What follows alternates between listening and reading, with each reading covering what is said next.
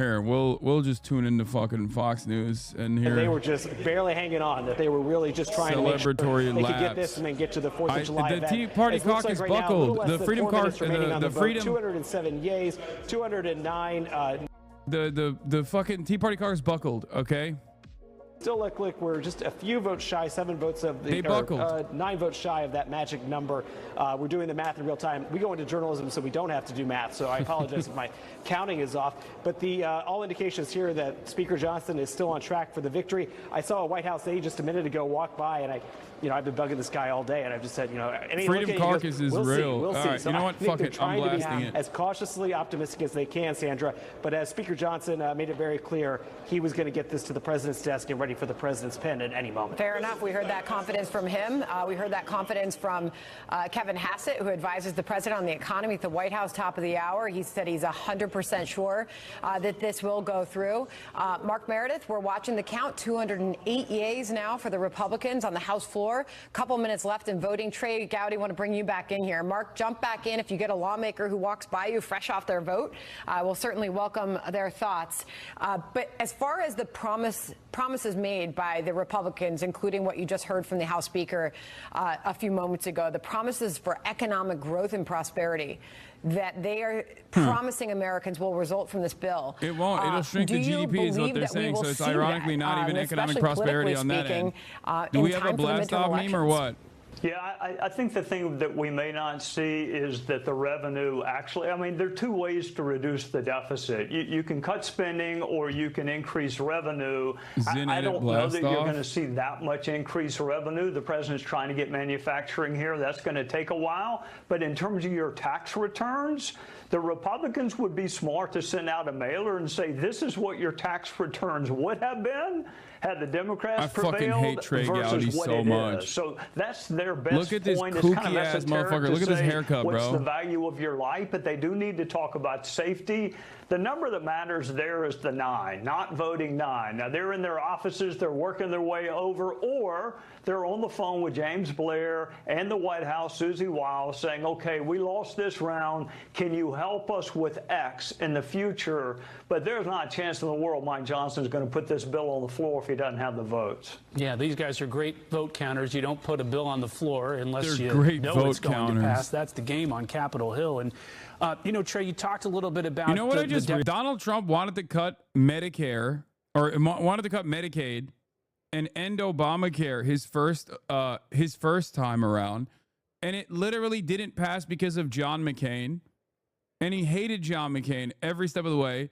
And I just realized it's over. Like they just passed a bill that guts Medicaid in its entirety. It's done. It's over. In South Carolina, if that's Ralph. Okay, Trey, it's Fitzpatrick from Pennsylvania. Who did vote against the procedural vote in the middle of the night as well. So that's Brian Fitzpatrick in a very moderate district. I believe President Biden won his district in 2024. But Trey, go ahead, RIP to people who are on SNAP.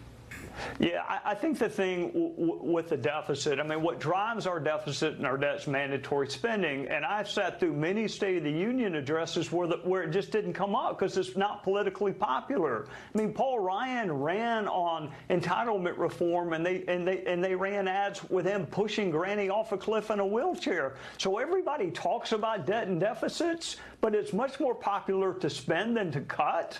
So I don't until there is. Dude, he's talking about it like it's this is a fantastic accomplishment. He's like, it's much more popular to spend than to cut.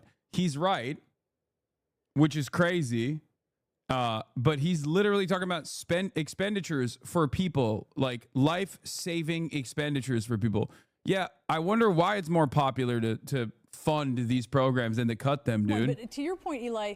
Yeah, big week. NATO. It's a list of wins he's put together, and President Trump is preparing to put together. I'm gonna fucking lose my mind. They're talking about this like it's a major W for Donald Trump. God damn it. Oh my God. These people are so incredibly stupid. They are so dumb.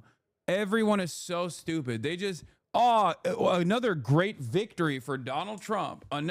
Is he becoming president? Is he President Trump now? Is he President Trump? Like, please just factor in the impact. Please just do impact studies only going forward. Operation. Please, for the love of Christ. And that is going to be a very big, visible kind of party for him. Right. And again, this is a guy who, this is the guy who yesterday went to Alligator Alcatraz, right? This is a guy who knows how to brand and how to reach people and how to have a simple message, how to capture the public's imagination. And he's going to be standing next to the troops and celebrating the troops who did that. He's going to be talking about a major legislative accomplishment for him and Republicans. And those are really significant things.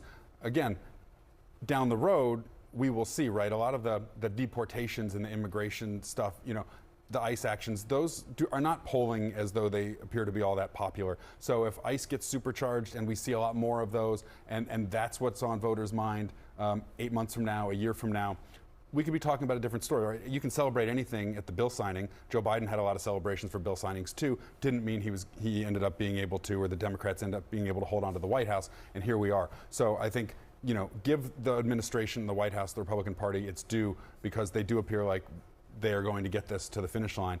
And it has been a string of wins, as they would say, over the last week or two. This is cool, man. Hey, but thanks. There is, a long way to go. Fantastic, by the way. This congressman, Representative Robert Bresnahan, sold his Centene stock, dumped it, okay? Centene provides healthcare exchanges for Medicaid. This congressman literally dumped stock in a Medicaid provider company right before this bill came to the floor. Don't be fooled. These guys know exactly what they're doing. Now, before you say insider trading, chat, it's worse than insider trading. Do you want to know why it's worse than insider trading? Because he's literally, he has the capacity to make or break this as a congressperson. Okay? It's not just that, he knows that they have the votes for it, so this is the most opportune time to dump it. It's worse. It's market manipulation when you think about it. The fact that congresspersons have the power to literally rig the market, because they have this power. They have the power to rig the market, okay? It is market manipulation. It's not even like insider trading. It's like one step above. What's crazy is I saw a post on one of those stupid Twitter, Wall Street Bets style accounts where they were like, damn, I can't believe Trump predicted exactly the point of market recovery. And it had 100,000 likes. And I didn't see anyone go, yeah, he didn't predict it. He caused it. It was showing it was showing the stock market dip, and then Trump going, buy now. This is the best time for you to buy. And then the stock market goes back on a rally, right? And now it's finally recovered back to the point it was at before Donald Trump talked about the tariffs. And it's thank God someone actually fucking responded to it, because this is what I saw. And it's he literally called the bottom. And I was like, yeah, I wonder why he called the bottom. Yeah, because he's the president. He didn't call the bottom. He created the bottom. And then he literally tweaked the faucet that was making the market bottom out. And right before he tweaked the faucet, he said, great time to buy. Are these people that dumb? Are they this stupid? I guess the answer is yes. Thank God someone responded to it and said, wait, why does this have 32K likes, Law? Of course he called the bottom. He caused the bottom, and then he decided to end it. Guy who single-handedly destroyed the economy tells everyone he is done destroying the economy. Anyone else does this and the SEC rails their brains out? No, they don't. No, they don't. You want to know why? Because the SEC is a carcass now, okay? They don't even do that anymore because guess what? Donald Trump and the vultures that he brought into office gutted every institution, every regulatory body, including the SEC.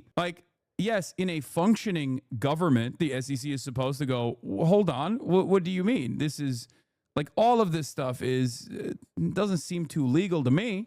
I think what's one of the craziest parts about all of this is that there is an enshittification of government. Everything is just getting worse and worse year over year in a way that even dumb guys can kind of understand. And I guess at that point you have two options. You either lean into it and you go, nah, this is actually funny, lol, fuck you. Or Or you just go, yeah, this is really messed up. I'm checking out. I'm tapping out. I don't want to participate in this. I don't want to pay attention to this. I am not interested in this at all.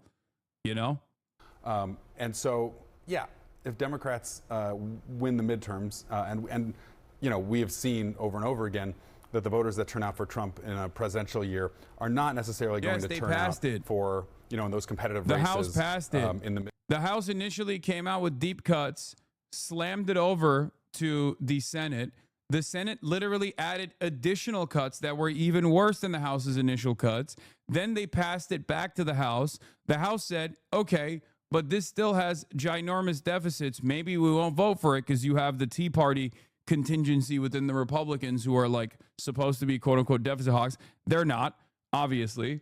They turned around and they said they voted on it. Okay. So now it's going to go to Donald Trump's desk and he's going to sign it and he's going to make a big show of it. And every dumb guy, get ready for every fucking moron whose parents are going to die. Okay.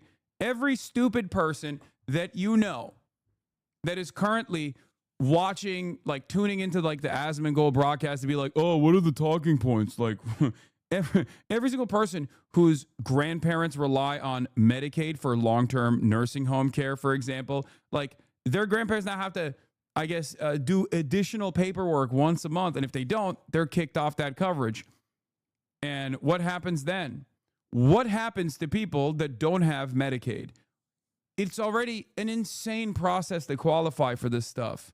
There are chatters in here who qualify for it. Good luck to the rural hospitals that rely on Medicaid to actually stay afloat, because all of the people that live in these areas, these red areas that voted for Donald Trump, that are on Medicaid, but they don't realize that they're on Medicaid because every state has a different name for it. Like, that's the other side of the story. People don't even realize that they're on Medicaid. They think, oh, I don't have Medicaid. I have Arkansas Care or whatever the fuck it's called, right? So in their minds, they think, oh, that's a totally separate thing. I'm fine. It's like, no, dude, you're cooked. You're cooked.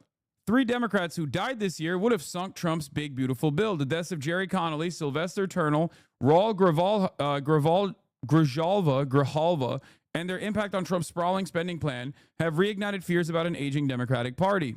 President Donald Trump's big, beautiful bill spending squeaked through the House on Thursday morning in a 2015 and 2014 vote. 2 Republicans, Thomas Massie and Warren Davison, voted against it.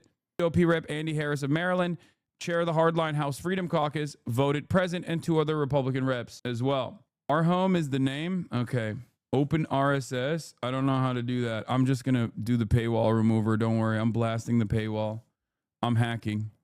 I'm a hacker, man. Trust. All the House Democrats voted against Trump's sprawling spending plan, but they were missing 3 congressmen who could have sunk the bill. Bill's passage Thursday, just a day before the vote, the family of Representative Jerry Connolly confirmed the Virginia Democrat had died at age 75.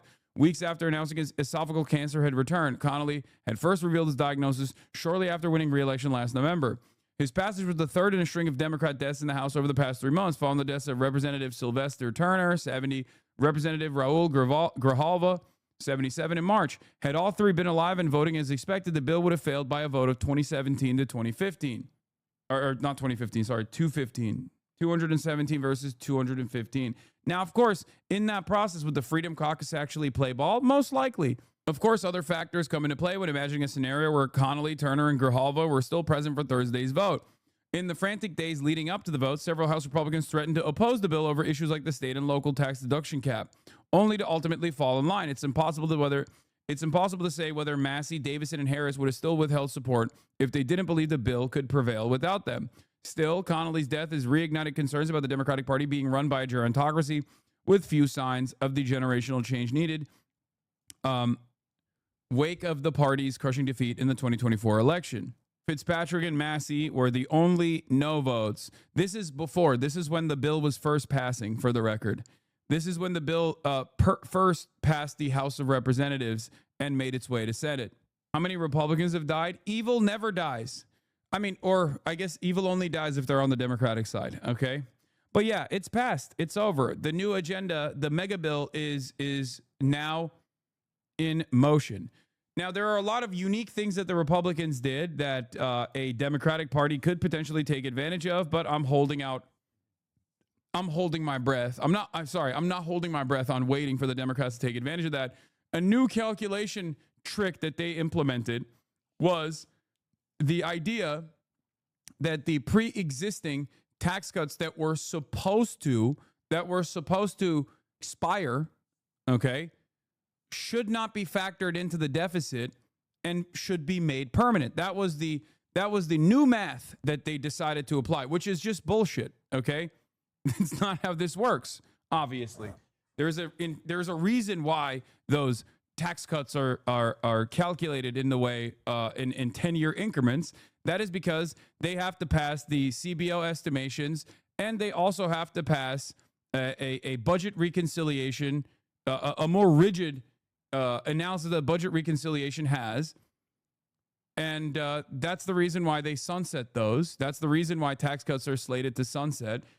And now they've made that permanent with a simple vote in the Senate. They just rammed it through. They were like, this technically doesn't impact the deficit because it's already pre-existing tax cuts.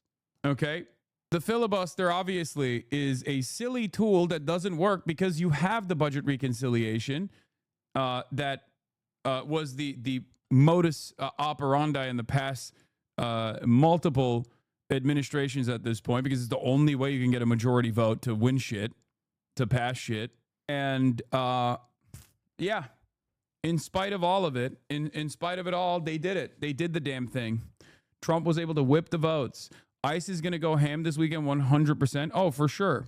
Do you think America is still robust to weather this? What? No, I think this is horrible. You are not aware of the Dems game? Yeah, he did it, dude. He did the dang thing. My goat. This is called sex appeal, okay? I don't want you, ladies, look away. You are not going to be able to pay attention to politics any longer because I'm showing you the sexiest man in Congress, a big badass over here. Yes, and also, of course, some of the Republicans that went no turned yes because they got assurances about future promises down the line. It's bullshit. They were going to do that anyway. There was never a point where they were not voting on this, okay? Please, make no mistake. It's the same as Lisa Murkowski. Oh, Lisa Murkowski is very concerned.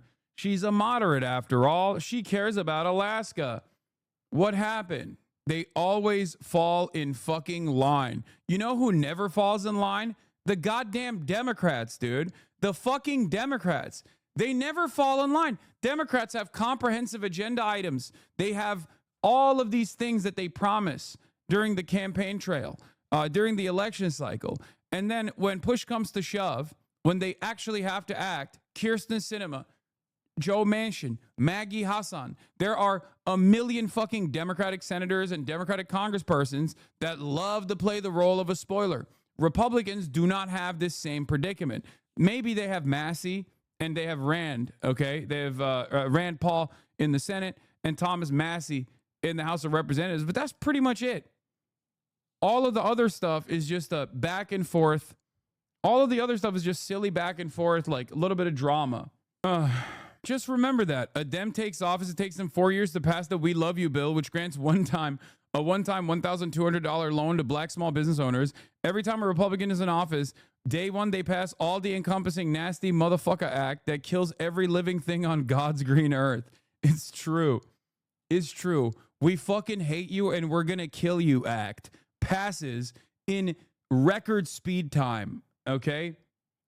It's every single time Republicans come into office, it's like, we fucking hate you and we're going to shoot you in the head act. And it's like the act itself is we fucking hate you. We're going to shoot you in the head. Melt the working poor legislation passes in alarming speed. Okay. You've never seen it. It fucking, it gives you whiplash. Yeah, Republican voters when Trump introduces the fuck you, I hope you starve and die bill. That's it. That's it though. Hey, there's a hit tweet from Twitter Mutual. That's where we're at every single dang time, by the way. This is how it always goes. This is how it always is. Okay? It's like, did it pass? Yes, it did. It did pass. Okay? It did pass. At least I got the tax cuts though. Oh, hell yeah, dude. Yeah, definitely. Me and Ma and Pa in the fucking trailer park, we are going to be cooking with this new tax cut. Thank God. Thank God. Oh, also, now I don't have health care because I have to literally check in once a month with the federal government or with my state government to tell them that I'm actually working. And the entire purpose of this paperwork is literally so I don't get that health care, by the way. Make no mistake. That is the whole purpose of this. The whole purpose of this bill, like the way that the insidious way that they cut Medicaid is by basically making you check in, okay? And then they're like, oh, sorry, you didn't look at this paperwork. It says that, your coverage lapsed because your paperwork was wrong. You wrote your name wrong. Oops. Bye-bye. Don't die, okay? Once again, 2/3 of people on Medicaid are already fucking working, okay? 2/3 of people on Medicaid are already working. The idea that, like, this is to get them out, get them off their asses and go out to work is bullshit. It was never real. It's just to make the people that are already working on Medicaid get off Medicaid by putting paperwork in front of them, unnecessary paperwork in front of them. And then when people that rely on this kind of healthcare coverage see that this healthcare coverage is failing, government healthcare is failing, the Republicans turn around and go, ha ha. Notice how socialism is killing you? That's right. This socialist healthcare is killing you, right? So much paperwork. Doesn't it suck? We should take more of this away. We should take more of it away. And then those guys go, hell yeah. Hell yeah. You're right. My fucking government healthcare does suck. I hate socialism. You're so right. Also, can we kill some fucking trans people on the side too? That'll make me feel really good. Also, disabled people being protected is a myth. People spend years in Medicare disability legal process before getting approved, before they reach technically disabled status and need Medicaid in the downtime and will be kicked off. Oh, yeah. Oh, yeah. Across the board, all of it. Getting disability is already a difficult endeavor to begin with. Grandpa can't verify his fucking identity with insurance by himself without my grandma's help. Half the time it gets denied because she's helping him too much. How do they expect people to do this shit multiple times a year? Every month, chatter. Every month. They don't. That's the whole point. They don't. They know that you won't be able to keep up with this. They know that many people are not going to be able to abide by these restrictions. And that's the whole point. That's why they get to say, oh, we're not cutting Medicaid, while they absolutely are cutting Medicaid. Adding any sort of additional hurdle in front of Medicaid recipients is going to cut Medicaid. And then you know what they're going to do? They've done this before. They've done this a million times. Bill Clinton did this, okay? Bill Clinton did this with welfare reform. Democrats have done this in the past as well. Then they turn around and go, see, so many people are off Medicaid. It feels like we're making real progress here. Less people are relying on Medicaid than ever before. That seems awesome. That seems like America is now more prosperous than ever before. It's like, no, dude, it's because you kicked them off. They still need it. They just can't get it now. You fucking kicked them off. That's it. That's literally the whole point here. If your grandparents are on Medicare and you think they're covered, but they're in a nursing home, they're not, because Medicaid actually is what helps them pay for long-term care. If you're working, though, why wouldn't you get your health care from your job? Great question, chatter. Oh, my God. What a fucking incredible question. I wonder why. Maybe because some jobs don't fucking offer healthcare. And especially the jobs that don't offer healthcare are probably very low-paying jobs. So low that you can actually qualify for Medicaid. Have you thought about that? What if you got a fucking part-time job? What if you're doing gig economy work, which is like the only game in town now? Think. What about Medicaid fraud? Yeah, exactly. Medicaid fraud. That's the other thing. The way these guys talk about Medicaid, you would think that Medicaid was actually just like paying poor people to sit at home and fucking eat chips and play fucking Call of Duty. That's not how this works. It's just healthcare, you fucking animal. That's all this is. There is no like scheme here, okay? They literally where I saw so many fucking Republicans be like, and I even joked about this as well, saying like, oh, lol, this is like Asmongold's fan base or whatever. But like, I saw so many Republicans be like, oh, people are no longer going to be able to sit at home and play video games in their mommy's basement. They have to get a job. It's like, dude, that's not how this works. Like, Medicaid is not a fucking payment plan for unemployed people. It's just healthcare, you fucking demon. You have it when you got your dick shot off at the congressional baseball game. You got premium fucking healthcare so they could sew your cock back onto your fucking pants. Steve Scalise, that happened for you. Why? Because you're a fucking congressperson. So you have platinum healthcare. Fucking asshole. Cutting spending in this bill, getting rid of a lot of waste, fraud, and abuse, putting work requirements, for example, in a program like Medicaid so that the truly disabled and needy will be able to get better access to Medicaid because those able-bodied adults who are turning down work, the 35-year-old who's sitting at his mom's basement playing video games, is going to have to go get a job again. Those are going to be good things for the economy, but it's also something that helps reduce waste, fraud, and abuse and saves hundreds of billions of dollars in those programs. Yeah, me and the boys used to pound beers, play Halo, and use our taxpayer-funded healthcare to get colonoscopies, the good old days. Steve Scalise says, proposed Medicaid cuts, 35-year-olds sitting at home playing video games, they're going to have to go get a job. And by the way, it's a good thing for them. Their mom doesn't want them sitting in the basement playing video games anyway. Like, what is this? Like, how would someone's healthcare being paid for by the government because they're so fucking poor, 2/3 of which are still, they have jobs. How is that in any way, shape, or form actually like causing them to not get a job? Like, who the fuck is like, how is this like, how are they trying to present this as a payment plan? When is this supposed to go into effect? After the fucking midterms, chatter. Don't worry. They didn't want you to immediately feel the pain and then turn around and vote against the Republican Party, God forbid, I think. In fact, the Democrats in states they control could increase income taxes on the rich and redistribute that middle and working class. All they'd have to do is do it. Before you insist Dems have no power to reduce Trump tax cuts for billionaires they say they oppose, remember, they have the power to now try to change state tax laws or to effectively repeal or reduce those tax cuts in 15 states where Dems control the legislature and governorship. That is what a serious opposition party would do, but it's not clear Dems are a serious opposition. Example. And then the example David Sirota uses is Kathy Hochul's refusal to fucking pass even a modest increase in the super wealthy that Zohran Mamdani was suggesting for New York City. Isn't the work requirement 18 to 65? Aren't 65-year-olds playing... Are 65-year-olds sitting at home playing Call of Duty? This 35 at home framing is insanity. It's not real. Also, this is not welfare. This is just insurance for people who don't have money to pay for insurance. That's all this is.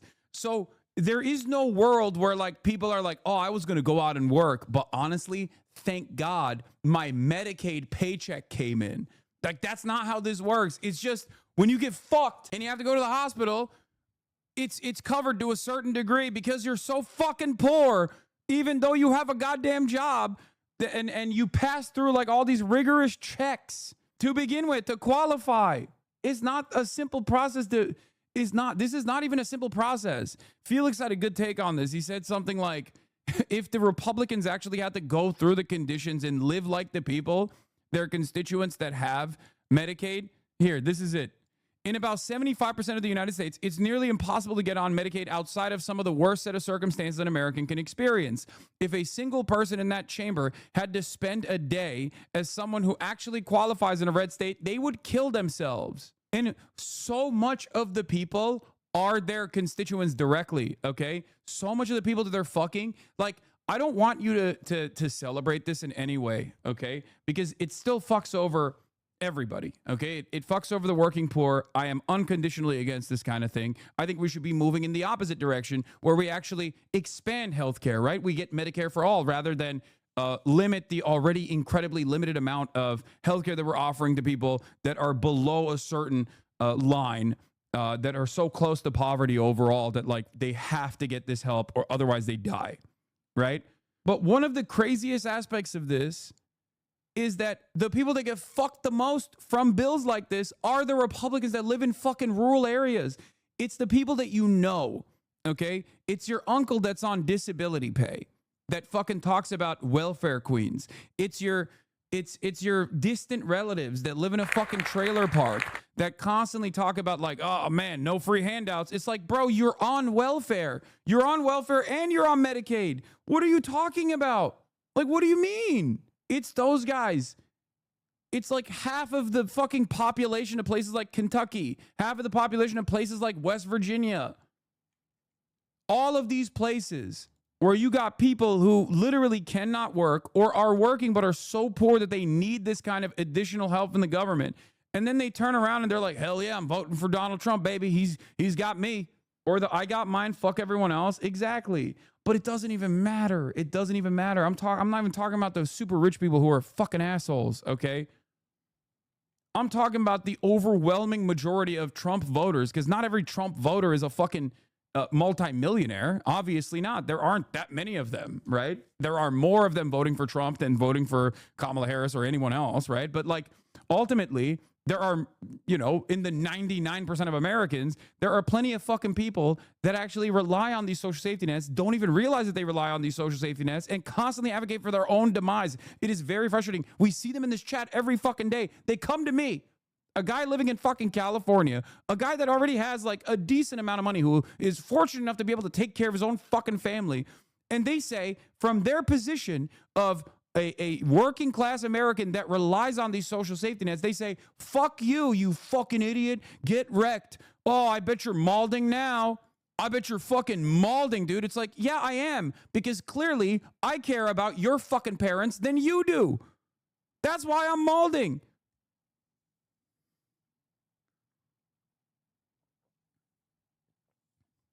If you rely on Medicaid or SNAP, you rely on the safety net. What are you talking about? Dog, do you personally think that in rural areas, there aren't a fuck ton of people that rely on both SNAP or some form of social safety nets that are going to be cut, especially when it comes to Medicaid? There are different names for it in every state. People don't even realize.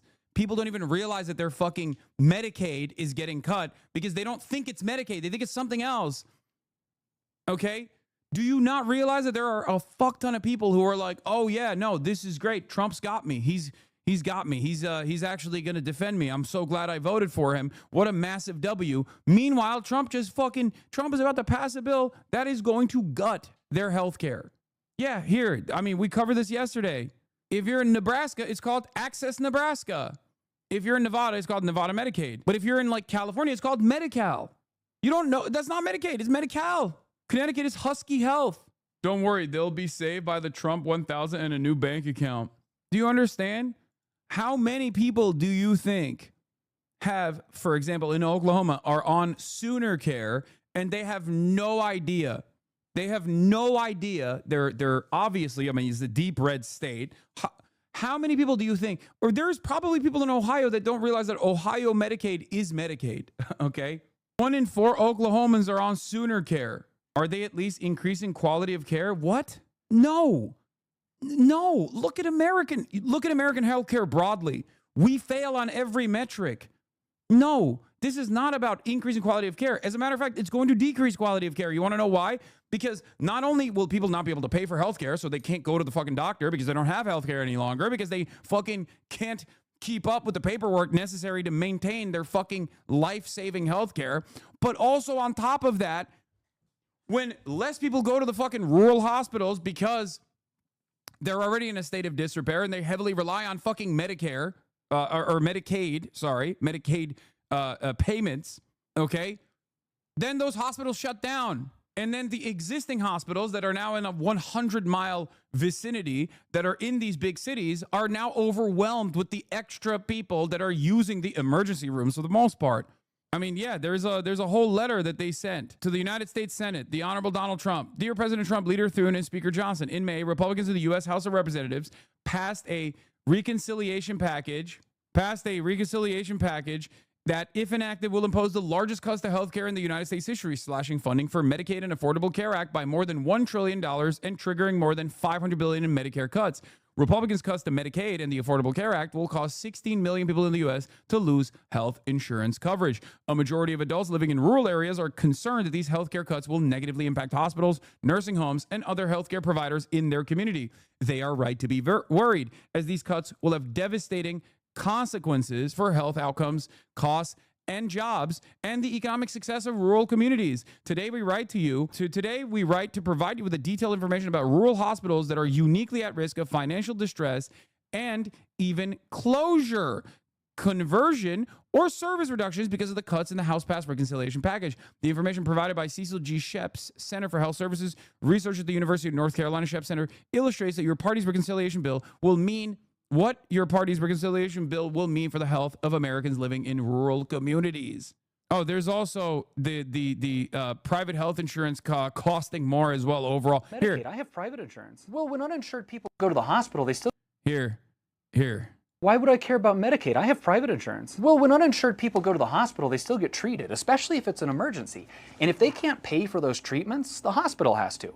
So if you imagine 20% of the services that a hospital is offering are not being paid for, they have to raise prices for everyone else to cover that 20%. So then my insurance gets charged more, and then they pass it off to me, so my prices go up too. Yeah, exactly. Sign this? Oh. Wait, but the 20% has to be paid no matter what. So either it comes out of higher insurance rates, or it comes out of Medicaid, which is paid from my taxes. I mean, I'm paying the same amount either way, right? Well, not quite. Because when people don't have Medicaid, the pool gets even bigger, which means that you pay more to make up for that. That doesn't make any sense. You said that hospitals have to cover lost income, not that their costs actually go up. Well, Medicaid gives people insurance, which is different than people not having insurance at all. Well, yeah, duh. Yeah, fair.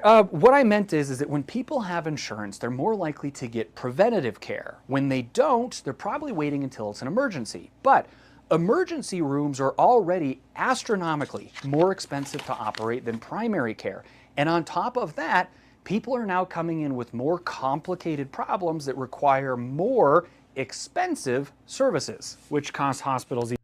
By the way, the hospital system is already busted right now in this country, partially as a consequence of private health care and the way that we have refused to nationalize the healthcare system in general. Okay? Hospitals already rely on donations to begin with. They rely on government subsidies to begin with to even operate. But then also on top of that, they are for profit. Okay? There's only one aspect of the hospitals where they can't deny you some kind of health care, and that is emergency rooms. So the emergency rooms are basically fucking overcrowded all the time. It is it's unironically a Band-Aid solution to long-term care. If people actually had the opportunity, if hospitals were free, if the healthcare system was nationalized, and people had an opportunity to go to the doctor more frequently, they would be less reliant on the emergency rooms. Okay? So when the emergency rooms are constantly overloaded, the quality of care diminishes as a direct consequence of that. Okay? And they can't deny you coverage. They can't deny you healthcare in an emergency room. You're fucking dying. They have to treat you. A lot of the people that use the emergency rooms don't have the money to pay for that that treatment. Okay? So then hospitals will take that treatment that they just gave away to this person who was too poor to fucking pay for it and slam that into other treatments that they can do to other people that have healthcare. This is how your fucking premiums go up for private insurance as well. The greatest way to diminish the stress that emergency rooms experience is, of course, long-term preventative care. Going to general practitioners, having a general practitioner to begin with, and being able to go and visit them frequently, and have your doctor give you advice on what to do and what not to do, so that you don't have these sorts of issues.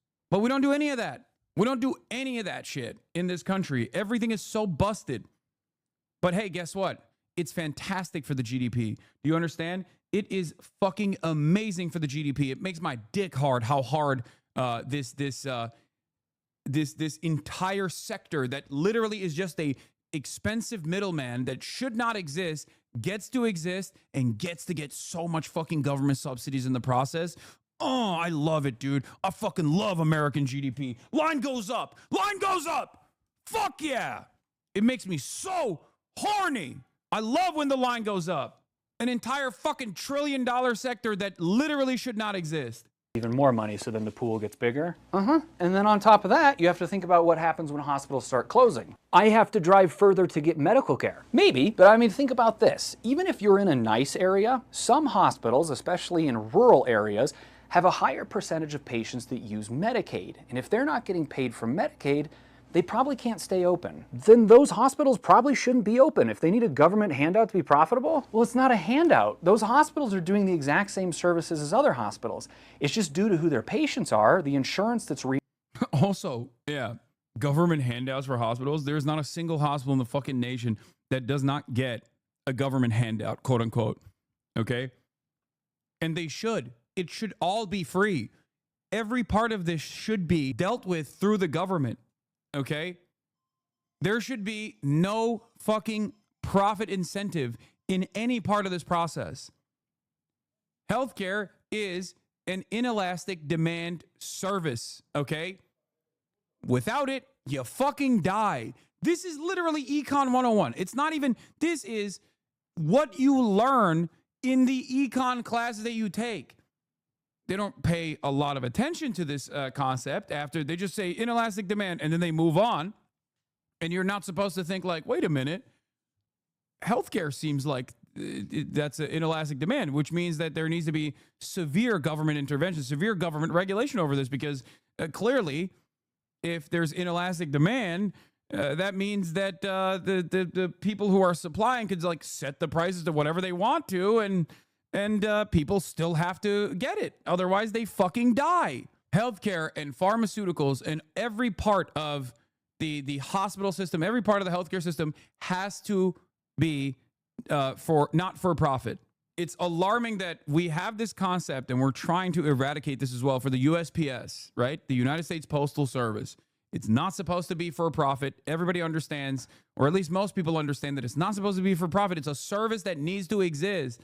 Okay, you can apply that principle to healthcare as well, or should apply that principle to healthcare as well.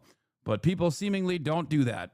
Reimbursing them is Medicaid. If they close, that means that there's more people in my emergency room the next time I fall off a ladder. A ladder did that to you. Oh, yeah, well, I fell on a pipe. Oh, okay. Well, I mean, it's everyone's emergency room. The thing is that those hospitals are competition. Hospitals want to make money too, and if they don't have competition, they're going to raise their prices. So even though I have private insurance, kicking people off Medicaid means that you're doing work that you're not being compensated for. So you need to raise your prices, which means passing that on to my insurance company, who then passes it on to me, which means I have less money. It also means that I drive further and wait longer for probably more rushed medical care. Yeah. Okay. And you just had to tell me about this before you could sew me back up? Right, yeah. So your insurance is saying that they are not going to cover what they consider an optional cosmetic operation? Oh, yeah, I can make that work. It's already happening. Curtis is a small town of 900 people in rural southwest Nebraska. The Curtis Medical Center announced yesterday it is closing after more than 30 years. It is the only healthcare provider in the community. They blame Trump's Medicaid cuts. And this just into our newsroom, a medical center in Curtis deciding to close. This after serving the community for more than 30 years. Now, the Nebraska Hospital Association claiming anticipated Medicaid cuts may have impacted the clinic's closure. We're told the transition to close will take place over the coming months. Related? Yeah, Donald J. Trump. 87% of the votes went in Curtis to Donald J. Trump. Plus 74 Trump district. Hell yeah, dude. This demonstrates the dilemma I went through this past winter. I had to get double jaw surgery, and my insurance covered most of the surgery except the pre-op visit, which was $1K. This is because the general surgery said this was a dental procedure, and dental said this was general surgery. Therefore, I had to pay the entire $1K out of pocket for unnecessary surgery. Yeah, this just causes a chain reaction is right. Rural hospitals close, influx into city hospitals can't keep up, and also eventually collapse. New York Times rep crying The hope of winning future elections was little solace to some lawmakers. Representative Brittany Peterson, Democrat of Colorado, was sobbing as she left the vote. The amount of kids who are going to go without health care and food, people like my mom, are going to be left to die because they don't have access to health care, she said. It's just pretty unfathomable. Peterson's mother became addicted to heroin and then fentanyl when Peterson was a child. She overdosed more than 20 times. She recently celebrated 7 years in recovery. This is the one aspect where Democratic ineptitude certainly plays a role in Republicans dominating like this, but this is a clear case of the Republicans being overtly evil, okay? When it comes to domestic engineering, I talk about this all the fucking time. Like, we're not talking about foreign policy now. It's not like marginal differences or whichever fucking flavor of genocide you want. Is it homophobic genocide or is it pro-gay genocide? Like, that's not it, okay? This is a definitive difference between the Republican Party and the Democratic Party. Now, do the Democrats actually lean into this shit with their ineptitude? Certainly, okay? But this is the one area where Republicans are putting LeBron numbers up all the fucking time. When it comes down to killing the fucking working poor, the Republican Party is doing LeBron-style Illuminati hand signals before the fucking game and then dumping fucking 40 points at the age of 40, okay? They're just with it. This is the one area where they are the best, okay? They are the fucking best. No comparison. Nothing comes close. How will this affect the Republican legacy? Well, now you got me talking shit about the Democrats again. It will not affect the Republican legacy unless the Democrats actually show what these fucking Republicans are doing. Because if the Democrats just like sit around and revel in their ineptitude and their weakness without actively presenting the damage that the Republicans are doing as class warfare, because they also benefit from the same corporate benefactors, and God forbid they speak out too much about this erosion of social safety nets, then people are left rudderless and they stay angry. And angry people are easy to manipulate. This is what happened in the last election cycle. Democrats don't come out with like a clear agenda that is going to improve people's lives, okay? Because they're fearful that they'll piss off the billionaire donors, right? So they don't say anything about healthcare. They don't even talk about healthcare at all. They barely talk about it. They barely talk about like, oh, we'll just do like more Medicaid expansion or something, maybe, haha. It's not that big of a deal. Shut the fuck up. And then people are fucking mad about all of the economic problems that they're experiencing. And Republicans come in and go, yeah, you're mad. You know why you're mad? Because Democrats only care about gay shit. You hate gay shit, right? Democrats only care about trans people. They want to do bottom surgeries to Guatemalan migrants inside of prisons. Okay? Focus on that. Focus on that. Oh, yeah. And then people get fucking extra mad. They're like, you're right. I am angry. Why the fuck are the Democrats doing bottom surgeries to Guatemalan migrants inside of fucking detention centers? I'm so mad. I'm going to vote for the Republican Party. They take the fucking anger and resentment. Republicans take the anger and resentment and use it as a fucking weapon so effectively. They dominate the culture war narratives. They dominate the culture war battles over and over again. The only solution to that, the only solution to that culture war narrative isn't to fucking turn around and be like, no, we got to be extra gay aesthetically, while not really even caring about gay people at all. The solution to that is to focus on the kitchen table issues, dumbass. The solution to that is to go, you want to kill the working poor. Doesn't matter if they're gay, trans, black, white, doesn't fucking matter at all. You just want to kill them so that rich people can turn another fucking profitable quarter year over year. But if Democrats don't fucking grab on to a populist economic agenda, they're just going to keep getting dominated, and people are going to be more and more mad. And then Republicans are going to use that anger to like redirect even more cruelty towards marginalized communities. Oh, Speaker's taking questions on the bill live. Let's hear what he has to, what this fucking porno demon has to say.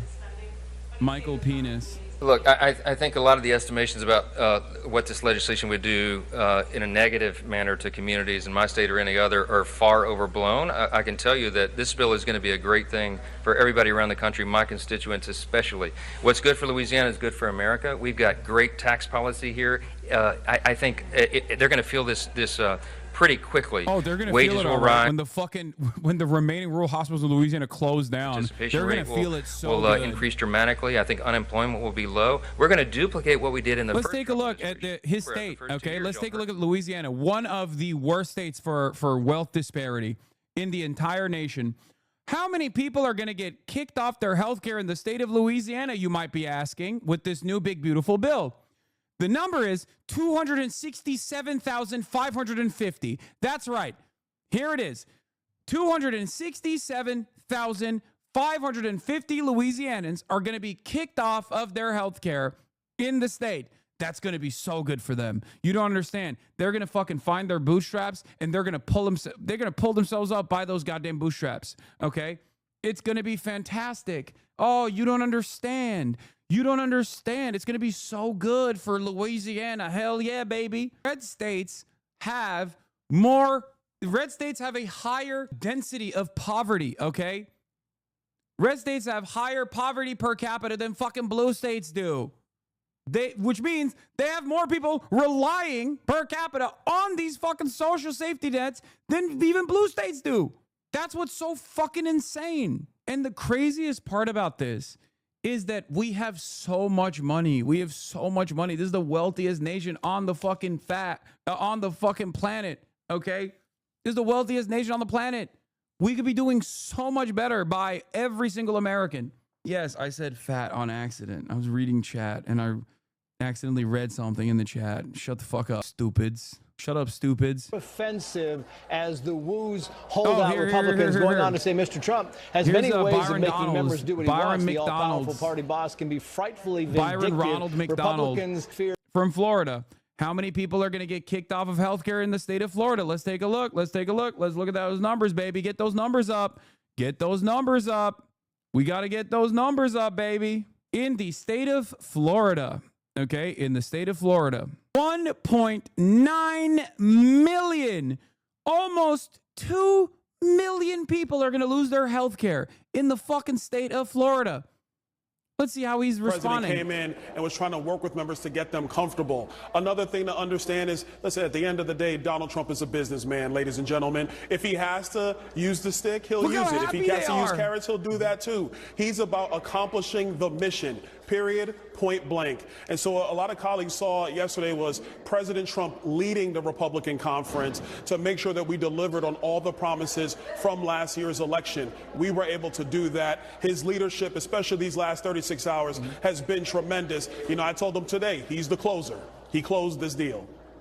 Yeah, the speaker was talking about how there were a lot of naysayers out there, a lot of negative voices saying, you know, you heard Democrats saying, oh, you're going to have kids going hungry. You're going to have kids dying because of this bill. And it kind of goes back to everything from Doge. I mean, Doge was going to end the world, right? The Iran strikes were going to end the world. We'd be involved in an endless war. And this bill, again, was going to end the world. You get the jobs numbers today. The jobs numbers extraordinarily good news for the president. They are strong again. And as the speaker was talking about, when these tax cuts go into effect, the jobs numbers are expected to even rise further. So this seems to be a big trend. The Democrats keep saying the sky is falling, and yet we keep rising.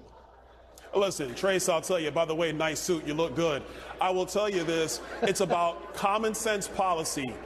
Low tax rates that allow people to thrive. Let working class people keep more of their money. Working class, middle class. I was a waiter when I was in college. I worked on tips. Being able to keep that in your pocket matters to people who are out there working hard every single day. It's about what they're doing on the administration side, cutting ridiculous regulation, stupid regulation that stifles investment, stifles capital formation, and stifles economic growth. You put those two things together with the... At this point, it's just autopilot. They do Reaganomics every time. Everybody knows it's fake. Everybody knows it's phony. It doesn't even fucking matter, though. It doesn't matter. It doesn't matter at all. Who is this for? He's just saying. He is just saying the fucking He's just saying the talking points. That's it. And it doesn't even matter. Most people don't even realize the devastating impact. Okay? Most people don't even recognize the devastating impact. They're too busy. They're too poor. They're too broke to fucking take. They're too slammed to their fucking podcast in between the Uber deliveries that they're doing. And the podcasters are telling them, you know, trans people are killing you. They're killing your children. Undocumented migrants are going to do decapitations in every corner. And Trump, our big, beautiful president, is going to end it all. So then they're just hyper-focused on that. They're fucking lasered in on this nonsensical bullshit in an alternative reality to realize that, like, the government just stole their money, okay? The White House website tax calculator only calculates the no tax on tips and overtime elements of their plan. So if you're a salaried worker or self-employed and go to their site to see how the bill will impact your finances, this is what you will see. One small victory in this hellscape is Elon cratering the Wisconsin Supreme Court election means we finally struck down the 1800s abortion ban here in Wisconsin. The dumbest tweet today. You'll notice all the Democrats will put out tweets that are basically the word for word the same. My favorite part of the talking point is blank million people will lose their health care. Pay special attention to the word of choice. Word choice of people. They won't say Americans because it's not Americans losing, it's the illegals. What are you saying? What are you saying? Undocumented migrants cannot take advantage of Medicaid, you fucking animal. Shut the fuck up. What are you saying? There are no migrants on Medicaid. They're just fucking lying. This is so stupid. Last 5.5 months, that is a recipe for success to run on. And what are the Democrats going to do, really? They're going to talk about Mondani in New York? Are they going to go and push around ICE officers? Oh, I get it. They're going to curse in committee rooms and throw temper tantrums, but not have concrete solutions for the American people. We feel good about our chances in the midterm elections. The wind is at our back. We need to go home and deliver results for the American people. And as long as we do that, we will keep the House majority and the Senate majority, and we will build on these successes for all of America. Congressman Byron Donalds, sir, congratulations to you and your party. Best of luck. Enjoy the 4th of July. We appreciate your time. Thank you. Well, meantime, the big, beautiful bill now heads to the White House, where President Trump expected to sign it into law tomorrow. That will happen, we are told, at 5 p.m. Eastern Time on July 4th. A huge win to kick off the holiday, the 249th birthday of this country. David Asman is standing by with more on the jobs numbers. Don't worry, the rich people's tax cuts come out instantly. Oh, my Lord. Holy moly. All right, let's take a look. Who benefits from Trump's mega bill? The ultra-rich, Dem lawmaker says. Let's take a look. Bring in now Democratic Congressman Robert Garcia of California. He's the newly minted ranking member of the House Oversight Committee. Congratulations on that election, Congressman. I wonder if Leader Jeffries, as we continue watching him here on the floor, gave any of you a heads up about what this magic minute would actually become here. Yeah, I mean, look, first, we're incredibly, obviously, proud of the leader. Doing a new third party, a new party announcement came. Holy shit! Finally. In that chamber, we've all been with him there. He's been now at it, I think, for over 7 hours. And he's out there not just speaking against a horrific bill for the American public, but he's also giving and creating time for folks to flood these offices. Calls are going into members' offices. Hassan, you know it's not every single person getting kicked off Medicare. Of course, that's the Republicans' end goal, but that's not what's happening here. Don't you think that hinders the message against this bill? What are you fucking saying, dude? What are you saying? When the Republican Party was actively campaigning against Obamacare, okay, they said there were fucking death panels. That's entirely made up, okay? That's not a real thing at all. They said there were going to be death panels where they choose a bunch of gay libtards with MDs are going to choose which Republican grandparent gets murdered, okay? Gets euthanized, gets put down. That's what they were fucking saying. What do you mean? The goal here is to kick off as many people off of Medicaid coverage as possible. The fuck are you talking about? Saying that these people are directly in the crosshairs and using those numbers is not inappropriate at all. My man, how have you not lost your mind covering this shit every day? Because I don't know. New reporting reveals that Republican what? No, this is dumb shit. I don't know. The reason why I'm not losing my mind, I guess, is because I already know that this is devastating. And I already know my expectation is that Americans are going to be American politicians are always going to be absolute dog shit to the fucking working class. Maybe I have lost my mind, though, honestly. And I have lost my mind. What am I saying? I've lost my mind. I think that there is a change that we could actually implement in this fucking stupid ass country. So I must be a little crazy. You got to be a little crazy to think that we can actually move this country in a fucking positive direction where we do right by others, or we do right by the working poor. So yeah, I'm a little fucking insane. I'll be real with you. You got to be a little fucking insane to hold out hope when things seem so fucking hopeless. We are eliminating the waste, fraud, and abuse in Medicaid. We want this program to be there for constituents like mine, like Emmeline and Parker, disabled children who need access to these benefits. They shouldn't be going to a 29-year-old guy who's living in his mom's basement, choosing not to work. These benefits will be preserved thanks to the work of President Trump and Republicans. We're continuing to stand up for hardworking families. Yeah, I think Medicaid was the biggest cause of fear for Americans across the country. My MAGA uncle went full Hitler on Facebook today, saying it didn't matter that 10 million people lost healthcare coverage because if they were on Medicaid to begin with, they didn't deserve to be here alive. Nice. I just don't understand what causes someone to unironically operate like that. Like, how do you arrive at this conclusion? How are you a fucking person that genuinely believes this? And it's also the exact same mentality that these guys have. First pick in the 2025 alligator Alcatraz draft.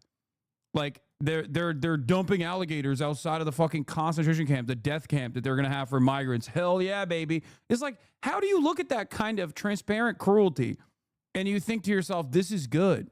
I don't get it. I don't understand. I don't understand how someone becomes so selfish and so resentful and awful as a human being.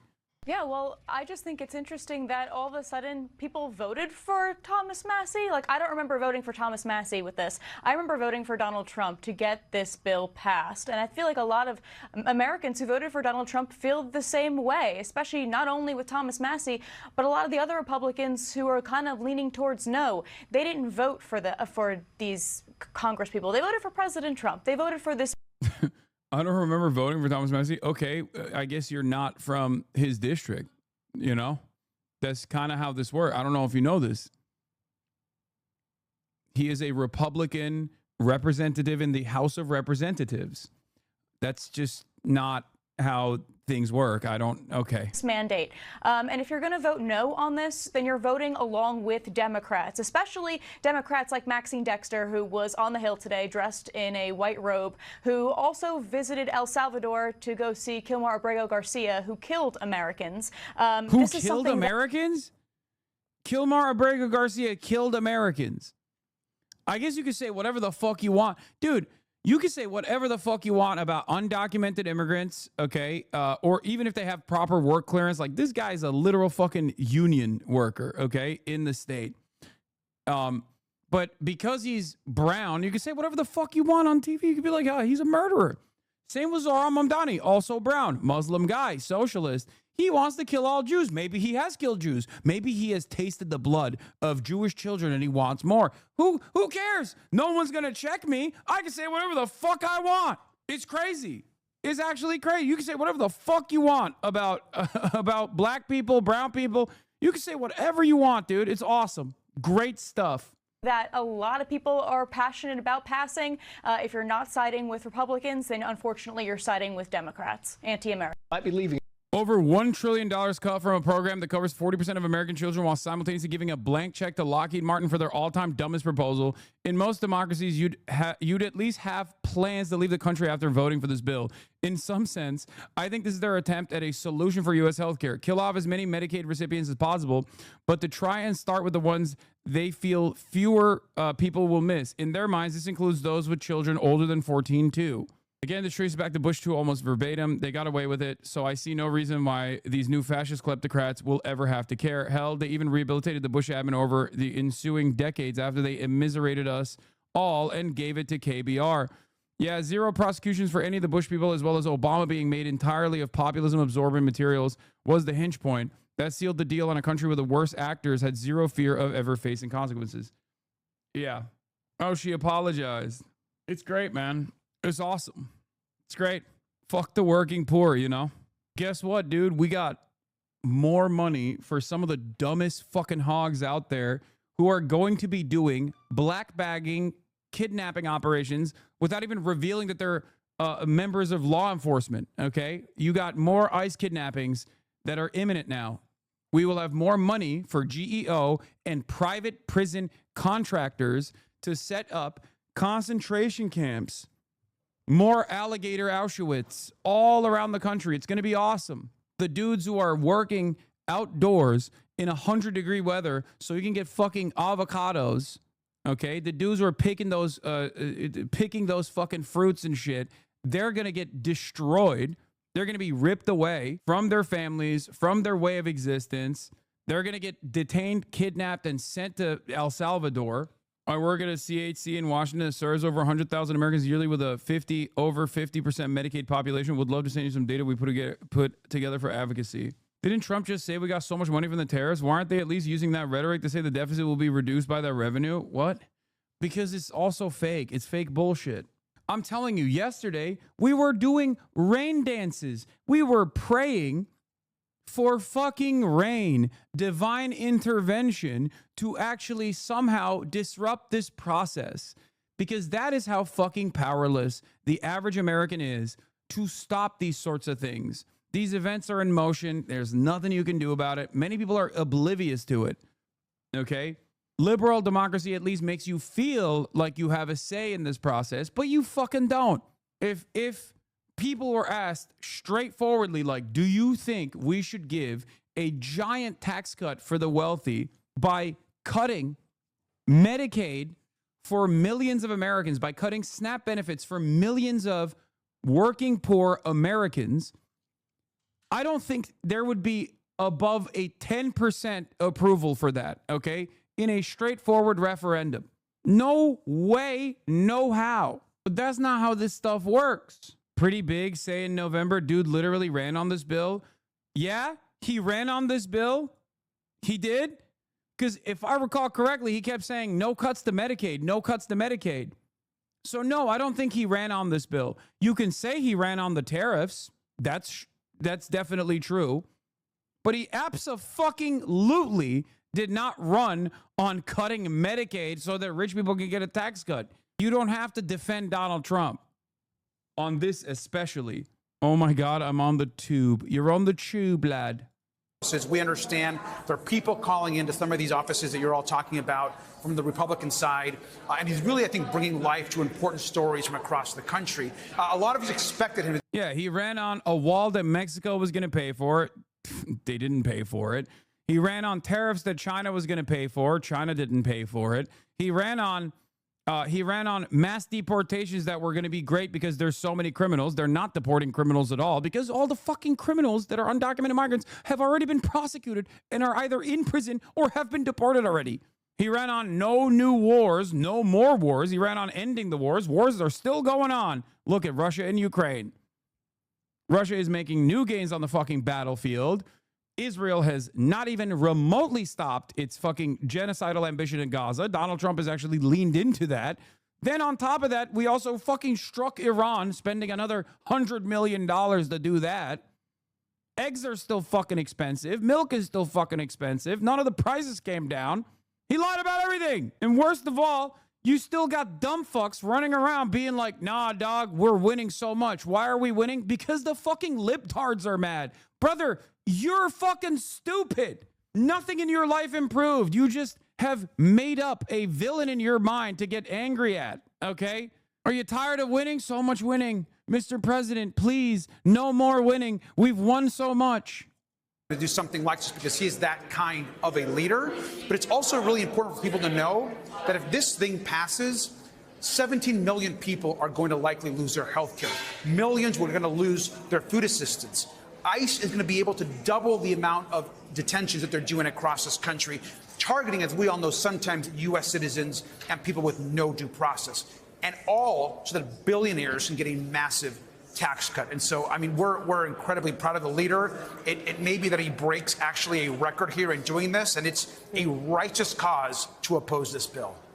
And there is, I think, a fascinating parallel for those of us nerds like me who love Congress to note that the record that he would be breaking if he makes it would be an 8-hour and 32-minute record set by Kevin McCarthy when he was in the minority leadership role back in 2021, and Democrats were in the process of doing their own reconciliation on Build Back Better, a very different kind of BBB legislation. But one key aspect of this bill is that... I'm not kidding when I say this. I think if Democrats were real ones, they'd be doing like crazier shit. Like illegal things. Okay, if they truly wanted to stop this, they'd be pulling like fire alarms or some shit. They'd be getting arrested. Some of the most painful spending cuts, you talked about them, Medicaid, food stamp changes, they don't actually kick in until after the midterm elections. So does that make it harder for Democrats to campaign against them? You're talking to people in theory and based on projections, not necessarily tangibles. Now, I think people know what's happening with this bill. It's been very clear. I think that folks understand, and we're being flooded even in our offices with folks that are scared. They don't want to lose their health care. They understand the stakes of this bill. And so it's going to be very clear. Obviously, these will kick in a couple of years, the actual cuts themselves. But people know and are going to expect that their health care and American health care is going to move backwards, not forward. Less people will have coverage in this country, not more. And that is going to impact every single state across the country.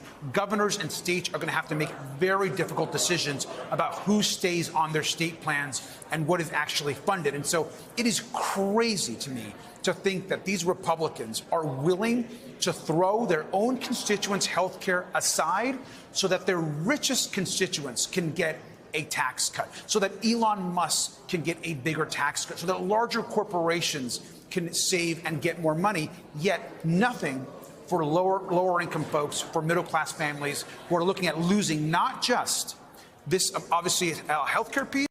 Like the ICE expansions are so crazy. ICE expansion in the interim, in the immediate, is a 20 times, a 20x increase from 2.2 billion to 45 billion. ICE's budget and the entire immigration enforcement budget is now, yearly budget, is now larger than the fucking Russian military, okay? ICE becomes the highest funded federal law enforcement agency in history with more money per year at its disposal over the next 4 years than the budget of the FBI, DEA, ATF, U.S. Marshals, and Bureau of Prisons combined. $75 billion for ICE detention and removal, $65.6 billion for CBP infrastructure, hiring, and tech, $10 billion for the DHS, Department of Homeland Security slush fund, $3.5 billion for state enforcement, and more. The total number that they gave immigration enforcement is $175 billion with a B dollars. $175 billion. Why is Donald Trump spending so much money on immigration enforcement? Well, let's take a look at what Donald Trump has been doing so far as immigration enforcement. Doesn't like when someone says something mean about Israel, boom, that's immigration enforcement. Look at Mahmoud Khalil, okay?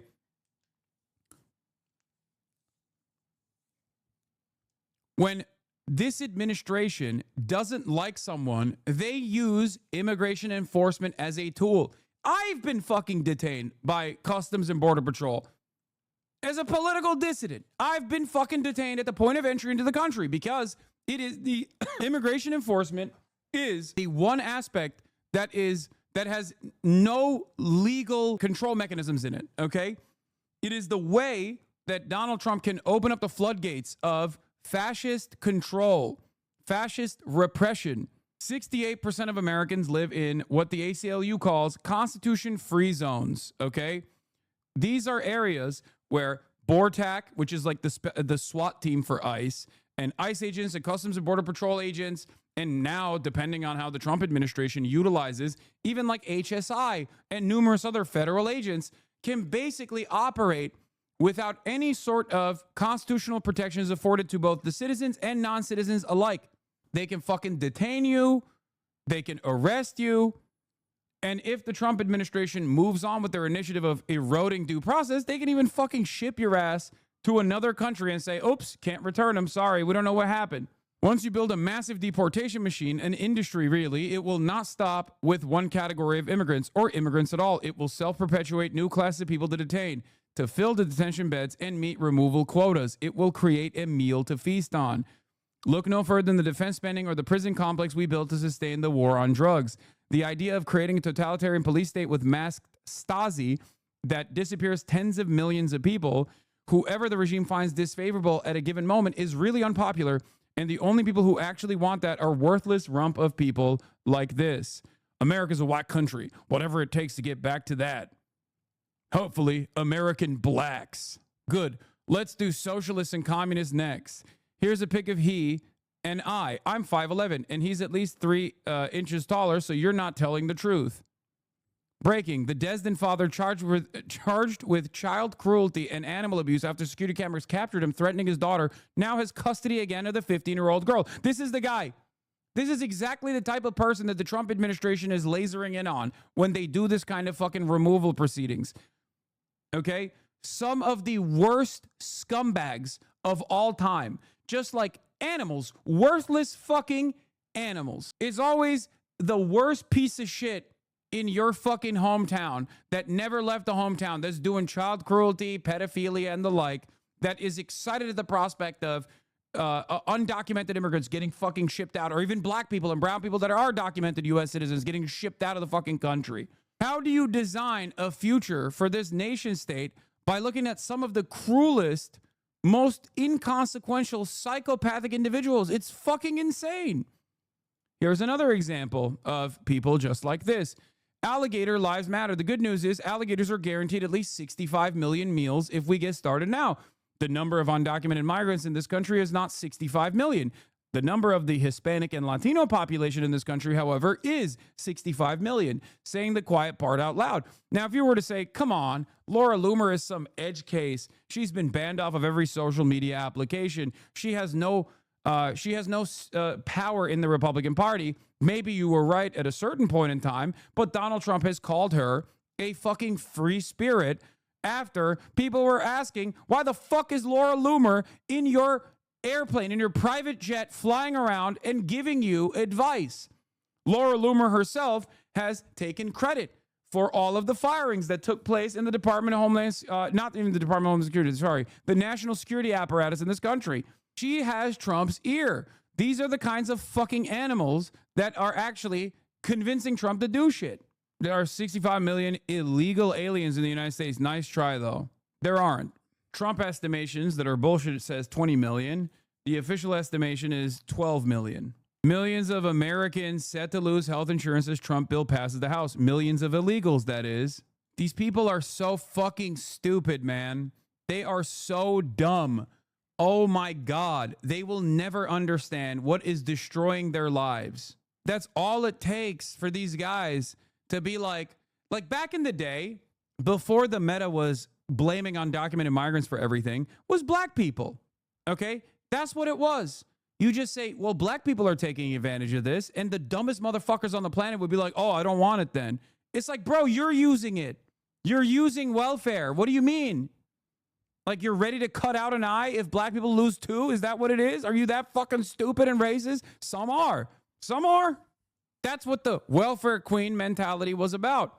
Gutting social safety nets in this fucking country that give people a leg up in their most desperate times, okay, that allow them to survive, was picked apart because, you know, welfare queens. A black woman was taking advantage of the social safety net, so we have to take them away. I'm confused. Why are you surprised? Americans have always been this stupid. I'm not surprised. I'm just mad, dude. I'm mad. I'm angry. I'm angry at the ineptitude from the Democrats. I'm angry at the vicious nature of the Republicans. They are vultures, all of them. And then I'm mad about the fact that people still get duped by this shit when they're getting fucked over. And you should be mad too.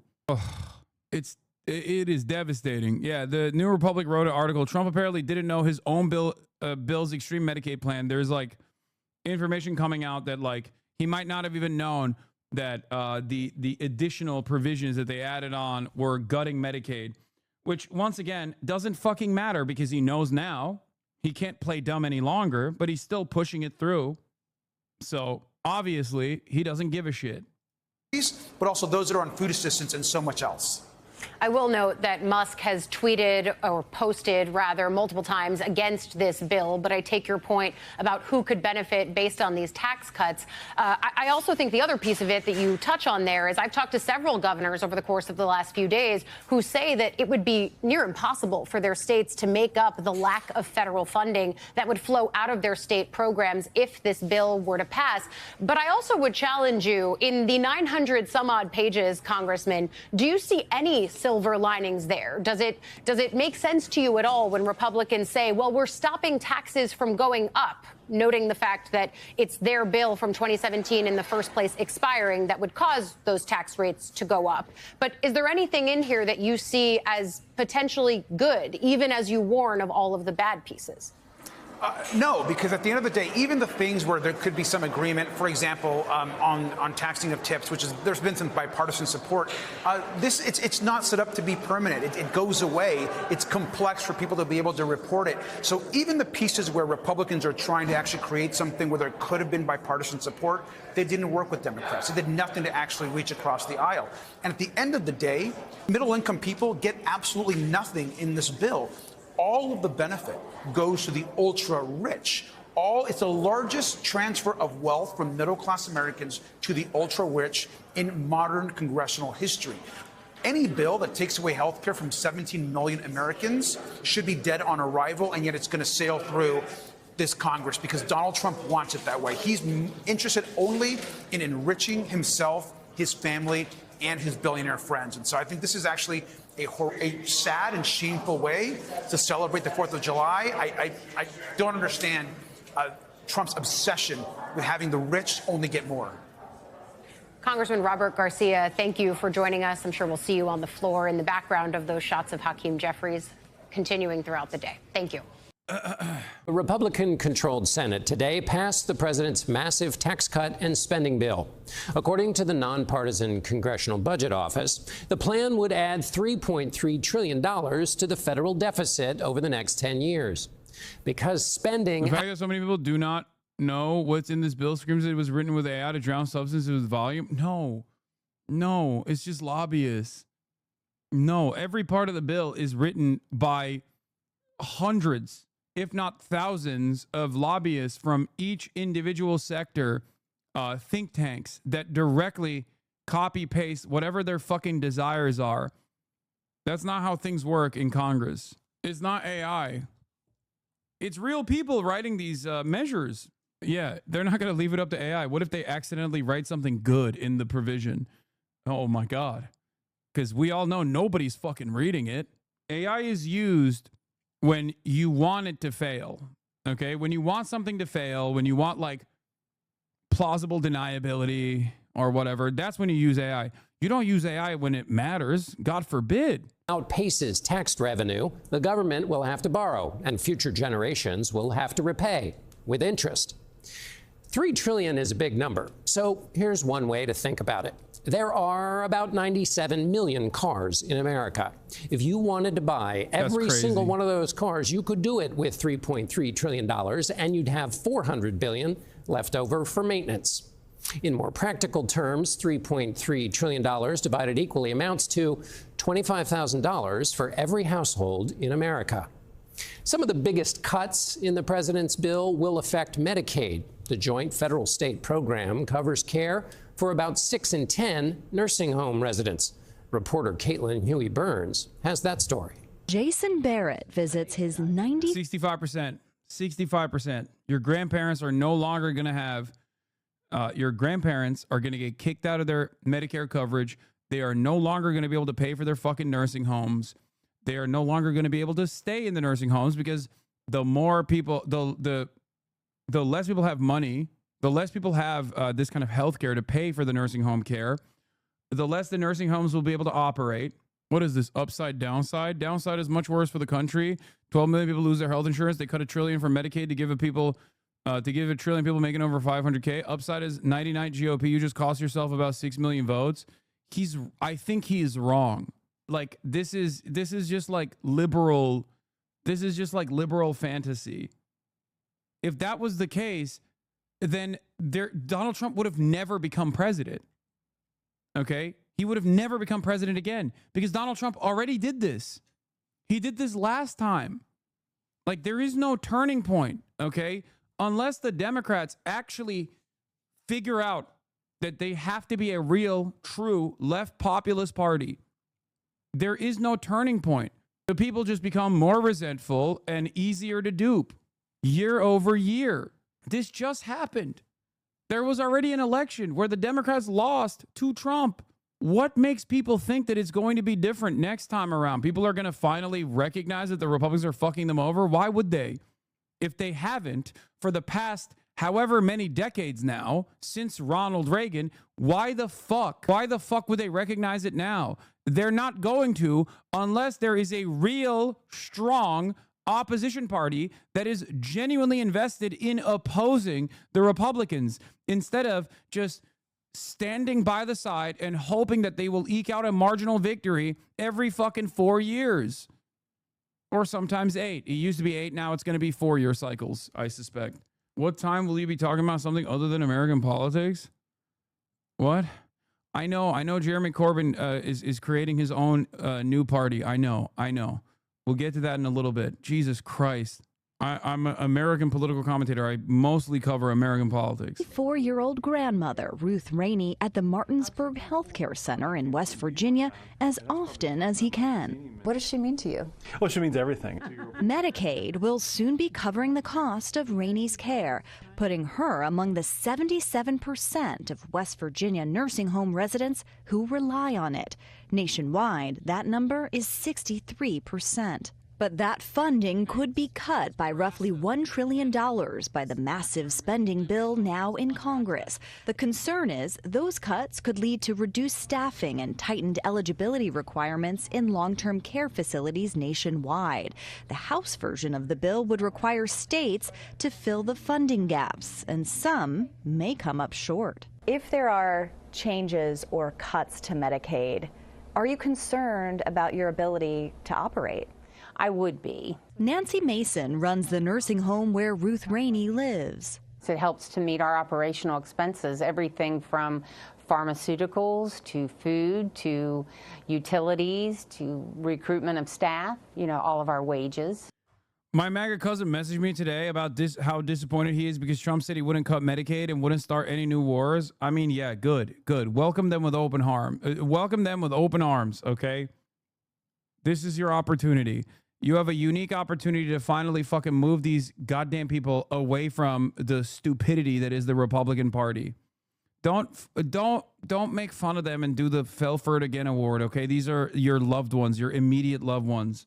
Same goes for people who did not realize that Donald Trump was going to fucking deport every Mexican person that is in the vicinity of a fucking hot dog skinned ICE agent, okay? Neck fat bulging over their fucking gaiters. Use this as a radicalizing opportunity. You probably have a better time convincing those people in the direction of a true opposition party than you do about like these fucking liberals that still come in here and go, Kamala Harris. Kamala Harris fucking lost because she sucked, okay? She is more responsible than you as a voter and me as a fucking political commentator for this devastation. She should have launched a better opposition and won so that we didn't have to fucking deal with it. People are more ruthless about their favorite NBA teams than they are the Democratic Party. They don't even do team sports. It's something beyond team sports. They like develop parasocial relationships with politicians that don't give a fuck about them. It makes me crazy. Every Democratic Party voter is like a Jets fan. Year over year, they just keep getting dicked down. Doesn't fucking matter. Somehow we'll find a way. Somehow we have to act like, no, it's going to be different next year. Essentially, everything that helps keep this place running and serving the residents here relies on that funding. A large portion of it, yes. We have to get to a place where we're balancing our budget again. I don't think we do that on the backs of nursing home residents. Barrett isn't just a concerned grandson. He's also a Republican West Virginia state senator. If the federal government changes the way that they contribute to the Medicaid program, essentially, do you think West Virginia can pick up the gaps? Pick up those gaps entirely? No, I don't believe so. A complete backfill of cuts to Medicaid would be very crippling to our state budget. Now, the bill's passage in the Senate today is really just one hurdle. Now the hard work begins. Before it can even get to the president's desk, it first has to go through the House. And some key Republicans over there say that they're opposed to it at this point, with a vote expected tomorrow. Let's actually listen into the House floor. It looks like from the applause that they've just passed and finalized this bill. Let's listen. Or wish to change a vote? No. Here we go. On this vote, the yeas are 218, the nays are 214. The motion is adopted. Without objection, the motion to reconsider is laid on the table. And with chance of USA Republicans securing arguably the biggest legislative win of President Trump's 2 terms. The final vote, 218 yay, 214 nay. Republicans getting this done and sending it now to the White House. Let's actually go there with CNN's Kristen Holmes. Kristen, I know the president was busy earlier with Idon Alexander, the American hostage that was released by Hamas earlier this year. Do you know if this has been watched closely by the White House, or was it presumed that it was going to pass? I mean, Boris, it's been watched incredibly closely. We saw this into the night last night. We know that President Trump was working the phones after midnight. We saw him posting on Truth Social, essentially sounding exasperated. Why can't we get this done? This is a no-brainer. Republicans need to vote on this. They have been watching, they being the White House and President Trump himself, every single step of the way. Trump himself has been involved in this process with the speaker, with congressional leadership, but also with having conversations with House members. And I just want to take one step back before I go into the process here. This could not be a bigger deal for President Trump and for this administration. They believe that this bill really encapsulates everything President Trump wants to do. Christians paying for the passage of a bill that will hurt the poor, sick, and children to help the rich.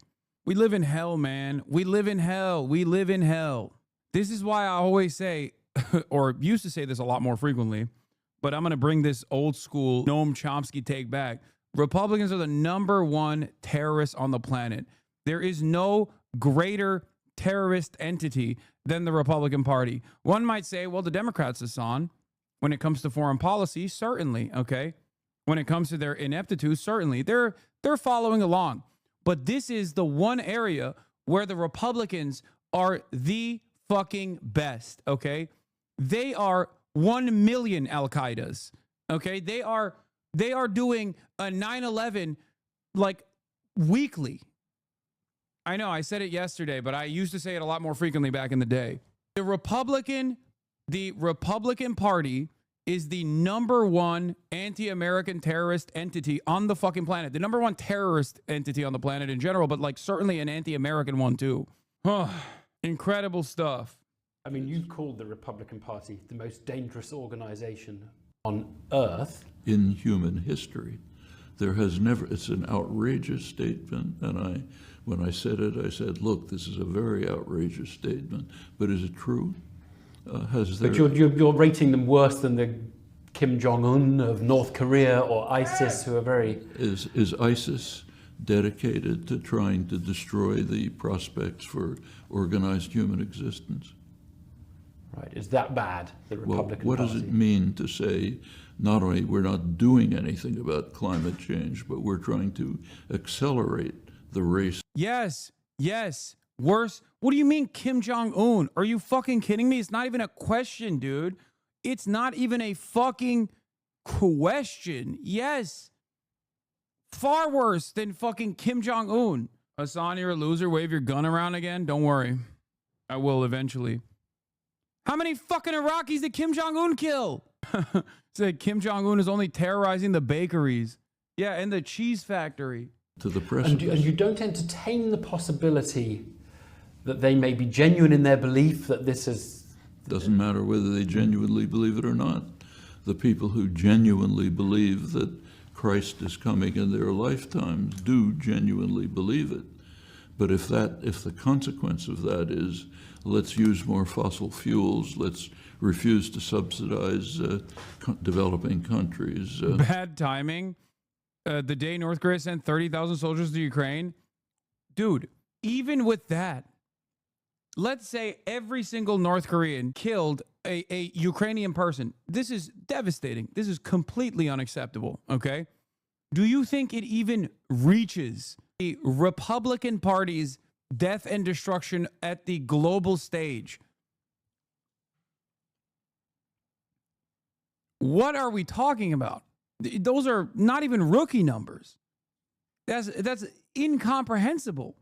We're talking about 17 million Americans getting kicked off of healthcare in the wealthiest country on the planet so that rich people can have fat tax cuts. What are we? This is not even on the same planet, dude.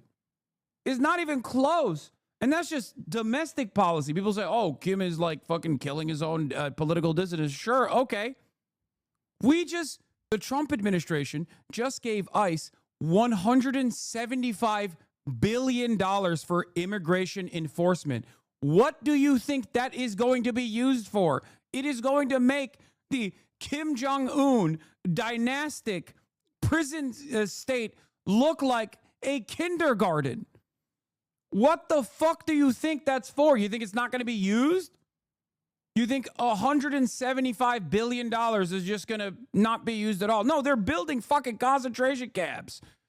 They're funding the Gestapo, chatter. Wake the fuck up. Jesus Christ. The cognitive dissonance of the Democrats is deafening. Governor Hochul rips Mamdani's proposed tax on the rich. I know. The ICE yearly budget is now larger than like virtually every other country's military. Okay? There's like 9 militaries that have a larger budget than ICE. That's one law enforcement entity in the country. One. Hassan was right about this since before the election. He called every step from the mass deportation to the camps. Yes. Every step of the way. And it's not even just before this election cycle. I've been warning about this for a long ass time, dude. It's not even new. Not to be the liberal in chat, I'm not, but if you're earnest and your compass is the plight of the worker and laborer looking to run for something and run for something local politics determines so much of our daily life, and yet it's the most overlooked race. No, I don't think you're being a lib when you say that. I say that all the fucking time. Do with his agenda, that his legacy is going to be sealed in some of the items that are in this bill. And that's why it was so important to President Trump to get this across the finish line. It has been something that has been weighing on the White House as they have been negotiating, having conversations, courting House members for months. I mean, I was told 2 days ago that they felt like they had these month-long relationships with House members that they've been trying to address their problems for some time now. Now, the other problems with the bill, just to be clear, one of the other parts of this that I think might go unnoticed is how much this second term for President Trump is different than the first term. They have figured out in that 4 years that President Trump was not in office how to work the system in their favor. That was not something we saw during the chaotic first term. And, in the last couple of days, we've been talking about this nonstop, this idea that, is the bill on the verge of collapse? And every time I spoke to White House officials, they said they like their odds. They think that they are feeling optimistic. And when I ask why, they just point me to what we've seen for the past 6 months, which was anytime President Trump has wanted to get something done in Congress, even with people opposing it, almost every time he has been able to strong arm something through the Senate, through the House that he wanted to get done in terms of his agenda. Now, part of that is there is a fear that President Trump, his team, will primary some of these House members. We saw that last night when he was posting online. He was kind of tapping into that fear. We also heard him directly say it when it came to Representative Thomas Massie or Senator Thom Tillis. But then there's also what we saw them doing behind the scenes, which was arriving at these meetings, the White House, with talking points for congressional leadership, for these House members who had serious concerns about parts of the bill. I spoke to one House member who was a no before they got to the White House. When they left the White House, they were a yes. And all the strong arming, all the threats, all of that, in their mind, after the conversation with the White House team and going through all the aspects of the bill, they came to that conclusion on their own. They said that they were the ones who believed in the bill, even though they had been saying publicly that they were not sure about that. It was something that was very fascinating to hear. They understood how to talk to these House members in a way that they didn't the first term. It's really interesting. I mean, what you're almost saying there, Kristen, is it's sort of like the president and those around him, they're effectively the majority whip, right? They are whipping these votes and twisting arms to bring everyone home. Brianna, I don't know if that was directed at me, but I did lose IFB for about 2 minutes. If there, you could repeat that question. It was more an observation. I was just trying to slyly call back in, but I wasn't didn't even notice. So you are very smooth there. I wish for a future where the Democrats fought like a fraction as hard as the Republicans do for evil shit. Okay? If Democrats fought and did politics like half as aggressively for all the things that they promised on the campaign trail, they would be the most successful party on the planet. They would never lose an election. Like, they would never lose an election ever again. They would be putting up FDR numbers once again. We would have New Deal Democrats re-implemented. The American political structure would change dramatically. It would most likely breathe back life into the empire too, for the record, if you're more predisposed with that sort of thing as well. Ironically enough, Republicans are accelerating the demise because there was a time when the Democrats did actually work to do right by their constituents, the working class. I mean, they were still racist. There were still plenty of issues, right? But broadly, there was this concept of New Deal Democrats, post-FDR, that created a wave of social welfare that was so unimaginably successful that it caused the Republicans to concede on this framing. It was a given, okay? It was a given that every Republican had to capitulate to this kind of pro-labor framework. Pro-working class American politics was the norm. Post-Ronald Reagan, what you have seen in the neoliberal era, late-stage capitalism, is the exact opposite of that. Imagine a world where it wasn't the Republicans and their culture war narratives dominating politics, and it's a constant sequence of deregulation and a constant sequence of tax cuts for the super wealthy, super profits, and the working poor, and their material conditions diminish year over year, okay? Think about that. The way that Democrats follow the lead of the Republicans now, that used to be the exact opposite. For a very long time, a period of tremendous prosperity for Americans. It could happen again, but not with the way that the Democratic Party is operating currently. Kristen. Okay, so, but he's effectively the majority whip, right? I mean, just how he whips these votes, calls people over. It sort of evokes that. It sort of evokes that art that is very, it's difficult, honestly, on the Hill to do. But he's really sort of mastered how to do it and to use his clout with the action of just targeting each individual member. And you see here some of them taking selfies as they are celebrating this moment. He really has whipped these votes, Kristen. Yeah, and it's not just President Trump. I do think we need to be very clear here. They are using every lever that they have. We know that Senator J.D. Vance has relationships with some of. Do you think the downfall of America might be good for the global left? No, I don't think so. Because there is no downfall of America, at least in our lifetime. What we will experience is unprecedented violence and chaos and mechanisms of stability in the form of fascism. You're already experiencing that. You're already seeing that. And there is already a network of pro-capitalist fascists all around the planet in the Western world especially, that are taking advantage of this erosion of social safety nets and increasingly gearing up their own populations, their own respective populations, to be more and more ruthless and more angry towards the most vulnerable people. So accelerationism doesn't move in the direction of socialism unless there is already an existing socialist force that is unavoidable. And we certainly do not have that here in the United States of America. Accelerationism in America leads to fascism. That's it.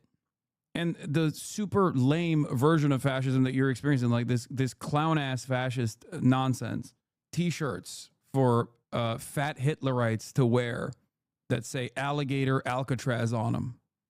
You know? That's what we're getting. T-shirts that are ironically made in fucking China too. of these senators. That is how the bill got through the Senate as well. He was having one-on-one meetings with Rand Paul, who again didn't vote for it, but also he was the last person who met with Lisa Murkowski before her critical yes vote. He was working every relationship he had, and it wasn't just him. It was all of the administration, all of the White House, their team up there every single day. And when it comes to the end game here, which of course for some of these House members is getting reelected, for others it's getting this bill passed, it's their agenda, their legacy. I do want to read you one thing that someone told me this morning, and I wrote it down because it goes to show you where his power is. And this was from a lawmaker who told me, Trump is in the strongest position of anyone in generations, probably ever, in terms of impacting primary. I heard you talk today about reps' effectiveness and their use of anger people have, in contrast with the Dems, but there's also that they actually use their supermajority to pass whatever they want. They don't have a supermajority. Look, there are structural limitations to the Democrats getting their wishes across as well. Structural limitations such as it's harder to build things as opposed to break them. It's much easier to break shit.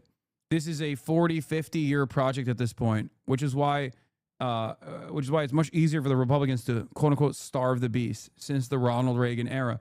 Because the worse amenities get, the worse government sponsored programs get, the easier it is to justify destroying them entirely and privatizing them for profit. Okay? It's much, much more difficult, even if there was a willing, true opposition party in the form of the Democratic Party, and they were backed by the people. It is still already a tremendous hurdle to clear to get people to believe in the government, to get people to have confidence in government programs again. You understand?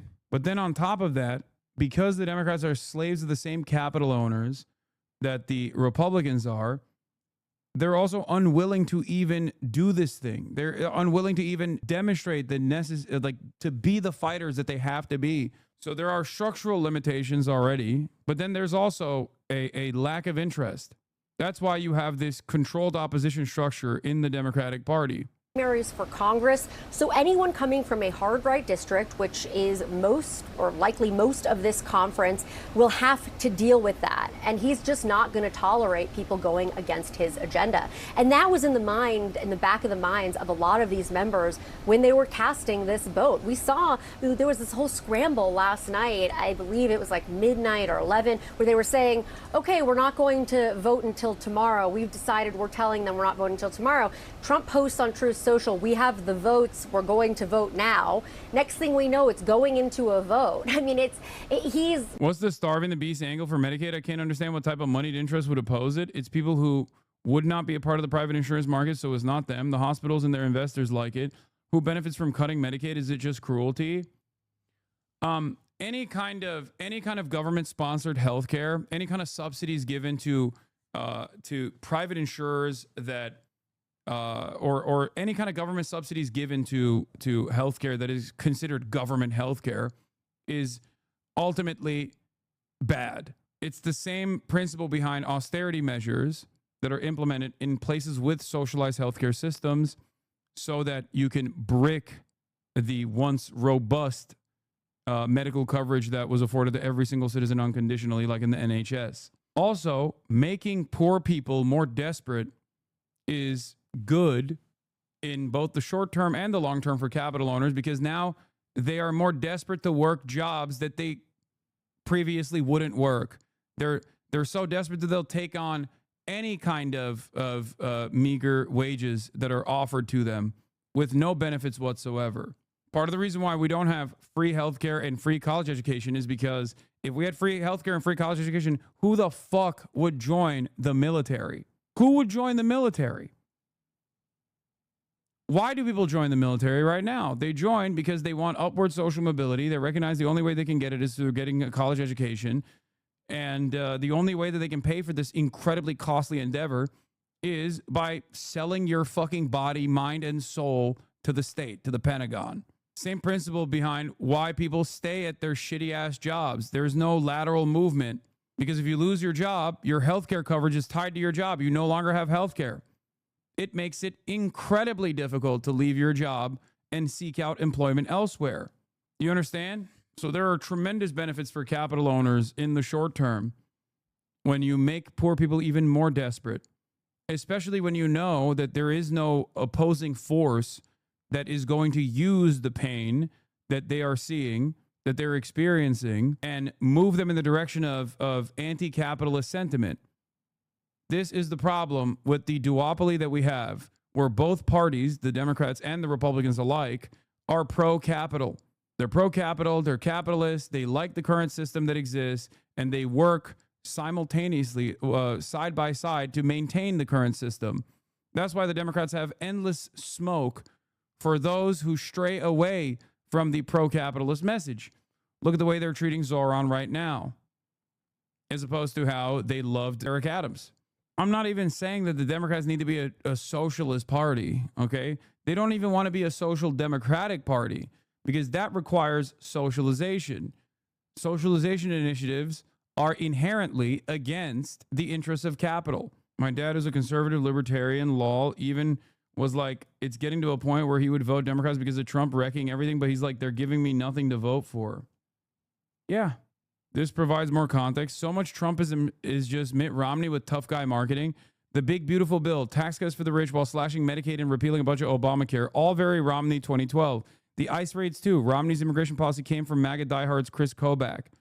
It is exactly the program you'd expect from a bunch of rich guys who spend their time sneering at the 47%. Yep. Trump is just the logical endpoint of republicanism. He's just the logical conclusion. Even his election denial, his election denialism. How many times did I talk about this? Trump's election denialism is just advancing the previous decades of Republicans doing the same thing. Even reasonable Republicans that were hailed as moderate champions, like Paul Ryan, have engaged in the lie that illegal immigrants are probably voting in these elections. George W. Bush did the same as well. He's just the only guy crazy enough to take it to the next level. And considering that he won the election after the one he lost and did the insurrection on, it was successful. No punishments dished out at all. So he won. Controlling the narrative, even from just being here at the White House while they're all up on the Hill. And some of that is the way that his team has worked the system. Others that... That's why I was so ruthless and so vicious when Nancy Pelosi's carcass would go up on stage and be like, we want to bring back the normal Republican Party. Bro, this is the normal Republican Party. Trump is the normal Republican Party. He is not all that different from the ways that the Republican Party has always operated. The idea that there is a reasonable Republican Party is pure fantasy. It's not real. It's not fucking real at all. That's not a real thing. This is the normal Republican Party. They've always been this way. Trump just has done away with the niceties. That's it. You can't even choose what famous people to have at a party. You only cared about Israel, kicked everyone else out. Nah, dog. Fact that he has this enormous amount of power over the Republican Party, something that we really haven't seen from a leader in quite some time, to have control over your whole party like that. We certainly did not see it in Trump's first term. There was a lot of factions of the Republican Party. We didn't see it when Biden was in office either. There were factions. Yeah, right. Trump's fucking JCPOA, the first big beautiful bill also passed. It was a resounding success, and it passed expeditiously in the same fucking fashion. The Democratic Party, he has this umbrella power over his conference right now. That is partially the reason that he was able to get this through. Some of that may have to do with experience from his first term. Kristen, please stand by. Let's go to Lauren Fox on Capitol Hill. Lauren, a very different approach to getting legislation passed from Trump this time around compared to his first term in office.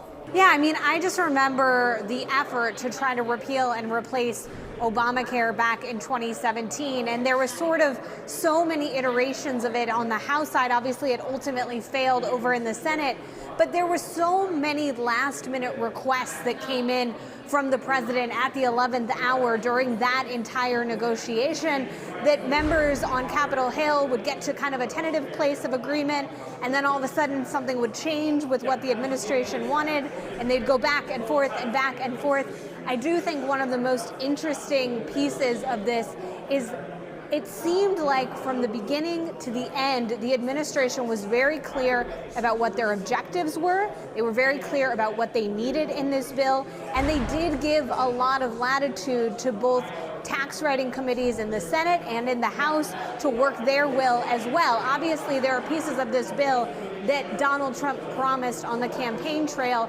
things like a temporary pause on taxes on tips for certain individuals and workers. That is just one of those examples. But there are also pieces of this, like making more of the tax cuts permanent, that were really important to Senate Republicans that became part of this deal. So I think that that is very different than what we saw the first time. I do want to note that one of the more interesting pieces of this is going to be, how do Republicans sell this? Because to this point, this bill has not been very popular across the country. And I do wonder if part of that has been so much Republican infighting as they have tried to find a path forward that everyone could live with. Now that they're more unified, now that this bill has passed, do they work together more efficiently to come up with a message to sell this legislation? I think that remains to be seen. You know, they've been arguing that this is a huge tax cut for the American people. Many of these tax cuts are essentially just a continuation of the tax cuts from 2017. I'm going to be really interested to see whether or not Americans really feel that difference, given the fact that those didn't expire and then need to come back, but the fact that this will be a seamless process. But I think that that's going to be something to keep a very close eye on. Meanwhile, Democrats, we know exactly what their message is going to be because Hakeem Jeffries laid it out for 8.5 hours. And I think that those two messages, now we're going to see which one is going to win out in the... Okay. Yeah, how we got the holdouts, let me tell you. They promised to kill more poor people down the in the long run. That's how they got the extra votes from the fucking supposed Freedom Caucus, the supposed Tea Party holdouts that were ideologically pure and hate government waste. So strange. So strange that they supposedly hate government waste, but or wasteful spending and the deficit, but seemingly this time they were all right. Sorry for all the chaos. That was kind of fun. A couple questions real quick. Yes. Yeah, so the question, you didn't hear it. It's kind of loud in here. The question was, how did we get the... It's not June 3rd. It's July 3rd, okay? The fucking date is wrong. Calm down. The holdouts to yes. Here's the... So my leadership style is I try to be a servant leader. And as I mentioned earlier, I know what every member of this body, every member of this conference brings to the table. And the leader's job is to bring out everybody's best and get them to their highest and best use. And that takes some time. So what happened procedurally, not to get too deep in the weeds, but we got the Senate modifications to the House bill. Now, we're really proud because the big, beautiful bill, 85 to 90% of it is the original House product that we ourselves drafted over the course of more than a year. But when we went to the Senate, of course, as the other chamber is apt to do, they made some changes. They sent it over to us. We didn't have it for a lot of time. And so some members wanted to go really... Chios is in the building, ladies and gentlemen. What's up? How you doing? I'm doing all right. How about yourself? I'm doing well. It's beautiful out here. It is nice. It's the weather's nice. Much better than New York, I feel like. New York is like, I heard it's 90 degrees right now. Sweaty as shit, but yeah, it's beautiful out here in LA. Yeah. First time in the studio. Yeah, the stew. The stew. This is my base of operations. I like the suit jacket you dressed up for me today. Oh yeah, thank you. No, I yeah. Exactly. I'm also wearing my merch as well. The new merch is going to be coming out soon, chat, which is I didn't even plan austerity abroad, austerity at home, and it's got the IMF logo, which ironically enough, we are experiencing the shock doctrine being implemented on American soil right now. I didn't even actually like time the merchandise for that, but this isn't live right now, right? No, that's from earlier. Okay, here I'll make this. I'll do a blast off meme. That's a good blast off meme. Okay. Terrible things happening in this country right now. Yeah. I didn't think they were going to be able to stop it at all. I had a little element of hope within me that the Tea Party would do the right thing. Maybe the Tea Party, just like they did with Obama. But they did not. Yeah, I was in the car going, "Tea Party, save us." Who made that? Did you make that? Someone in the chat made it. Yeah. Tea Party, save us. And then they didn't. And then they towed the line as always. Yeah. Are you familiar with some of the details of this? I know that, I was following Senator Murphy's updates, and I know Bernie has been doing some decent updates too. I know 17 million Americans are going to lose their health care. I know they deeply stripped, clean water and clean energy, out of this bill, and also gave tax incentives to coal companies. I know that I read this statistic that the budget for ICE is like bigger than budgets for many militaries of different countries. $175 billion. It's so insane. And like, what are they getting with that money? Like, with already how they're operating in terms of being this like Secret Service Gestapo type arm of the government. With that type of money, how are they going to They're going to be disappearing people without anyone noticing, right? That's the goal. Because like that's the largest hurdle to clear for this administration in terms of like all of the immigration enforcement activities was the logistics of it. Yeah. They don't have enough manpower. They don't have enough facilities. They don't have enough lawyers. They don't have enough judges to expedite these processes. And now they have that. Now they have that budget. Yeah. And it's very obvious that this administration has utilized immigration enforcement to like basically take care of whatever they think is unfavorable. Like they use immigration enforcement as a tool to shut people the fuck up about Israel. Right. Like and even as an American citizen, I myself have like seen one much more limited experience of this, like with my detention at the border. But there are far more severe cases, far more consequential cases like Mahmoud Khalil, of course, Mohsen Madawi, things that are leading to some limited success in the courts. But this is precisely, this will expand. Yeah. Like this kind of repression is going to only expand from this point on.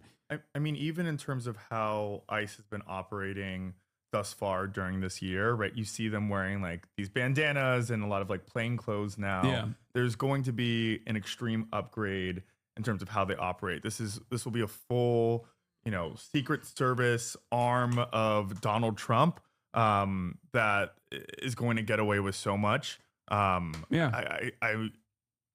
That's one of the most shocking parts about it, right? It's not obviously like the tax incentives for billionaires is like fucking ridiculous. Millions of Americans losing money, but I think one of the aspects of this that is so dangerous is this is there going to be any checks and balances for what this new ICE is going to look like? Probably not. Is there going to be any oversight that Democrats are going to be able to put in place over Kristi Noem and how this is operated? Maybe a little bit, but we're not going to get any answers into what this money is going to be allocated for, which is really, really scary. And this comes last week. I think the Supreme Court, we saw, sweeping decisions that the Supreme Court made about like denaturalization of, people who became American citizens. That coupled with this is going to set a really dangerous precedents for what's bound to happen in this country. It's scary times. And this is why, Democrats, and I don't know, I haven't been watching the stream today, but have you been covering how Dems have been responding to this? A little bit. I mean, I try to stay away from showing Hakeem Jeffries on stream because like everyone gets too horny. Right. Like they're like, he's too hot. I can't pay attention. He's so dynamic. Is that the response that's the response he gets? No, people are always like, he's too sexy. My panties, I need new ones. Mm-hmm. I've already replaced them 3 times. Mm-hmm. Why is he so sick? Why is he like so cool and so hot in terms of like fighting against the Trump administration? Mm. That's what they're saying all the time. I'm overcome with desire. What are they being? Yeah. My constituents have a very similar feeling about Hakeem. They get turned on too when they see him. Is that what it is? And then I can't even say Chuck Schumer. Like everyone starts going crazy. Like they love Chuck. Chuck keep, too. like, what is going on? It's like they throw their bras on stage. No, Chuck has to go. I'm being sarcastic. Okay. I think you understand that, right? I hope. My autism makes it hard for me to be sarcastic. I'm saying such insane I actually things. really did believe you. That's sorry, crazy. I did. I didn't know if there was like I know that's insulting, honestly, to the chat. But is Dr. Pepper off the BDS list? It's not on the BDS list. Okay. Diet Dr. Pepper. 0 sugar cream Diet soda. Coke is on the BDS list. Yeah. This is crazy. We need a Tea Party in the Democratic Party for sure.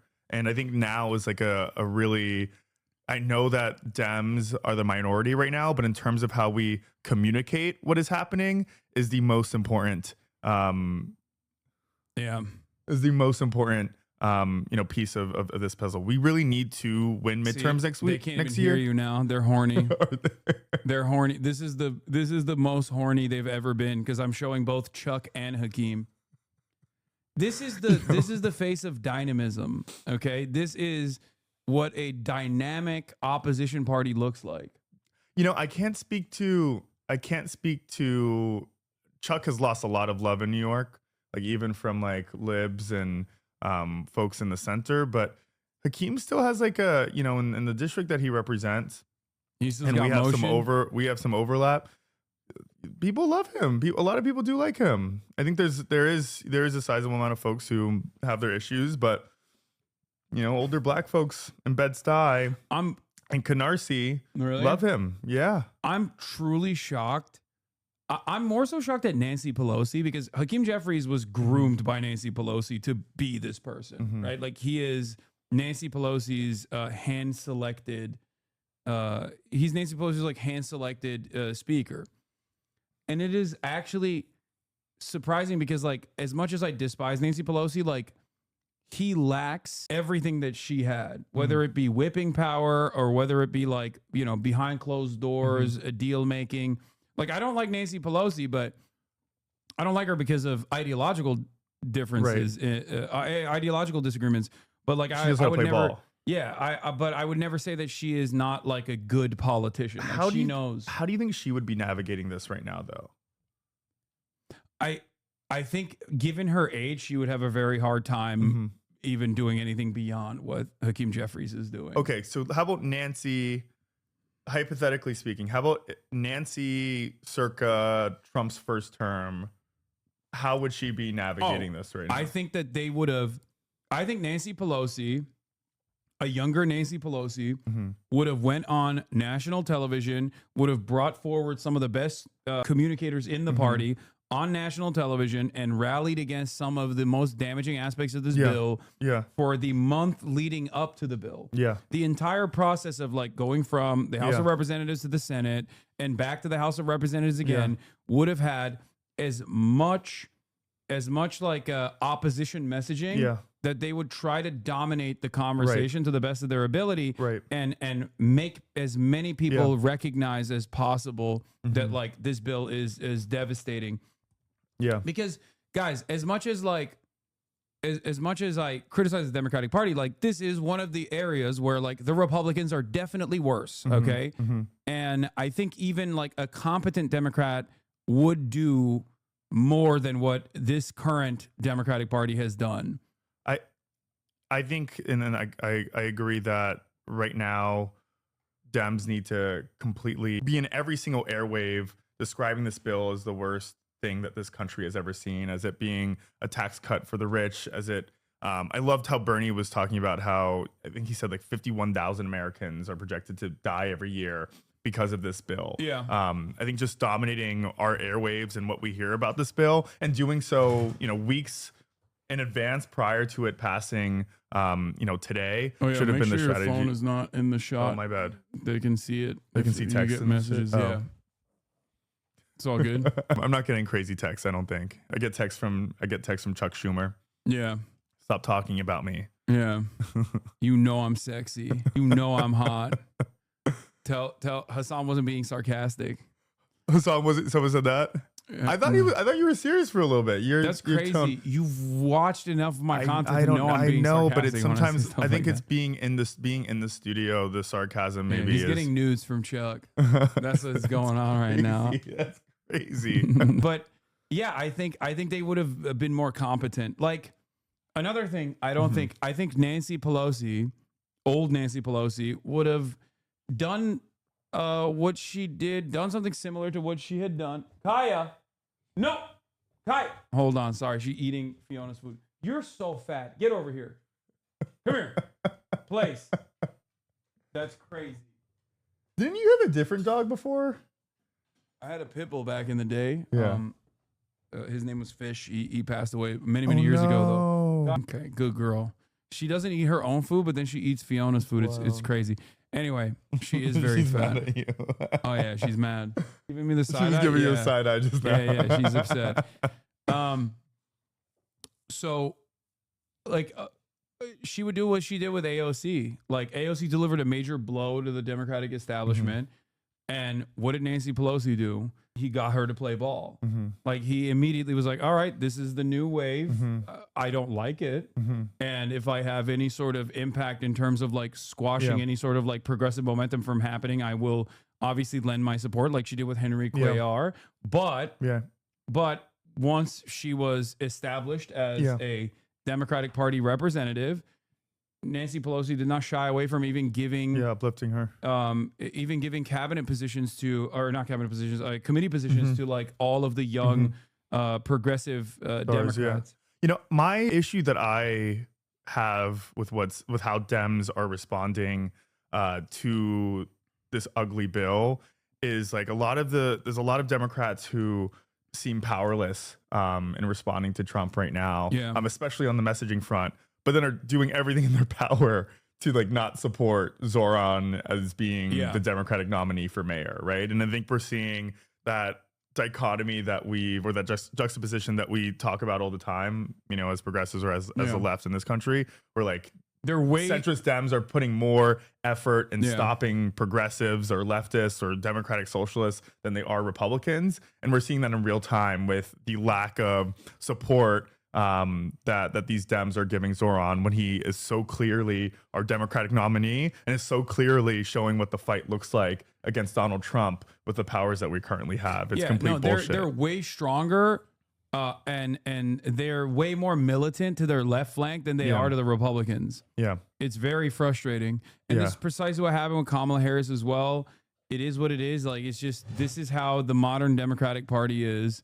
And I don't know how to get them to start playing ball. We need more Zorans all around. I think eventually they will coalesce. I think some are going to drag their feet a lot longer to get there. But you know, I think uplifting people like Zoran is the way to go for us as Democrats, and showing how to change the narrative around this, you know. And it's clearly getting under Trump's skin, you know what I mean? He's already calling for Zoran to be arrested. Yeah, I'm already worried about that, because like yesterday's memes do turn into like policy, you know? Like, what do you mean? Andy Ogles came out with that insane statement.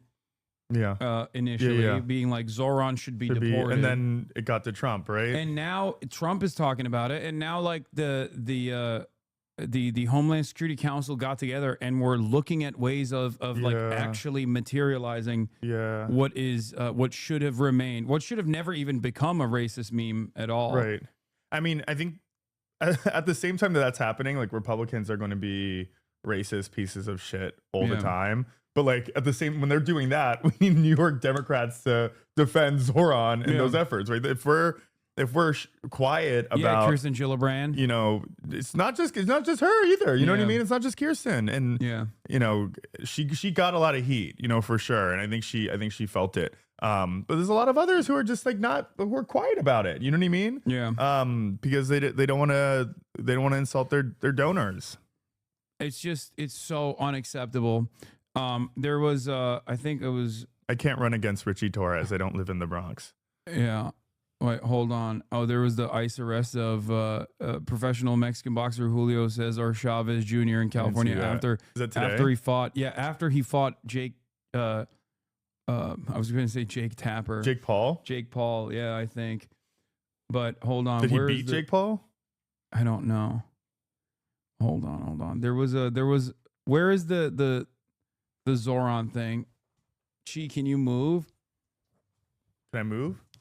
To Richie Torres' district? No, I mean, there's other people there that should be eyeballing that seat. People are saying Michael Blake. I know Michael Blake. Yeah, Michael Blake lives in that district. Yeah, Waleed Shahid actually. Waleed Shahid actually talked about this or tweeted about this. Hold on, let me pull this up real quick. Let me turn off the messages as well. Okay.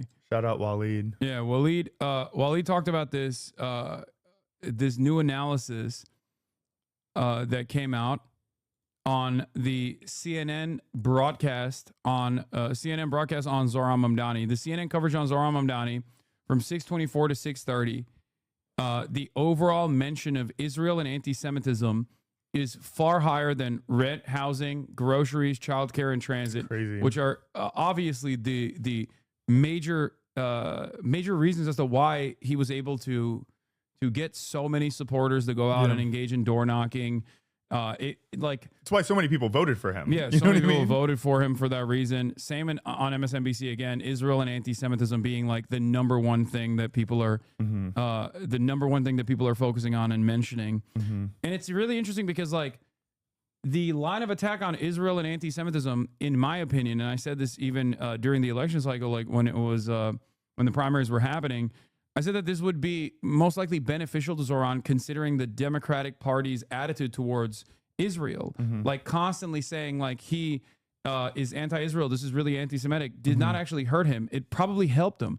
Right now, in this day and age, I think Israel and coming out in opposition of Israel is a surefire way to show every single person that you are with it. Like you are uncorruptible as a force.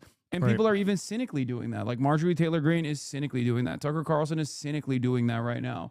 I think, go ahead. No, go on. I think, Zohran didn't make this race for mayor of New York City about Israel, right? That wasn't, I know he holds, very strong, justifiable politics around, Palestine, has been outspoken, everyone knows that, right? But he didn't make that a centerpiece to his campaign, right? He didn't even, when he came out of the gate, that wasn't something he was talking about. When he put out all those videos, when those door knockers knocked on doors, that wasn't a central component to his campaign. I think other people wanted to define his campaign as that. And I think New Yorkers just wanted to fucking hear about who was going to make their city more affordable. Yeah. I said that, after that first debate, when they were asking all the candidates what country they would go to, and he was like, I'm going to stay in New York. That was the most like leftward version of Donald Trump ever, right? Yeah.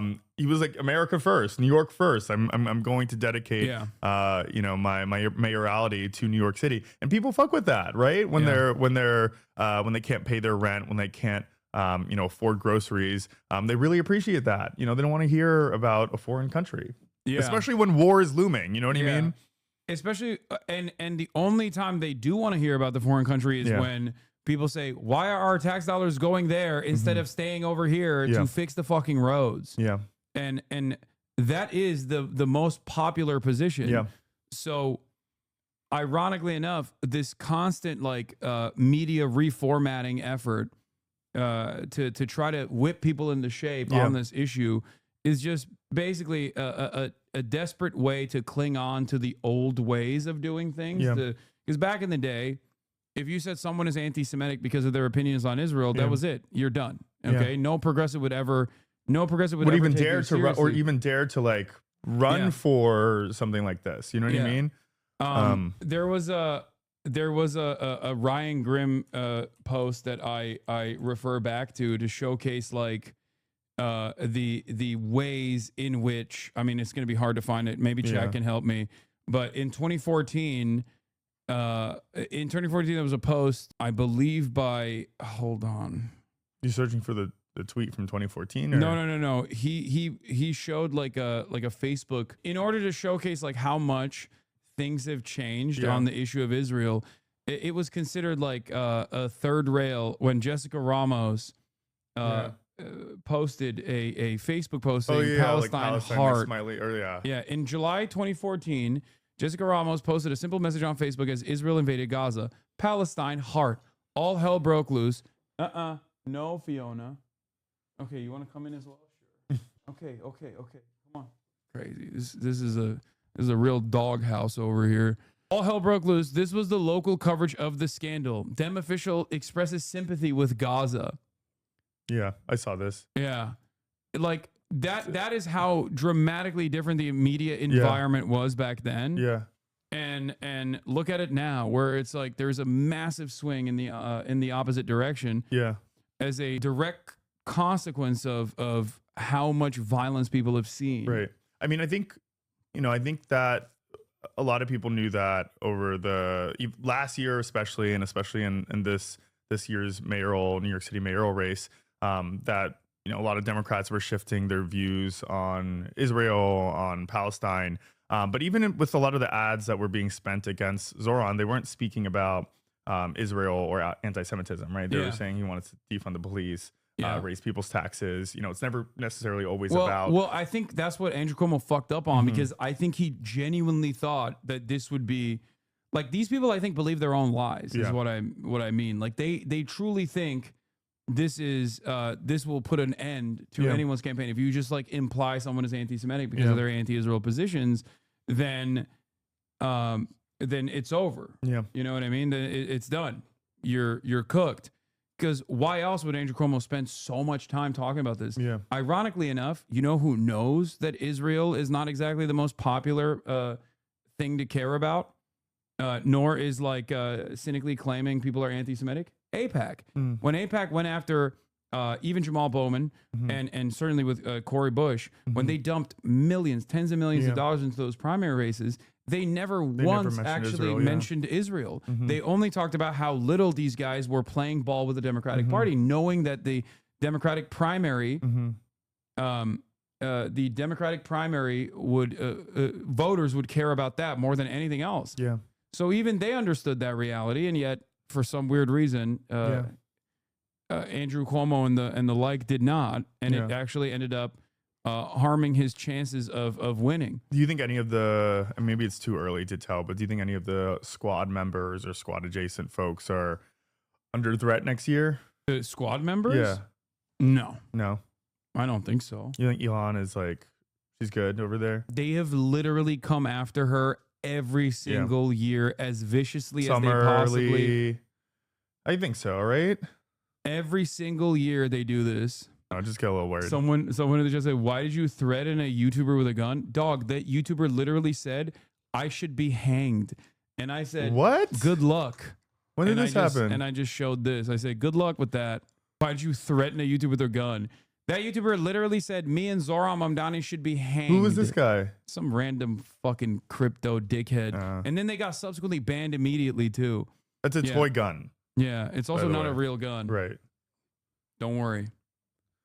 What do Dems do now after this big ugly budget? Going back to the big ugly budget, I don't think the Democrats are going to do anything. I think that they are going to basically do everything in their power to sit idly by the side and hope that people will recognize that the Republicans are cruel on their own, and maybe they'll get a marginal victory. Yeah, that's not enough. That's not enough. Yeah. We need people to be, we need our Dems to be making so much fucking noise right now on every single platform, channel, talk about how devastating this will be for future generations of Americans to come. But maybe they will, maybe they won't. You think they will? I dream of a future Democratic Party that is a real opposition party comprised of socialists, where like AOC is the centrist Democrat. Yeah. AOC is like the representative of like the establishment version of the Democratic Party. Yeah. And you have far more radical, outspoken leftist, socialist, trade unionists alike. Yeah.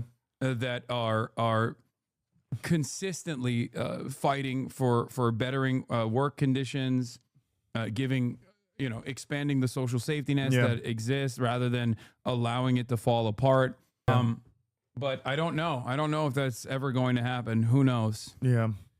It's just, it doesn't seem like it at all. I mean, but if people say that, right? And then like, look who we just elected as mayor of New York, right? Like if there has to be an appetite for that, at least a little appetite for that. And like, I think over these next couple of years when Zoran is our mayor and we see how he operates, leading the biggest city in this country, maybe that could yield to more people wanting to see leadership like that in federal positions. But maybe that's the optimist in me. But the problem is I don't think they want to win, because if they did, you don't think who wants to win? I don't think the Democrats want to win. Yeah. That's the problem.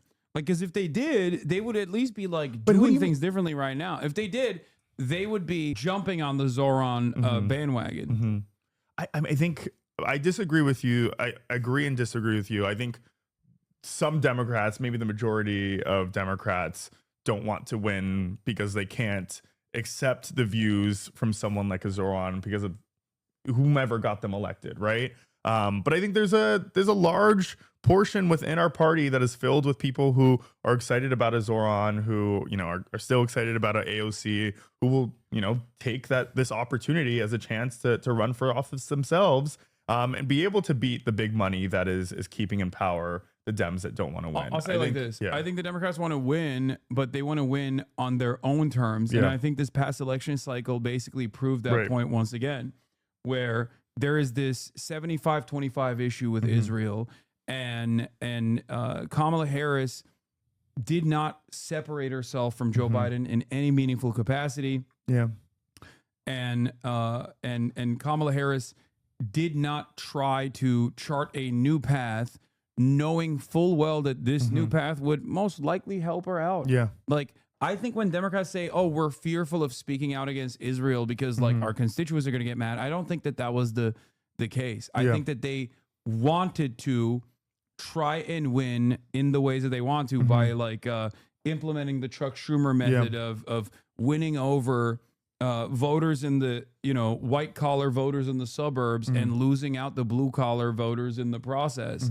Like that is how they wanted to win, and that was a failure. And now they're like, how do we get people back on board with our version of the Democratic Party, rather than how do we listen to the masses? Do we listen to the voters? And change our message and change our platform in its entirety. We might have to force them to change then, right? Yeah, exactly. I think we don't need to wait on their terms to create the change that we want to see in this country. I think we're seeing a lot of, and this is what we were seeing in New York, and I keep on bringing it back to our mayoral race.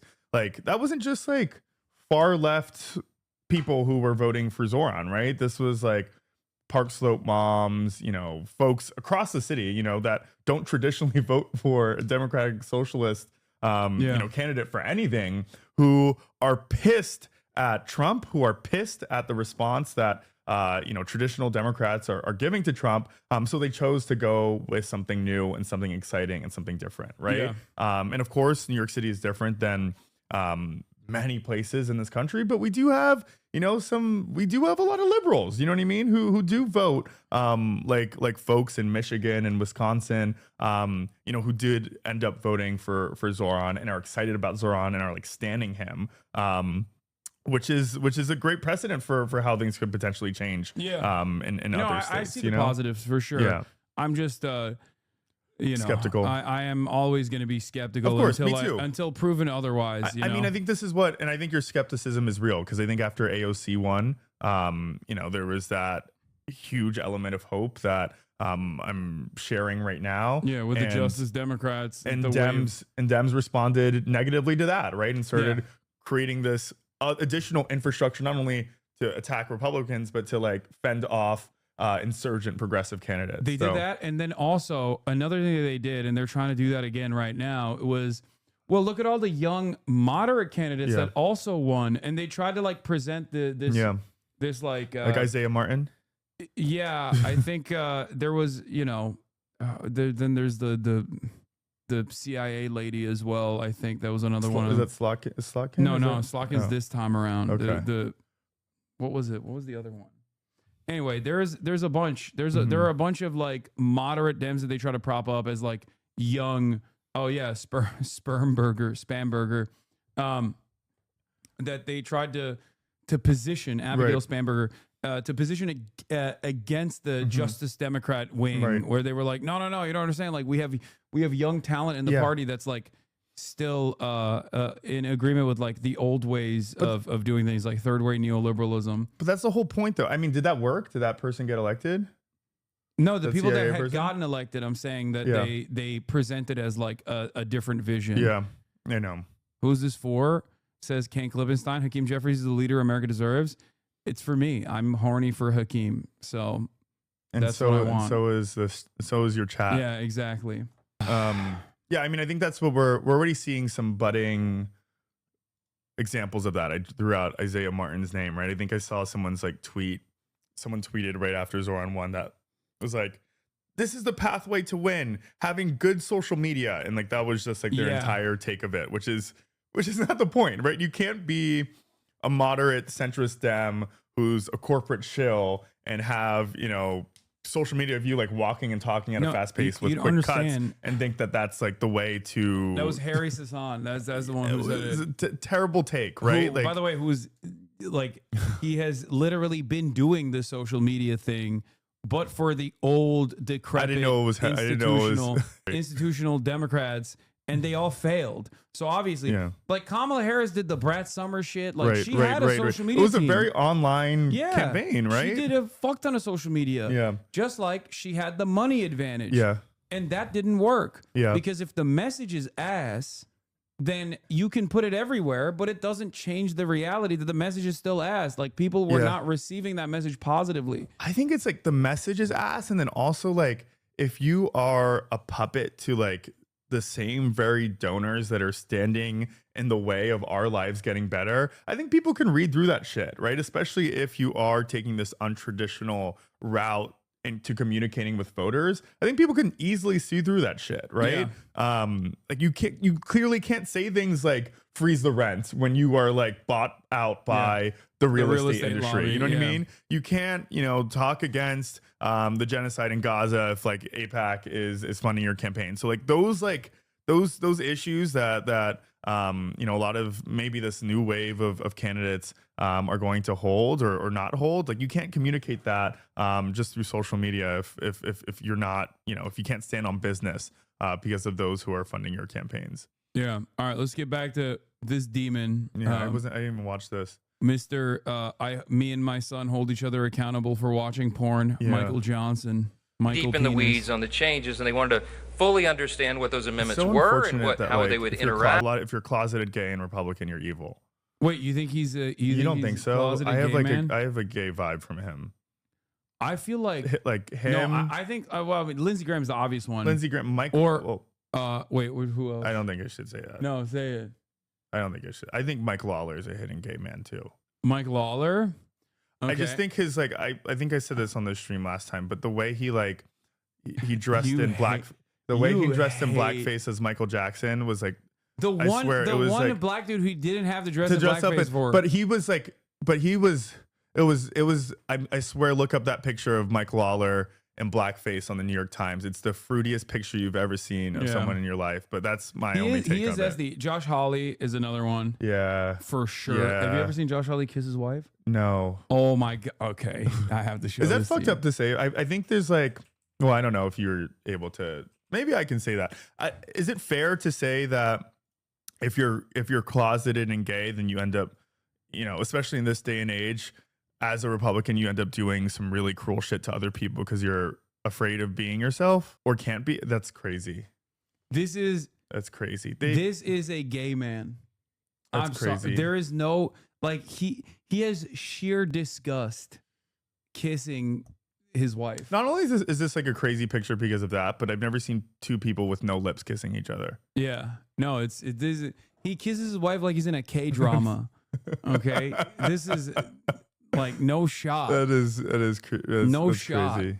He also is the most in shape man in the state of Missouri. I think that's a sign. There's another, that's a gay sign. There's a photo. When I think of like Josh Hawley being a gay man, I think of like him Someone said that's ableism. With his pecs at fucking Whole Foods in the middle of the day purchasing wine. Josh Hawley? Yeah.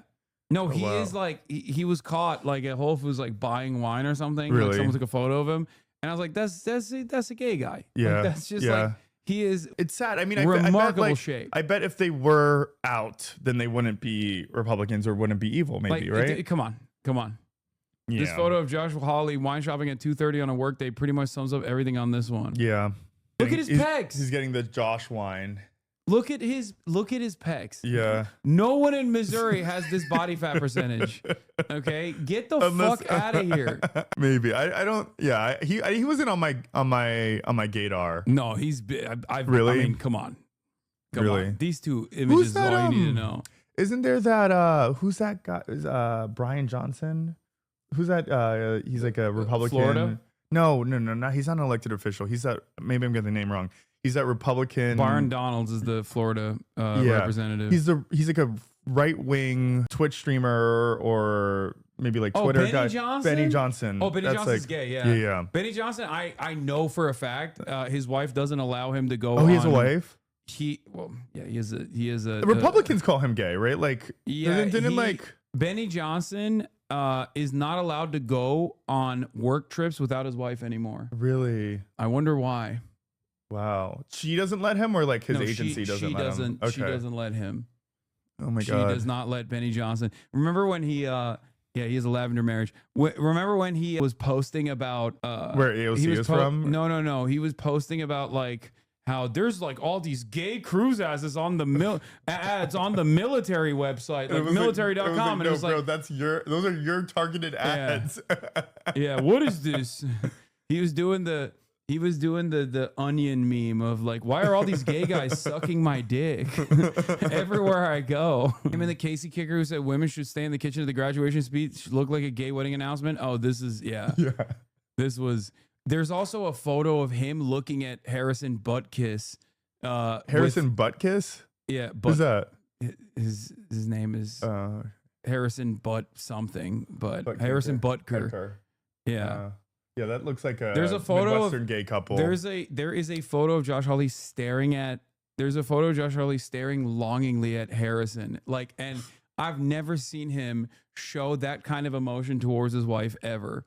Okay, go back to the Mike Johnson clip. I interrupted you and we went on a gay tangent. investigating. No, so what I was gonna say is like you have the obvious like clearly in the closet gay men in the Republican Party, but then you also have like a different type of sociopath where I think like Mike Johnson fits the second category.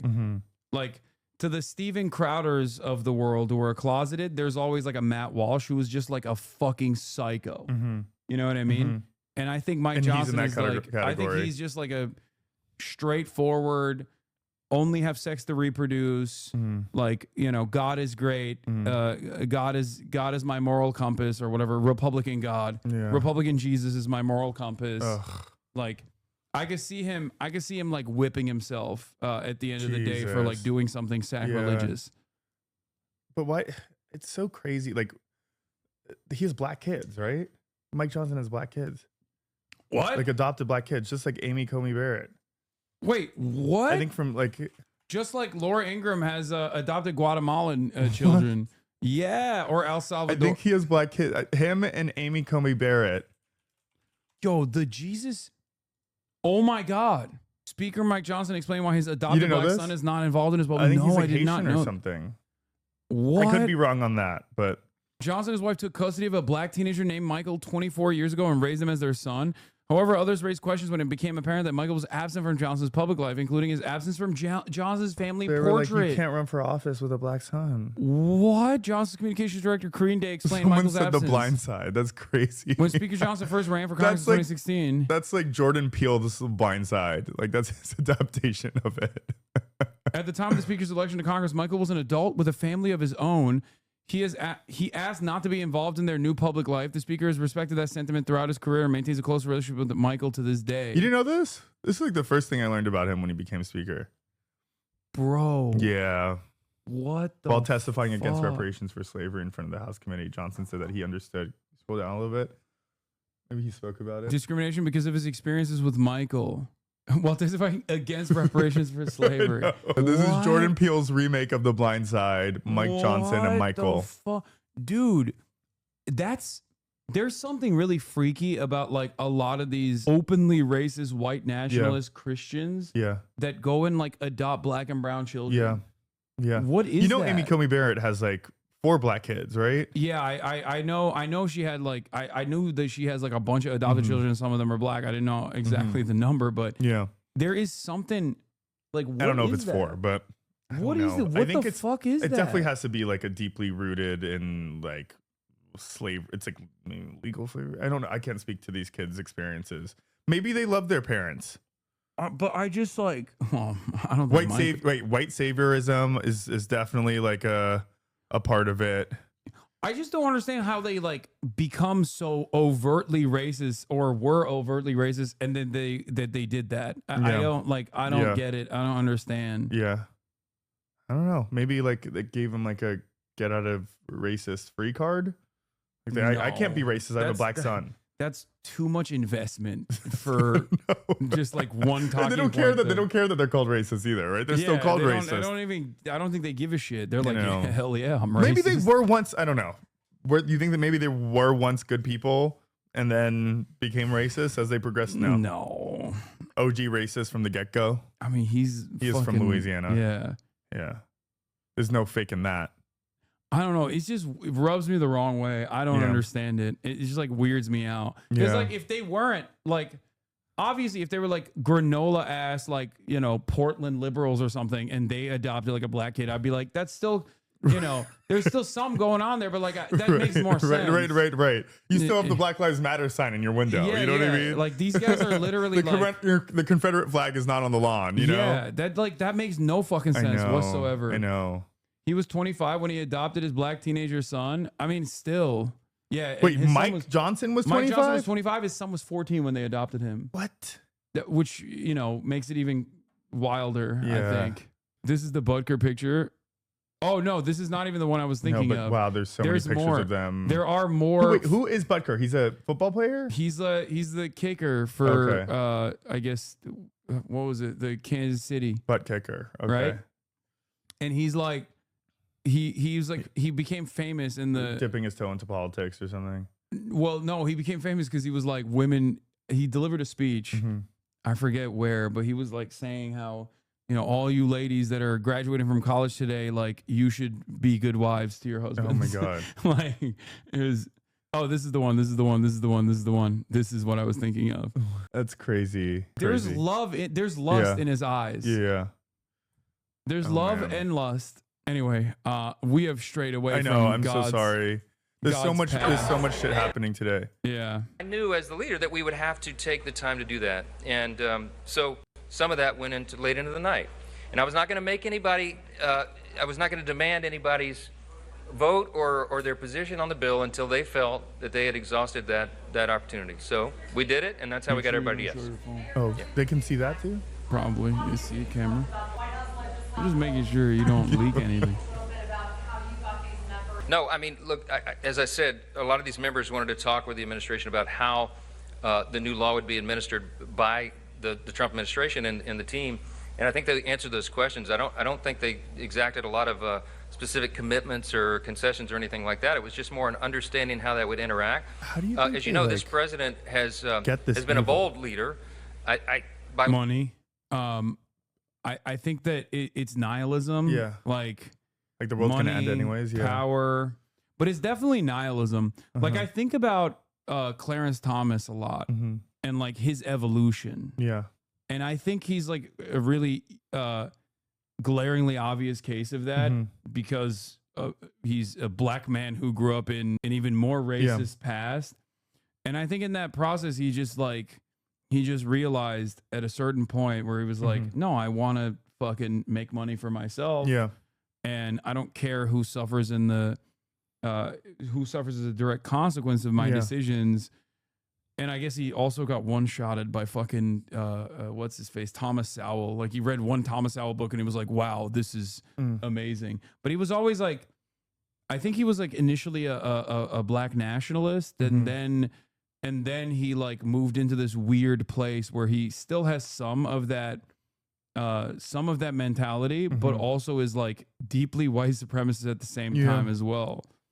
So I think it's just like throughout his career, he just got increasingly more jaded and realized like there is no fixing this process. Right. So I might as well be a winner in this process and get something out of it. It's fucked up. This guy's a At guru, last though. count, he's They're issued old fools. over maybe close to 160 executive orders so far. We're trying to codify as many of those as possible. So a lot of the discussions were about what executive orders will be forthcoming as it relates to the new legislation, and how can we be involved as a House to codify that and do all that in a coordinated Mike fashion. Johnson, The beauty of he has unified government. circulated around Louisiana is that he used to frequent a gay bar in Shreveport called Central Station. They're gay-vestigating Mike Johnson. Damn. You got shooters out there, huh? That's cool. I mean, you know what? Yeah, he does give off Rick Perry vibes a little bit. Yeah. Who is another person that I think is gay. Is on that list. Yeah. Yeah. It's sad. Just be a queen. Be a queen. Don't be evil. It's so easy. I can see that. Yeah, dude, he's on Grindr. It is known. There's Do you believe that? I don't know about that, believe but no, but there is that element of like I guess like the element of repression that he is like open about, because like he's the type of guy who says like he has openly revealed that him and his son have a porn app that they both use to keep each other accountable to not watch porn.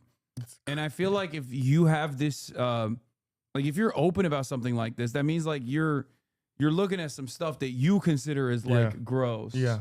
You know what I mean? You consider as like indecent. Yeah. And maybe it's gay stuff. Yeah. Who knows? Yeah. Ironically enough, did they ban porn yet? I mean, they're working on it. I think the Supreme Court did that. You have to show your age. They're working on it. Every state is like going through that process right now. That's next. Yeah. Then we'll see some change in this country. The streets will be filled with people. I don't think so. I When the don't think porn's that. taken I away? don't think these guys are. I don't think anything's gonna move Americans. Really? Yeah. Exactly how it can work and how it's supposed to work is that you have an interaction between the executive and the legislative branches, because that's what's best for the people, and that coordination is going to yield great results for the folks. So that was part of the discussion yesterday. Last question. Follow up on that. Some of the holdout members have told us that they understand. I literally don't know anything about that. I mean, I wasn't privy to the conversation. So I would tell you there's lots of rumor and conjecture and innuendo that floats around, especially when you got so many people wandering around the building. Congressman that sold stock right before the vote. Yeah. He sold a Medicaid stock, processor. right? Yeah. Like a Medicaid marketplace manager stock. That's illegal, Dumped it. right? That's illegal? Nothing is illegal. Yeah, that's true. What is the SEC going to do? The SEC has become even more toothless under the Trump reign. They're not going to do anything. If you're a congressperson, if you're a politician, you can do whatever the fuck you want. Like, it's just not, I don't even think that people will hold them accountable. Most people just won't even. Yeah. Most people won't even pay attention to that kind of stuff at this point. I don't know have you gamed this out on, I don't know if you've done this on the stream, but I know that Trump is seizing power everywhere, right? Mm-hmm. We believe that he's going to attempt to do some type of third term type shit, right? Oh yeah. What are you doing in that situation? I don't know. You getting out of here? I'm just gonna go. I'm just gonna take it one step at a time. I don't think I'll be getting out of here necessarily. Yeah.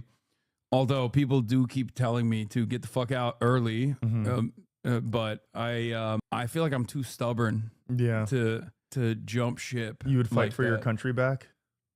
I think so. You think so? I mean, yeah. I think. Who knows? Who knows what happens? We'll see. Yeah. But yeah, I don't think that. I don't think that there.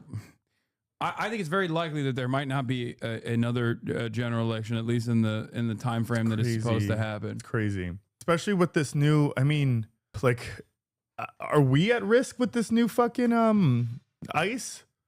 This ICE with all this money, like, are we targets on their list? Oh, for sure. But I know that, like, as someone who has like some semblance, like a lot of financial security, as someone with a big platform. And as someone who is a natural born U.S. citizen, I'm like last on the pile. Totally. Like there are a bunch of other people that the Trump administration will go through before they arrive at people like myself, I think. Yeah. Which is, I'm trying to stop it to the best of my ability with the limited capacity that I have as an American citizen with a platform, but before they get to someone like myself, I think they would most likely go after like first citizens that have been naturalized in the last like 5 to 10 years, and then they will move on to. This is what like the denaturalization process will look like by my estimations. Like they'll go after criminals. And then decide what is a criminal and what is not. Try to erode due process to the best of their ability. Oops, some people got arrested. How else are you going to deport 20 million people? We have to.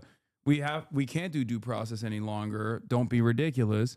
And then eventually they'll move on to like natural born U.S. citizens. But it's like last on the line, I think. But we'll see. I mean, they sometimes do have a tendency to jump over more permissible targets, more vulnerable targets, like they did with Mahmoud Khalil.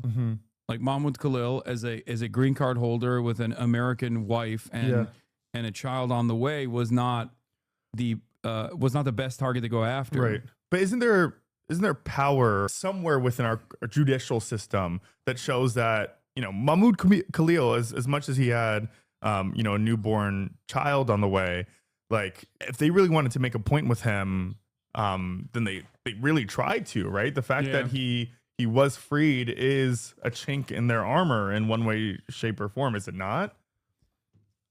Yeah, I still at this point, but look at what the Supreme Court is doing. You know what I mean? Like they're very clearly playing ball with the administration in ways that you wouldn't even expect. So who knows where that goes? Like I think, I mean, they already gutted the power that the lower courts have in terms of doing nationwide injunctions. So I think that they're gearing up for either no repercussions whatsoever, or even if Democrats were to win somehow in the future, that they wouldn't use the new additional clearance that they have to push for whatever agenda they're pushing for. You're not priority right now, but you're 1,000% on the list. It almost feels like you're an example he's thinking of when he says people who hate our country, even though that's just Israel anchor baby shit. Maybe. I mean, I know I'm on some list for sure, but you know, I'm not. That's not going to stop me. Deliberating over their vote, so I don't know how much stock I put into much of that. But all right, last question. Yes, ma'am. Bye, chat.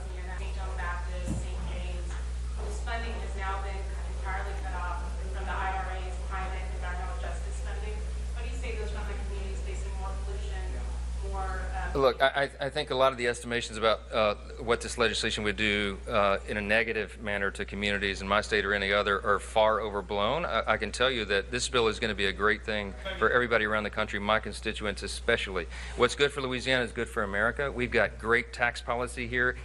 I think they're going to feel this pretty quickly. Wages will rise. I think household income will go up. I think the job participation rate will increase dramatically. I think unemployment will be low. We're going to duplicate what we did in the first Trump administration. Remember, at the first 2 years, y'all have heard me say 1,000 times, it's objectively true. We had one of the greatest economies in the history of the world, and we're going to do that again, except this time much more comprehensively. We did tax cuts and regulatory reform, and that brought about a resurgence of the U.S. economy. That's what's going to happen here. It's about to happen on steroids, and we can't wait for that to happen. This is jet fuel for the economy, and all boats are going to rise. Oh my God, they're literally fucking repeating the fake ass, like openly, the open failure of this fake Reaganite bullshit. Workers across the nation are standing in. Rising tide lifts all boats. American prosperity is imminent. Once the more productive members of society have more take-home pay, you will see an endless amount of prosperity for America. Hell yeah. United today, some staging a brief 10-minute walkout to express their concern over proposed cuts to Medicaid in the big beautiful bill. While hospital staff at CHKD did not participate in a walkout today, they do feel strongly about the issue, saying they might not be able to provide the same life-saving care to their patients if this bill passes. 37 million children in the U.S. are enrolled in Medicaid. Cuts to the program would disproportionately affect CHKD since they primarily treat children, and over 57% of their patients are covered by Medicaid. It could affect us as much as $18 million to our bottom line, which really is the difference from us being able to stay afloat versus going in the red. The Senate version of the bill would cut Medicaid reimbursement to hospitals by at least $900 billion.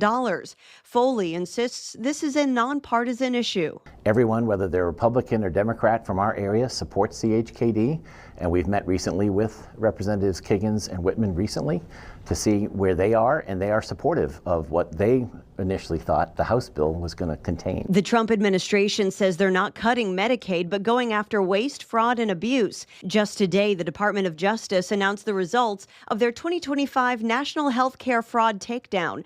According to their website, the initiative resulted in charges against more than 320 licensed medical professionals for health care fraud schemes, totaling more than $14.6 billion in losses. We recognize that people are trying to get at fraud and abuse, and that's really not what we're against. And from our standpoint, there is no fraud and abuse taking care of children who need Medicaid coverage. Foley says the most comfortable compromise would be to go back to the House version of the bill, which proposed over $800 billion in cuts.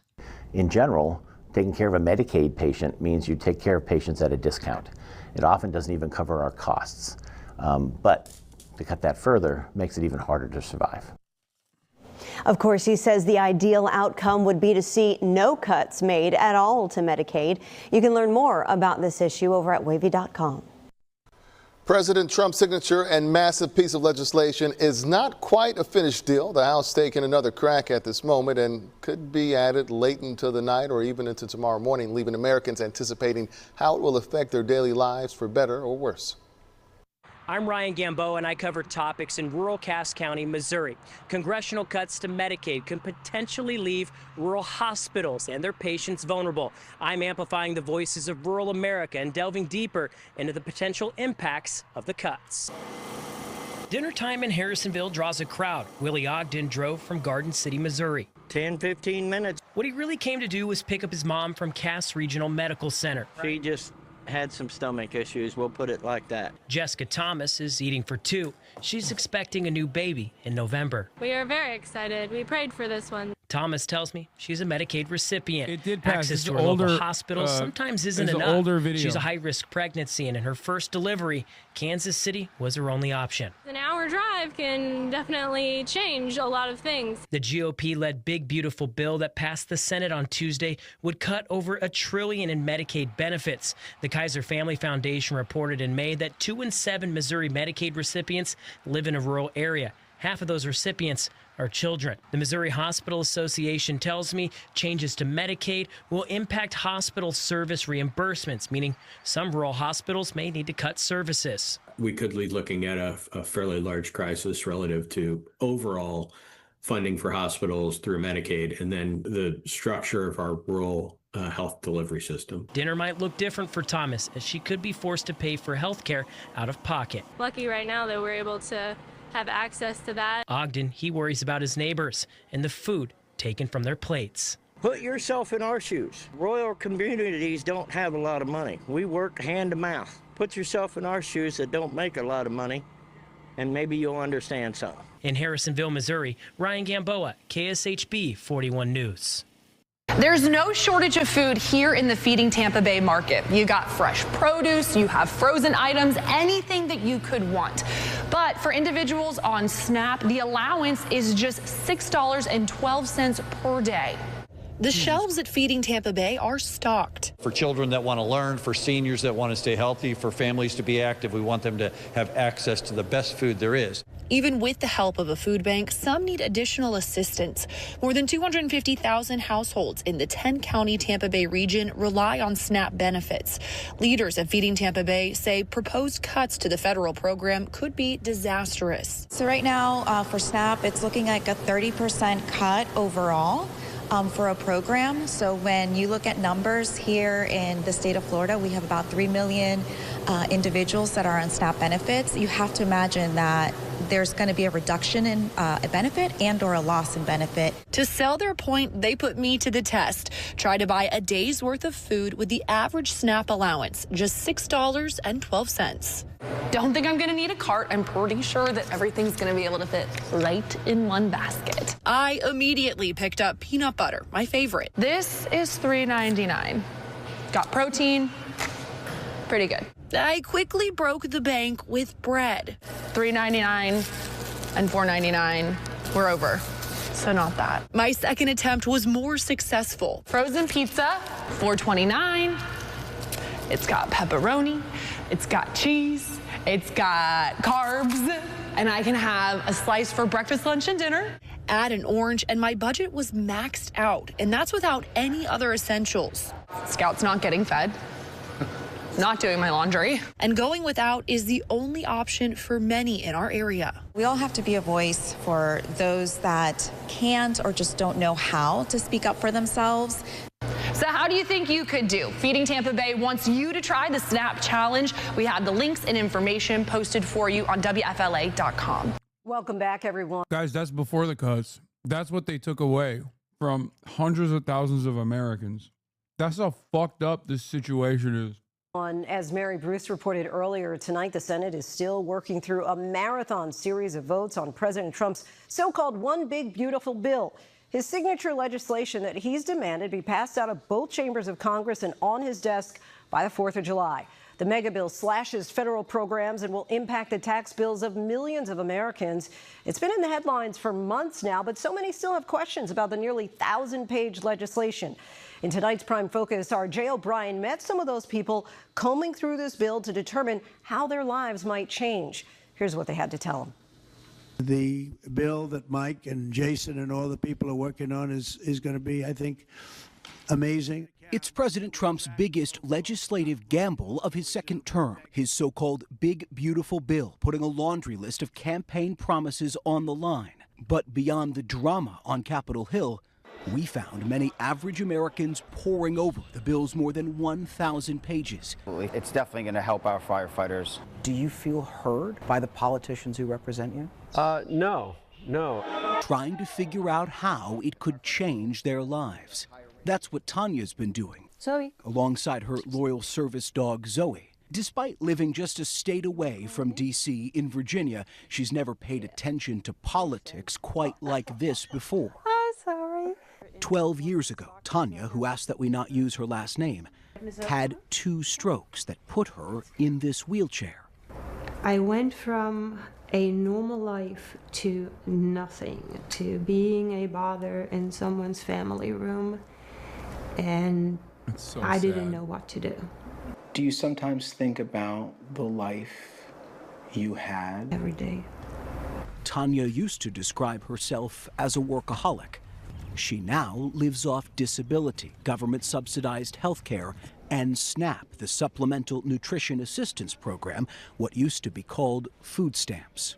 A federal initiative administered by each individual state, SNAP gives Tanya about $30 a month. She takes that money here to her local grocery store. I'm paying with EBT. To stock up on fresh fruits and vegetables her doctors say she needs to stay well. Could you afford that diet without SNAP? Not really, no. Not as healthy. There is not a lot left over in my monthly allowance for anything. But that GOP mega bill currently cuts roughly $186 billion from agriculture programs over the next decade, most of it coming from SNAP. And for the first time in the program's history, it forces most states to pick up part of the tab for food assistance benefits.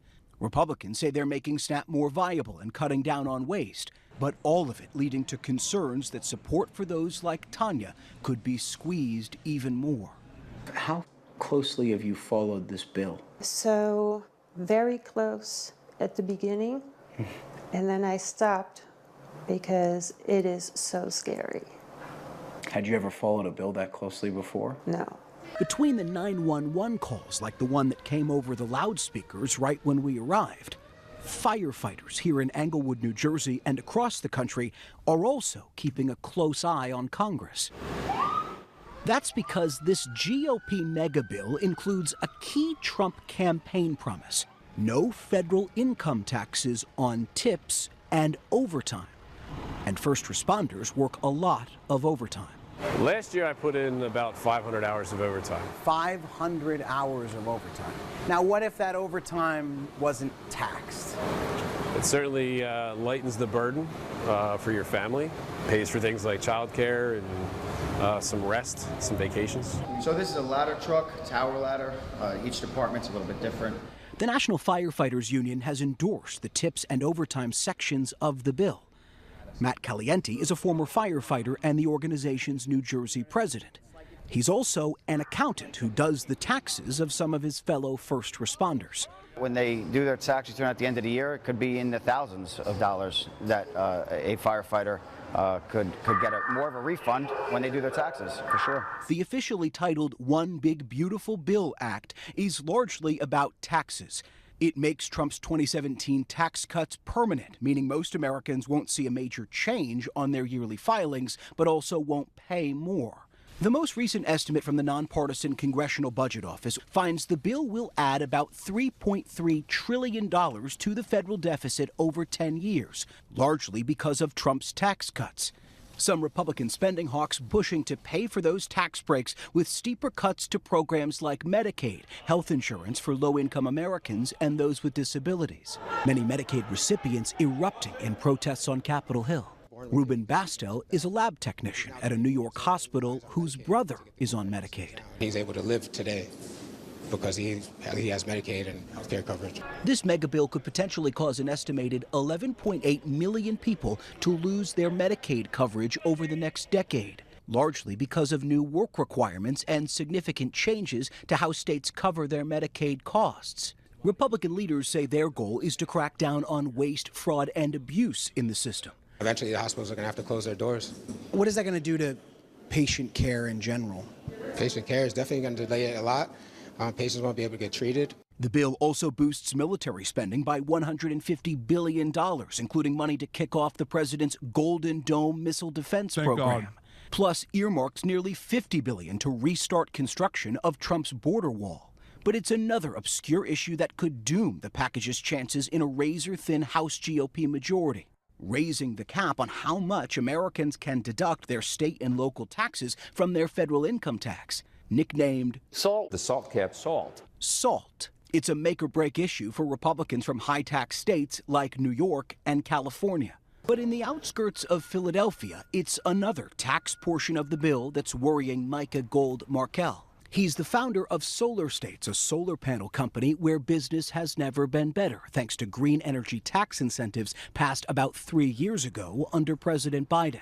This is an American-made solar panel. Right now, Trump's signature bill gets rid of many of those incentives. Come on up, be careful, don't fall off the roof. Which Micah warns will lead to less demand and likely force him to let go of half of his 60-person company, some of whom he says voted for the president in this key swing state.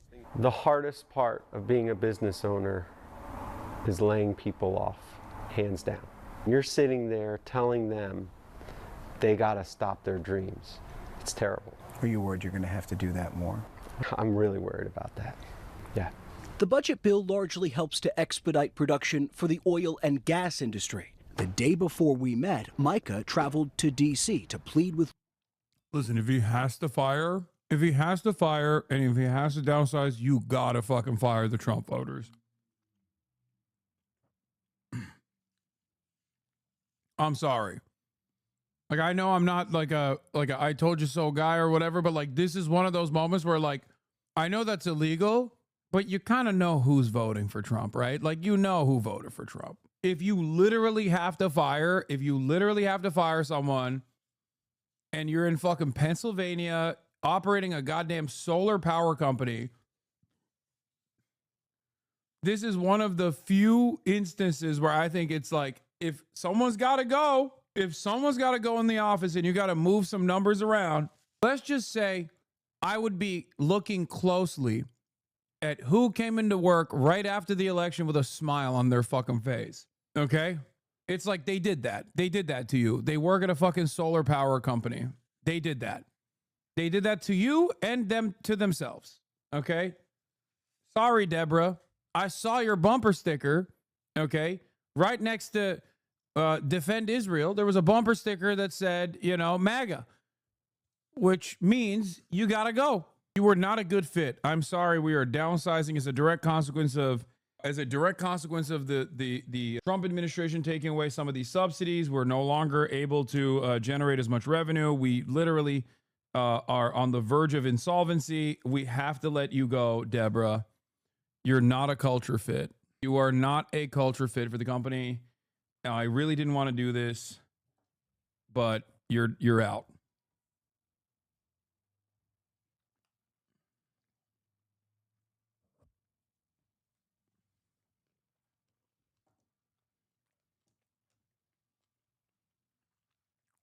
Lawmakers to give the same attention to green energy businesses. I think some think that the jobs are not real. And I don't know, other than to come in front of them and to tell them, I was born in West Philly. This is my job.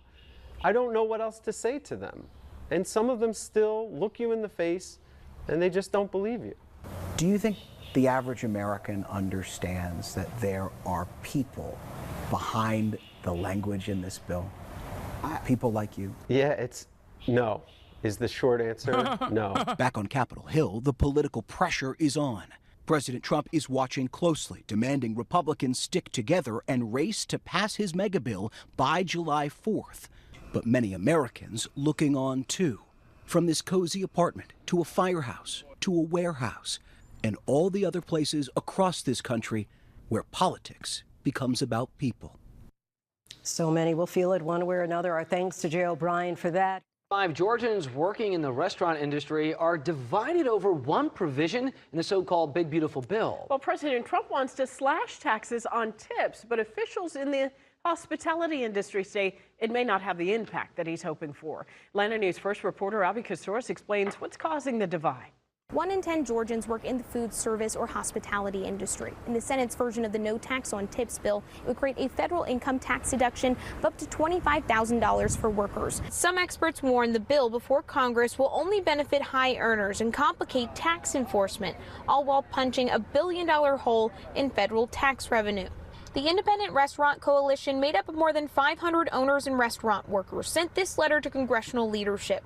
They argue the proposal is unfair and, quote, will do more harm than good to the industry. More than a dozen Georgia restaurant owners signed on. You know, let's do something that's a long-lasting solution as opposed to just a campaign slogan. Rosa Thurner owns El Ponce and several other restaurants in Atlanta. She would like to see the no tax on tips provision applied to the service charge model, which divvies up a server's tips to all workers. Federal law states that only workers in customer-facing roles can receive the tips, favoring front-of-house work.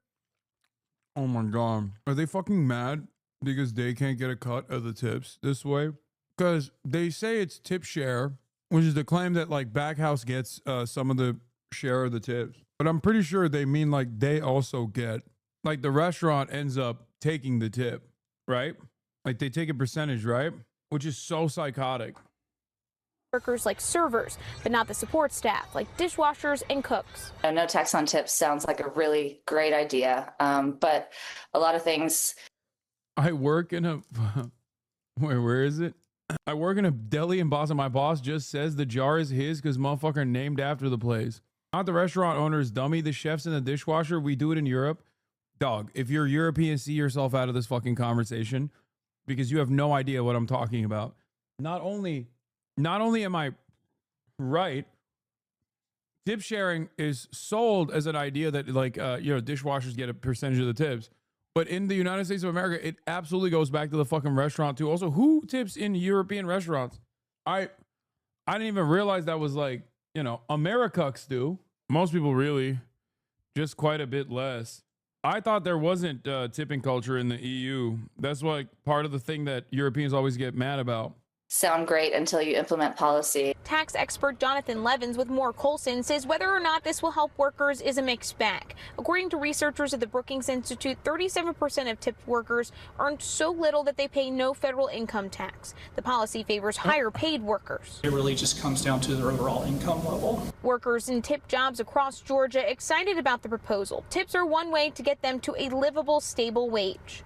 I do feel like we need to revisit how we're paid, especially in the service industry. The measure would last for 3 years. The president of the Independent Restaurant Coalition tells me that restaurants need consistency, not instability. If Congress passes the measure and then doesn't reinstate it, restaurants like Thurner's would have to change their payroll model again. In Atlanta, I'm Abby Casores. Like many restaurants during the lunch rush, Workers at Central and Highland Park. Another Paloma? Take orders. So 3. Yeah, most tipped workers, their overall take-home pay is so little that they don't even get taxed anyway. That's the point. That like the tips themselves are not even taxable because your take-home pay is so low that it's below the level that it would get even with the tips. It's below the level that it would get taxed regardless. 3 checks total. Relying on tips. Thanks, guys. For extra income. It's all on our pay stub. We get all of our tips on our check at the end of the pay period. And if the big beautiful bill is signed into law, There's something for everyone. every dollar made in tips would no longer be taxed.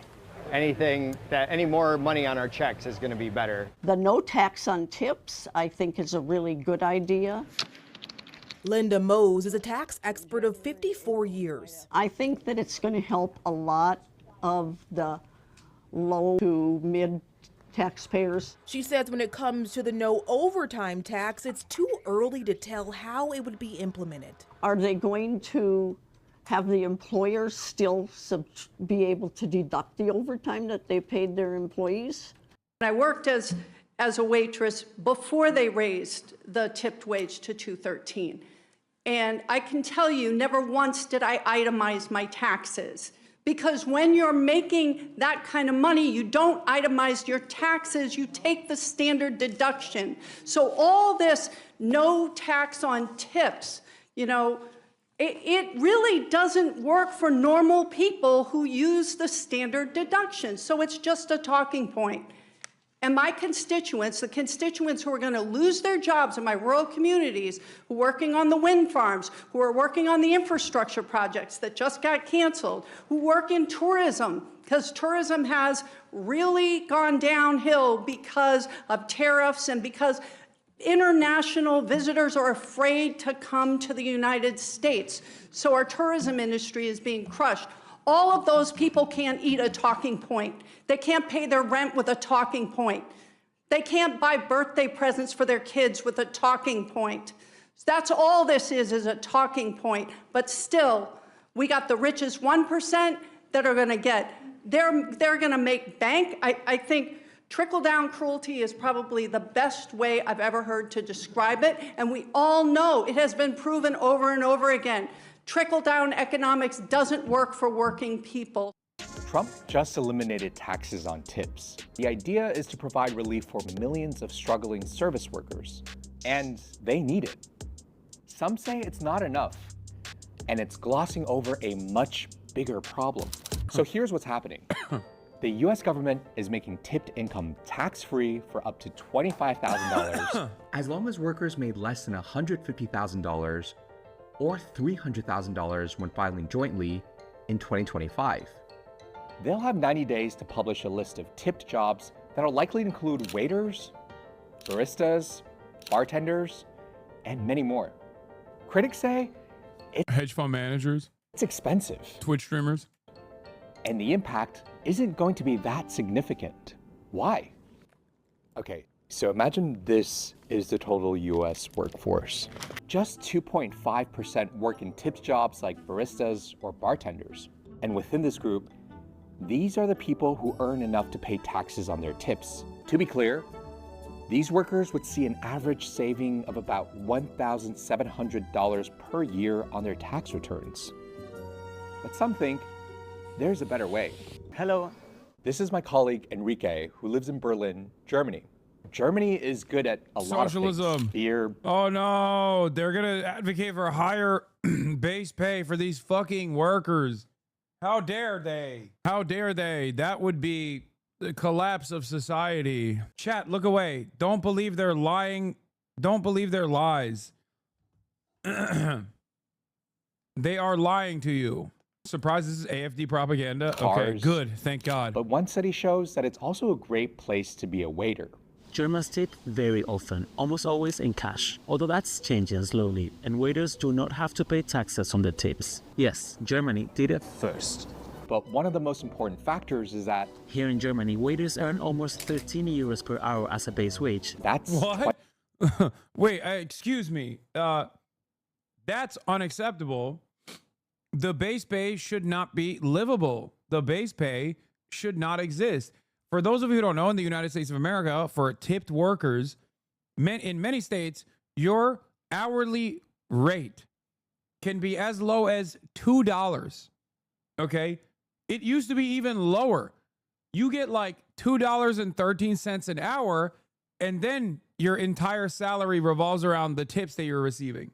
That's right. A lot of Americans don't know that there is a minimum wage beyond the regular minimum wage, the federal minimum wage. There is an even lower minimum wage out there in many states for tipped service sector employees. Twice the national minimum wage in the US. And tipping is more of a bonus. This is the case across. But he's wrong when he said, oh, it's $7.25 in the minimum wage. It's not $7.25 for tip workers. As a Hooters girl, I was paid $2.46 plus tips. If you made under federal minimum wage, they would pay you the difference on your paycheck. Yeah. Our minimum wage is even higher in Australia. Yes, but if you don't make the equivalent of $7.25 an hour in tips, the employer has to make up the difference. I think it's fucking insane that tipping is a price offsetting measure that capital owners love because they don't have to pay for their employees. It improves their performance because now their performance is what will determine what kind of percentage they will get as a wage, because that's what tips are. And on top of that, they can justify lower prices on the menu because the 20% tip that you choose to give to your wage slave that's serving you the steak, that's up to you, as opposed to having to put that extra 20% into the menu and then pay a living wage to your employees.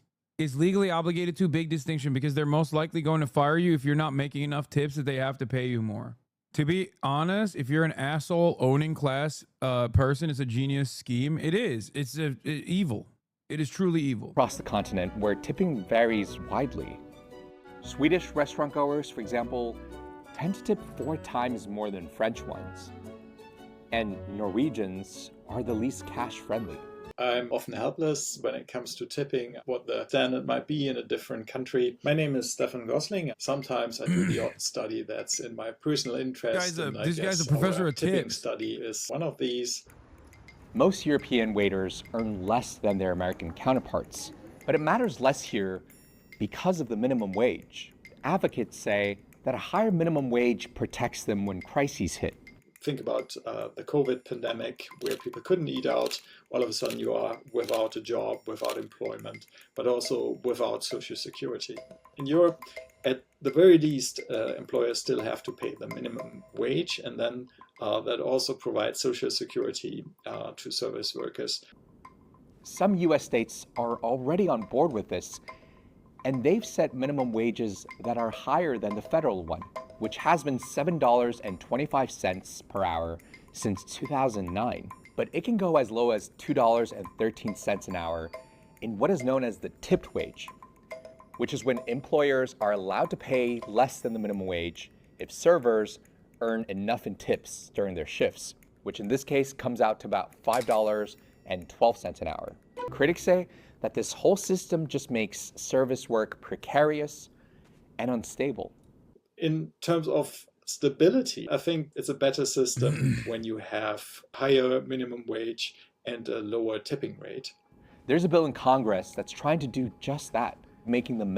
As a bartender / server, I tell all the new people that come in that serving is a gamble. You can make a lot, but if you're in the wrong place, you'll be overworked for almost no money or any benefits. Yeah, I mean, there are people who make really good wages. There are people who make really good wages by bartending in like or you know, high profile restaurants where they're like working as like professional waiters. That's for sure a thing. You can be ballin' as a waiter or a bartender. However, that is not the norm. If you're cute, you'll make money. Most won't. The catch is you need to be conventionally attractive or extremely charismatic. Minimum wage higher for everybody, called the Raise the Wage Act.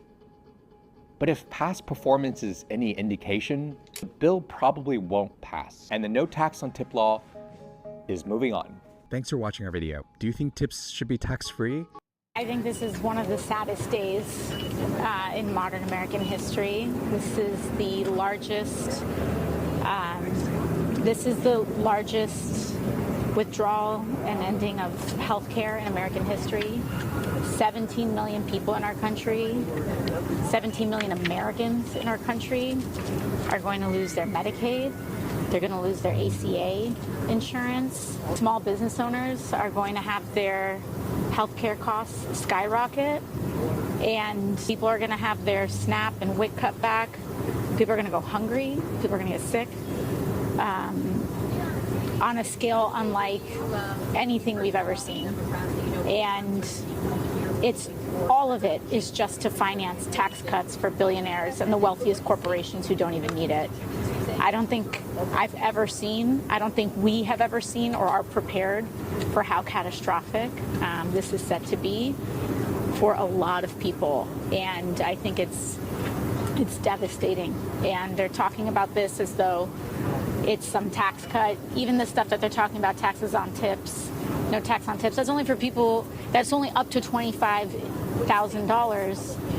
And if you're making less than that, you're already kind of exempt from a lot of these things in the first place. So they're giving people crumbs and they're taking away the whole loaf. And it's just a genuinely really sad day for our country. What about Leader Jeffries' final message, looking ahead to 2026, 2028?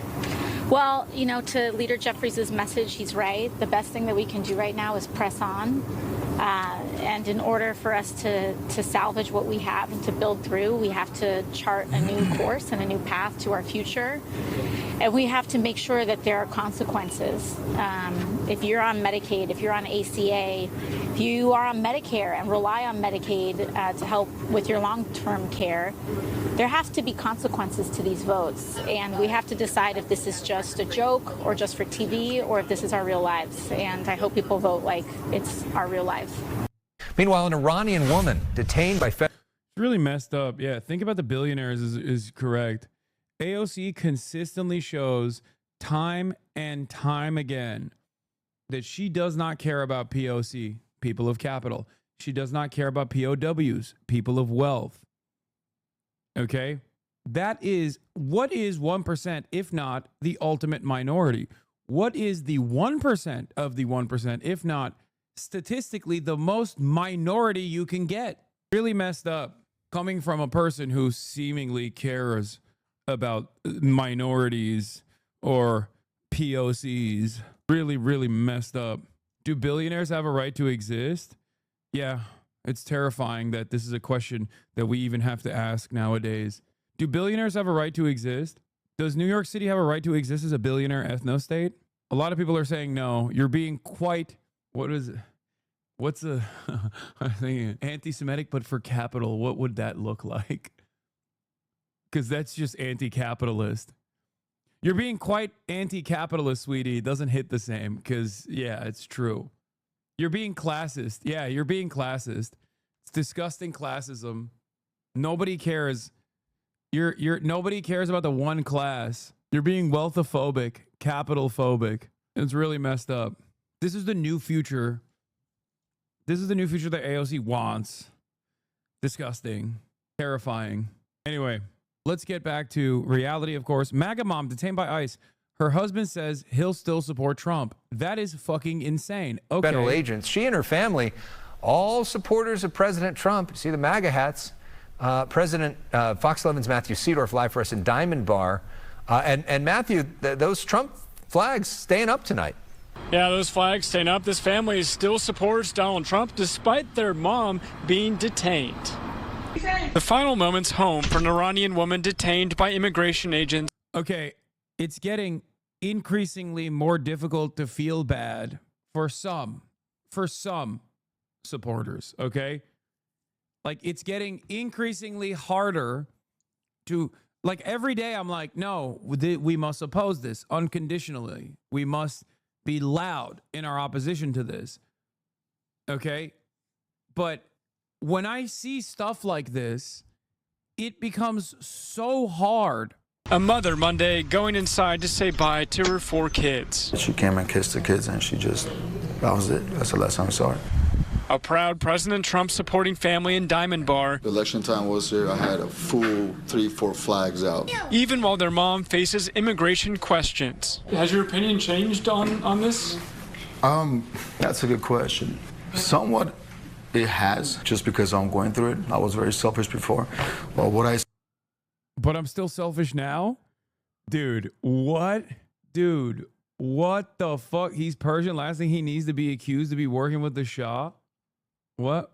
Bro, that is crazy. That is crazy. Brother, what the fuck is he saying? See right now is, okay, there's a reason for it. Arthur Sahakian's wife, Arpaneh, was born in Iran and moved to the United States when she was 3 as a refugee. She cashed a check, I believe it was less than $200, and this is all where it started. Then, about 15 years ago, her green card was revoked over a conviction related to theft. It's all misdemeanor stuff. Arthur says they've been going through the legal process towards regaining citizenship with check-ins every 6 months or so. She just went in April, and they said, okay, you're fine, you know, have a good day. We'll see you back in September or October. Then last week, the United States bombed 3 nuclear sites in Iran, increasing tensions and concerns of Iranian sleeper cells retaliating in the U.S.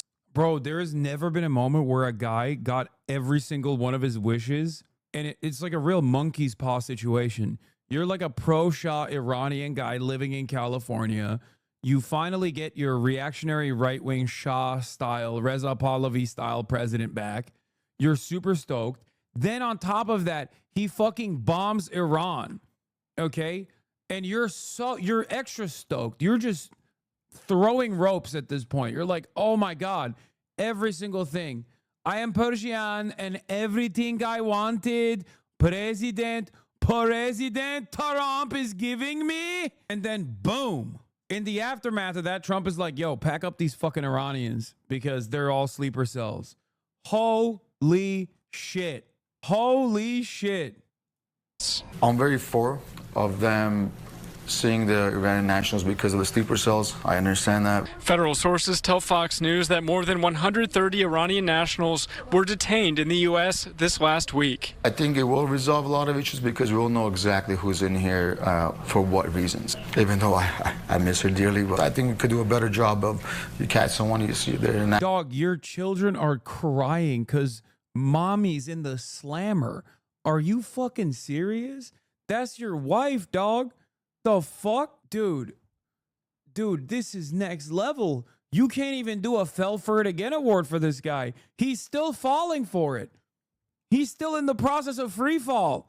That's crazy, man. This is, I mean, is this even, I think we've moved beyond onion bits at this point, okay?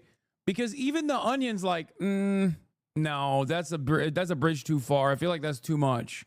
You know what I mean? Like this is imaginable levels of cult-like thinking. What the fuck? He's like, yes, finally my bitch wife is arrested so I can live out my dreams and what? Marry Donald Trump? Like, what the fuck is the dream? This is, bro, the only thing that's worse than this is if you were getting arrested and you were like, and I think this is valid. I think it's valid. I love my President Trump. If he arrested me, there's a good reason for it. I'm a real piece of shit. I'm a criminal. I'm glad that he's arresting me and taking my criminal ass off the streets. That's it. He said, Mr. Trump, President, take my wife, please. My wife is yours. I'm upset that you didn't take my children too. I was offering them up as well. Please take my children, Mr. President. You are the legend. National and do a background real quick and see if they have ties. He already said, oh, Mr. President, thank you for bombing my country where my family members live still. That was awesome. And now, thank you, Mr. President, for taking my wife away because you suspect her of being an Iranian sleeper cell agent, potentially. To the community and ties with families over here and let them go. What do you think's going to happen? I'm on the list to be going to a different facility. Arpaneh speaking with us on the phone, uncertain about her future. Any regrets with your vote? None.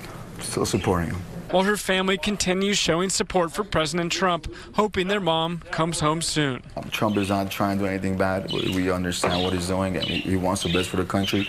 So right now, it's unclear if and when that mom could return home. Reporting live tonight, Matthew Seedorf, Fox 11 News.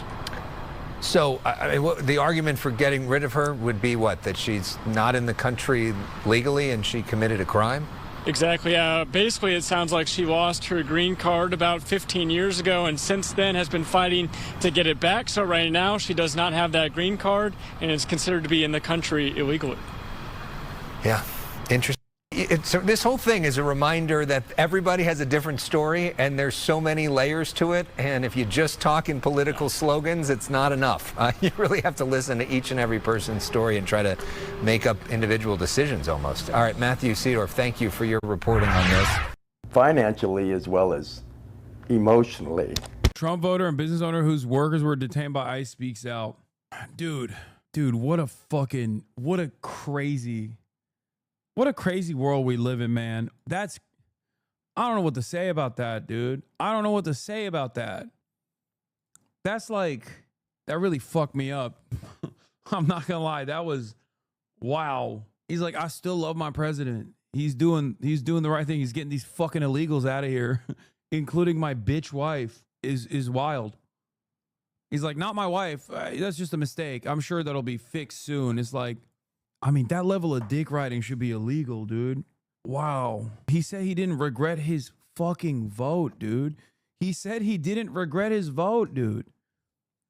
The admin literally bombed Iran and then decided that the mother of his children is a hostile entity, a sleeper cell, and packed her up.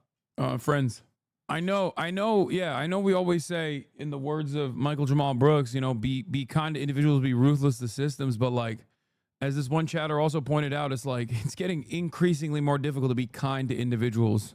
Okay. If you're that kind of individual, I can't like it's so hard for me not to just make fun of you. That's crazy.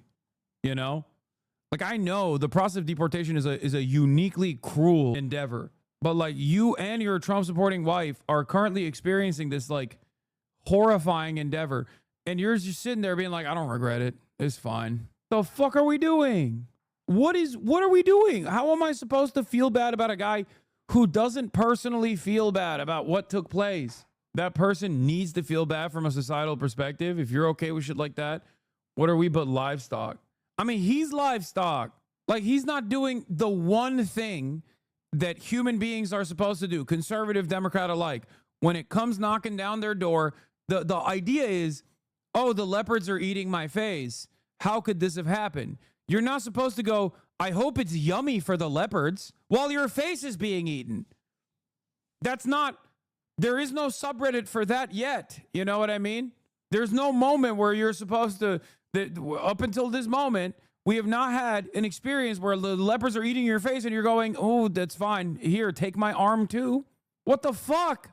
Like, it is a thing that animals have is self-preservation skills, okay?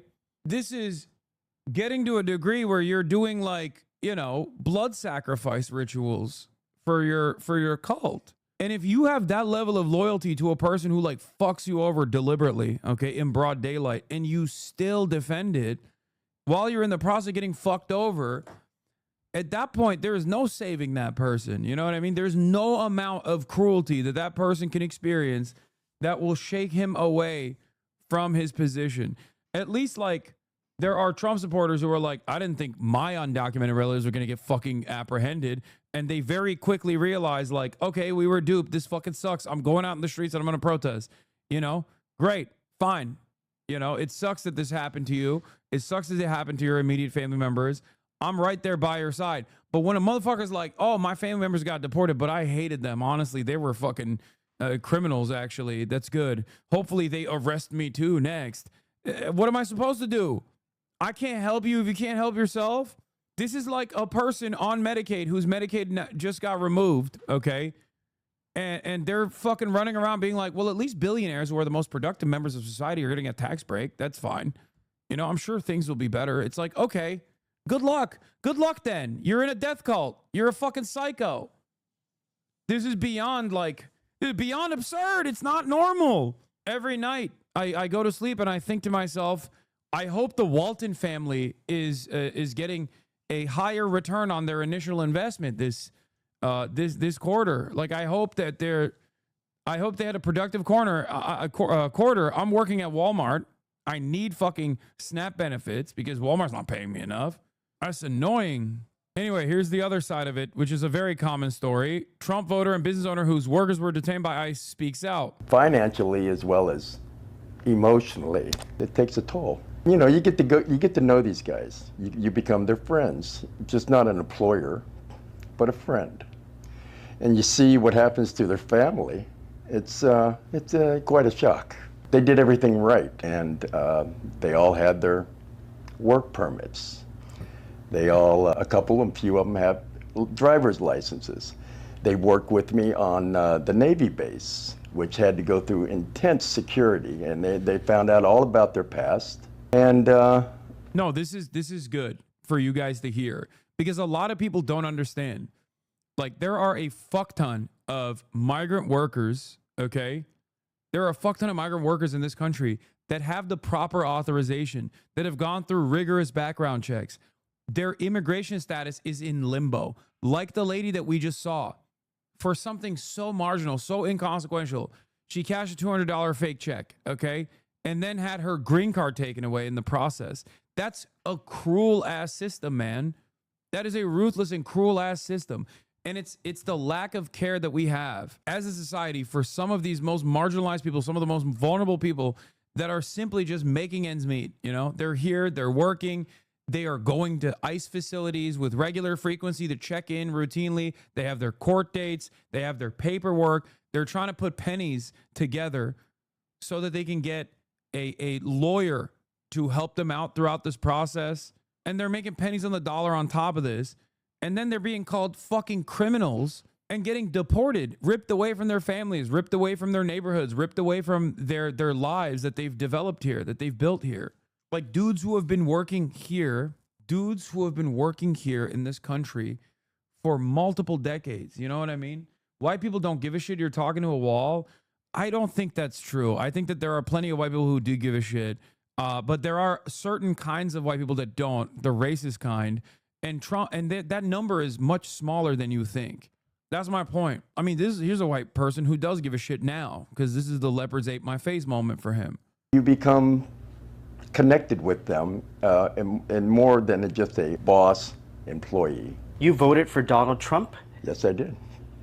If you had a chance to sit across the president like you do now with me, what would you say to him? Well, you know, the buck stops there, right? I did not understand his wishes to go after people who are legally here and trying to do right by them and their families. What's up? And I didn't understand that that's what he was trying to do. From what I understood, from what he has said, and from what ICE officials have said, that is not at all what they're doing. And then all the representatives of them are stating the same thing. That's not what we're doing. We're going after the criminals. Well, what happened here? Yeah, I mean, look, at a certain point, you also have to realize, like, when there is not a single this guy's not watching my broadcast, man. You know? He's not a Hasanabi head. You all feel the way that you do when you're like, these guys are so dumb. But you have to remember, like, think about your parents. Some of your parents probably also have the same exact mentality, okay? And part of the reason why they have that same exact mentality is because they're watching Fox, or even when they're watching MSNBC or CNN, up until Trump became president and started doing these deportations, there was very little coverage on how fucking violent this shit was going to look like. And that's the reason why I place a lot of this blame on the Democratic Party as well, because they did not say a single damn thing. They did not counter message against this. They counter messaged. Not only did they not counter message against this, they messaged for this. They messaged in the direction, maybe not to the same severity, maybe not to the same level of ruthless cruelty, but they certainly wanted a militarized border. They wanted to fundraise for a piece of legislation that was going to do Trump's 2020 border policies. They did this on the fucking campaign trail. They said, build the wall. They kept propping up. Nice to meet you, man. They kept propping up Biden's like deportations as a fucking benefit, not talking about how devastating this shit actually was. The employer said they had their work permits. These are people here on an NTA before an IJ who entered illegally and were released pending immigration court. Yeah.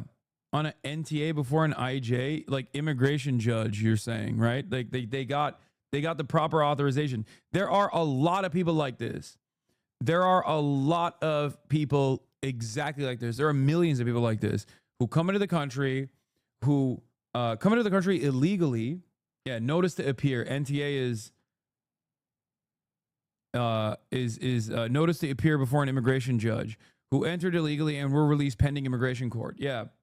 Now, what's crazy about the immigration court is that it works as a function. It works alongside the federal the federal agencies. So it's not like a separate entity. So when there's a woke president, they can be a little less restrictive.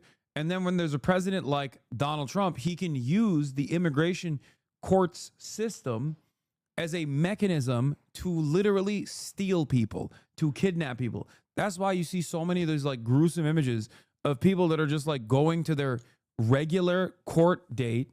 Okay, they're getting their notice to appear.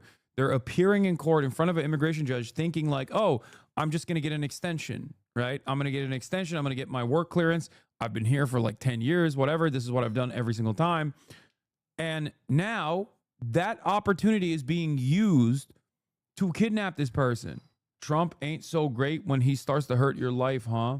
I mean, like this guy is the classic example of like a fucking dickhead business owner who also fell to the mercy of the overwhelming amount of like, there's so many fucking criminal migrants out there. Immigration court system within the DOJ, so a part of the executive branch. Yes. You can get a work permit after accruing a certain amount of days of filing an asylum application, for example. Yeah.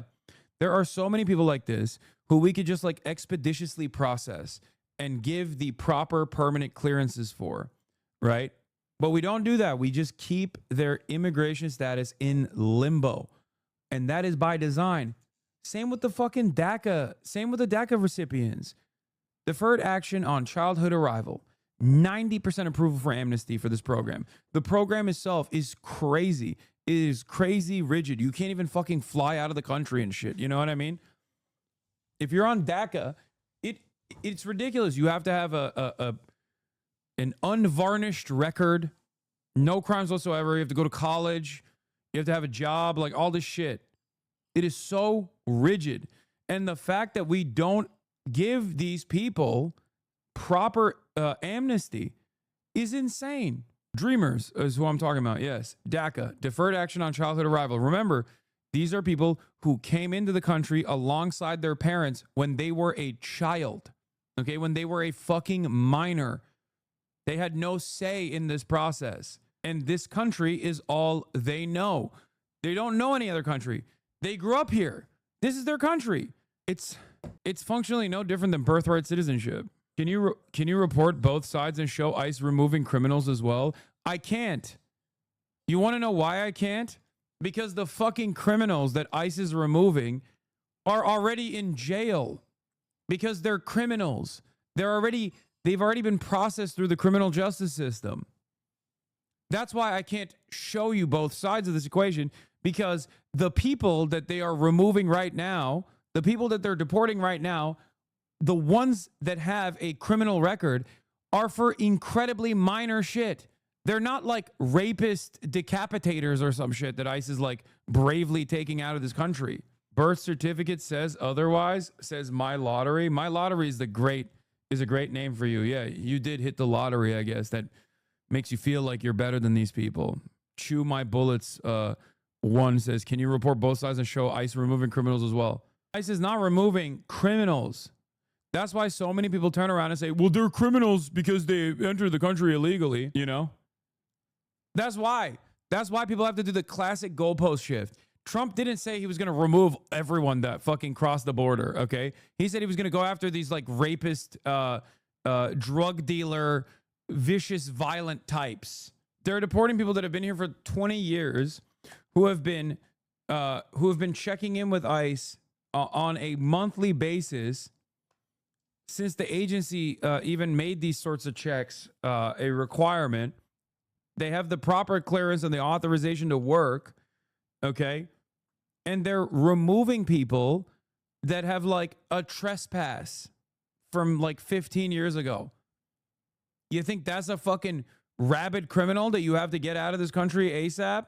Yeah, 65% of the detainments have no criminal record, and 93% had no violent convictions. Oh, and the 7% that I'm willing to bet, if we looked into it, the 7% that they have violent convictions are either like got in a fucking bar fight, or the ones that actually have the heinous crimes on their record were already in prison and they're being removed from prison and being deported instead of going through the entire fucking sentence. Understand that. Because in an effort to justify why they're doing this, like for example, one of the things that they did was park ICE into Rikers Island in New York City. Why did they do that? Because they want to get people who have actually done any crimes whatsoever that are migrants to be deported so they can fucking beef up the numbers of criminals that they're apprehending and deporting. Okay? But even with all of that, because they have this ridiculous quota for, remember, a problem that doesn't exist, even with all of that, they have 7% violent convictions in the deportations. 7%. 7 fucking percent. And even before these numbers came out, this is what my suspicion was. I told you that the majority of these people are not going to have any convictions whatsoever. And that the ones that do have some kind of conviction will be for like mail fraud or wire fraud or like trespassing or something minor. And that a very tiny number, a very, very tiny number will be people that actually have like kind of like a violent felony on their record. And those people are already in those people are already inside of these detention facilities to begin with. Because when Donald Trump was claiming that there are hundreds of thousands of people being murdered by undocumented migrants and like no one's doing anything, that meant that the police force under the Biden administration was capturing criminals, right? Let's say an undocumented migrant did a heinous crime. They did a rape and like they did a murder, right? And then the police would capture this person and then they would look at their background. They'd look at their record and go, oh my God, he's an undocumented migrant. We have to release him. Do you think that's what was going on? Because if you don't believe that, then the idea that the Biden administration was doing catch and release for like actual fucking rapist criminals is insane. ICE bookings are primarily non-criminals and non-violent offenders. I want to know what kind of violent crimes that they've done as well. This understates the change in interior enforcement against non-criminals. This is mainly because ICE also booked some people into custody who were originally detained by Border Patrol. Hence, the pre-Trump numbers include many non-criminals who had never lived in the United States before. Since then, the Trump administration has put Border Patrol in charge of mass deportation in California and is making interior arrests all along the border, Mexican and Canadian borders. This means that the pre-Trump and post-Trump numbers are not directly comparable. We cannot say for certain how many peaceful individuals are being whisked off American streets by government agents. Yes, resisting arrest is considered a violent crime, by the way. Would you say the people that Obama admin deported millions as well? They don't think there's an issue with this because Obama did it too. I had an issue when Obama did it as well. But the difference between Barack Obama and like when Democrats are in charge, the major difference is that they consider immediate removal at the border a deportation. There's a difference between internal deportations and border apprehensions. Okay? Both are still uniquely cruel, especially considering that these people are not here to do fucking crimes, okay? Having said that, the Trump administration will greatly escalate interior removals, okay? Interior removals are conducted on not people who are doing crimes, but they're conducted on people who have been living here for decades at this point, who are literally playing ball with immigration customs enforcement. They do check-ins with ICE agencies. They have court dates that they're waiting on in front of an immigration judge. I spoke to a journalero in Huntington Park that had gotten detained in a raid at a Home Depot. He's a citizen. They take you to Santa Ana, verify your status, then they let you go. But now you are not at work outside of Home Depot. You're in fucking Santa Ana. Yeah, they do dragnets, and if you're Hispanic, you will get apprehended. and they fucking put you in a goddamn paddy wagon and ship your ass to a facility, and then they do some kind of check. And hopefully your paperwork is intact, because if they find anything when they run a background check, they'll still clap you. Is waving a gun around on Twitch considered a crime or breaking terms of service? This is not a real gun, pussy. And not only that, but also, I like that this is the new meta. People are like, dude, I can't believe you were waving a gun around. Good luck, dude. Guy comes in here, says, I'm going to assassinate you. I say, good luck, and do this. And now the soy right is fucking crying about it. Okay, good luck. What am I supposed to do if I'm the endless recipient of death threats? I can't even have a little bit of fun with it.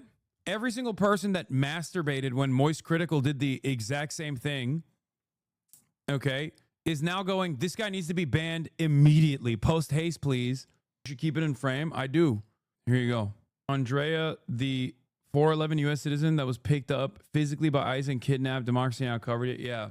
I remember trying to work with Congress to get you banned. I know. So fucking desperate, dude. And pathetic. Anyway, let's continue. Situation is just totally, just blatantly not at all what they said it was.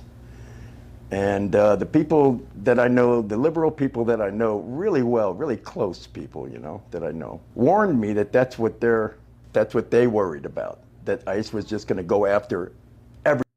One threatens murder, two wishes luck, one wah, two bully me. No, I'm not the one who threatened to murder. Are you stupid? The other person who was literally banned shortly thereafter was the one who issued a death threat against me. And I jokingly said, good luck. Oh, you didn't say it was me. Everybody, arbitrarily, just grab them all, sort them out, and not really care what kind of damage they're doing to, whether it's a business locally or whether it's. I work down the street from Santa Ana hot areas, and it's crazy out here. They're triangulating any Home Depot in this area. Currently, they're just walking around gas stations, car washes, picking up anyone who seems brown and may have an accent. As a Latina, it's not even safe for me to take a walk at work, and I'm a citizen. It's insane that we have to be in pairs and be scared for our own safety because of blatant racism. Yeah. What's also crazy is, as a citizen, you do not have to actually cooperate with ICE. Did you know that? Like, when ICE says, give me your fucking ID, as an American citizen, they have no legal right to demand that from you. But at the same time, because it's a legal gray area, they can still detain you. Isn't that crazy? And the only reason why they detain you is because, like, ICE doesn't have jurisdiction over you. You're an American citizen. The fuck? Right? They don't have jurisdiction over you. But they will still detain you.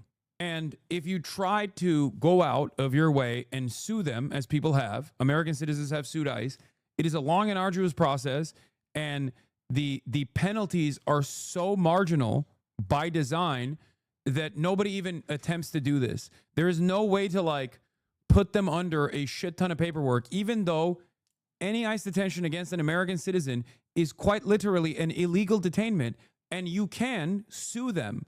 Isn't that wild? But we have designed the system. We have designed the system in such a way that even if you were to sue ICE for falsely detaining you as an American citizen, that they have no right to do, and also they did it racistly, obviously, because, like, what's the purpose of this detainment? You're an American citizen. They're fucking ICE agents. They don't know you're an American citizen, technically, right? So what leads them to believe that you are undocumented? I wonder, right? So when they're engaging in racist profiling and they detain an American citizen, you could still turn around and sue them after they free you. But because the paperwork is so long, so convoluted, and the awards are so marginal that it doesn't matter, and most people don't do it. The families that they're destroying, actually, by doing this. I would argue, like I said, that that's not what they're doing. That's not what they're doing. Well, now I have to rethink a lot of things. Buyer's remorse, I don't know, a little bit. Yeah, it's going to reflect on what I did and who I voted for. And I'm going to wonder why they did what they did. And I'd like some kind of explanation, if they cared to give it at all. And we also want to get Buyer's to some remorse. breaking news. The Department of Homeland Security has says a famous Mexican boxer has been arrested by U.S. immigrations and customs enforcement agents and will be deported. Julio Cesar Chavez Jr. was arrested for overstaying a tourist visa that expired last February. Last week, Chavez was in the ring with YouTuber turned boxer Jake Paul. The DHS says the former middleweight champion will be sent back to Mexico, where he faces organized crime charges involving weapons and explosives. Officials say he's believed to be connected to the cartel. Yeah, from what I understand, the guy was also a a Trump supporter as well. If he won, he wouldn't have gotten deported. There's the both sides chatter was asking for. Yeah, they wouldn't arrest him before the fight because that would have fucked up Jake Paul, who's famously a Trump fanboy. I don't know enough details about this guy, but it is crazy that he went from being a Trump supporter to being deported by the Trump admin back to Mexico. I guess the warrant is real, though. Mexican authorities confirm Julio C. is wanted for organized crime and arms trafficking. It says U.S. officials are in the process of handing him over. I don't get it. How the fuck was this guy running around with an active arrest warrant from the Mexican government? Dude, this is exactly the type of person that Trump fantasizes about deporting. And the one time they actually get one, it's a fucking Trump supporter who is friends with another Trump supporter, a very famous Trump supporter, who is just like an influencer. He's like a famous person. He is a famous Trump supporter. How is this possible? Like, it's not like this guy was running around being like, I'm hiding. I suspect that he was very openly training for this fight, whether it was in the United States of America or in Mexico, but like he was out there. No, he's the son of one of the best Mexican boxers. His father trains Canelo. Yeah, he did like a press tour. No, what the fuck? Lose to Jake Paul and deported in 1 week is an all-time down bad. He fought at Honda Center in Orange County. ICE seeks to deport Mexican boxer Julio Cesar Chavez Jr. alleges links to Sinaloa cartel. $5, Paul family turned him in so they don't have to pay him. They said his visa expired in February, probably because he didn't want to go back to Mexico and get arrested. Okay, but like he's been training for a Jake Paul fight visibly, openly, in broad daylight since February. Like, this is a wild sequence of events. You know what I mean? It doesn't make any sense. Also, in accordance with the June 17th Department of Defense statement, U.S. Northcom announces 200 Marines are going to Florida to provide administrative and logistical support to immigrations and customs enforcement. So now they're sending Marines to Florida as well. I don't believe there actually is mass voter fraud, but couldn't the argument be made that since DJT is deporting his own supporters, that he had illegal votes cast? Okay, calm down. I don't think that guy voted. I think he was just a supporter. Wait. I was wondering if you... Anyway, we're gonna do more of this Zoran mania. We're gonna talk about this Zoran Mamdani momentum. Scoop. Benjamin Ryan writes, Scoop, Mamdani identified as Asian and African American on college application. I report with Dana Rubenstein. Zoran Mamdani, Democrat running for mayor of New York City, was born in Uganda. He doesn't consider himself black, but said the application didn't allow for the complexity of his background. Wow. Brilliant. Thank you. Wow, you guys did it. You guys did it. What a scoop. Lol, this weirdo would get a byline on this. He's one of the people who remains hyper scandalized, but when I told Jesse Singal to do the honorable thing, I could see his sense of judgment remains perfect. Wow. What is this? Good morning, New York. While you were sleeping, this was the most read story. Zoran Mamdani's wrong. We need more billionaires, not fewer. As Marxist enjoyers of Financial Times, this puts us all at odds with our favorite newspaper, the real paper of record, Financial Times.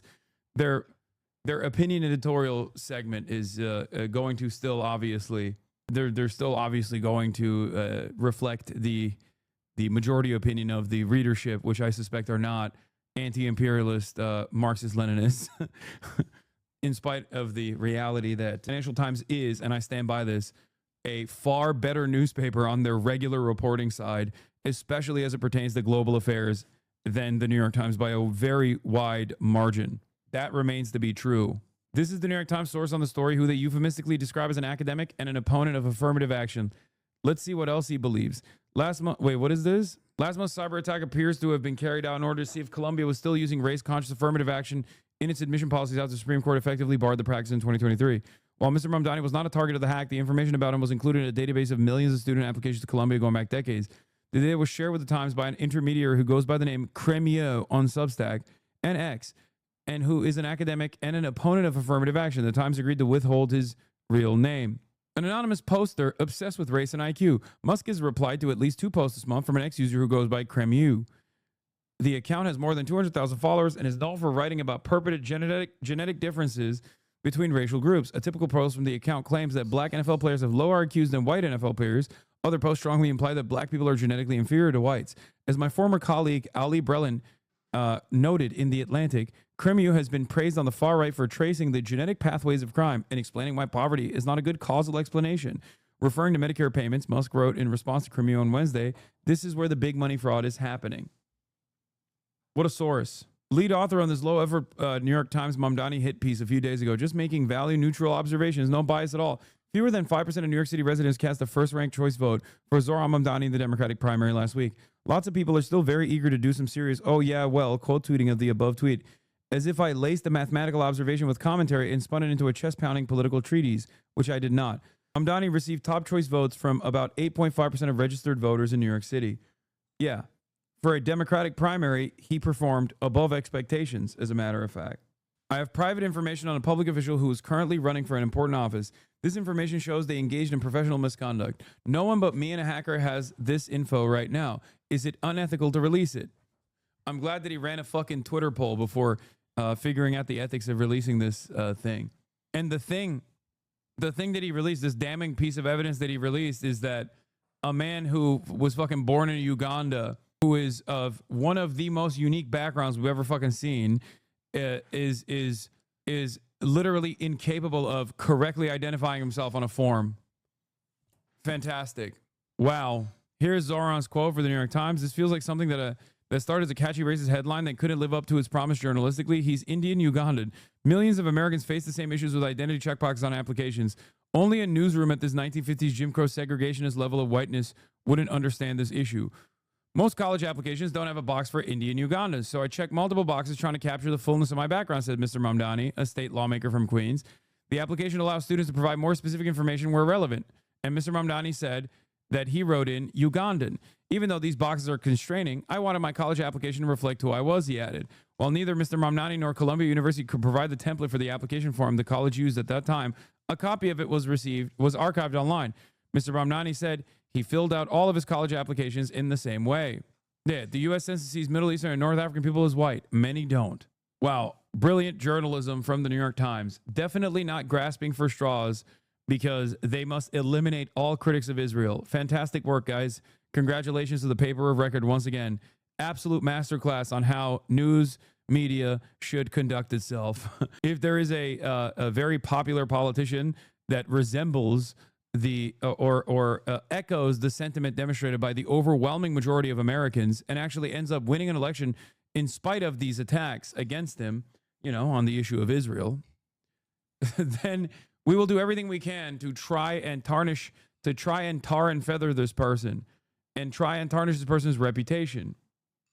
Would you say that Zohran is the most represented you've felt by a politician? Yes. And I don't think there will ever be another politician that I feel as represented by. Obviously, it's not just his background, but it's also his policies. It's more important. His policies are obviously significantly more important to me. But yeah, of course, a 33-year-old cosmopolitan Muslim socialist. It's crazy. We're the same age.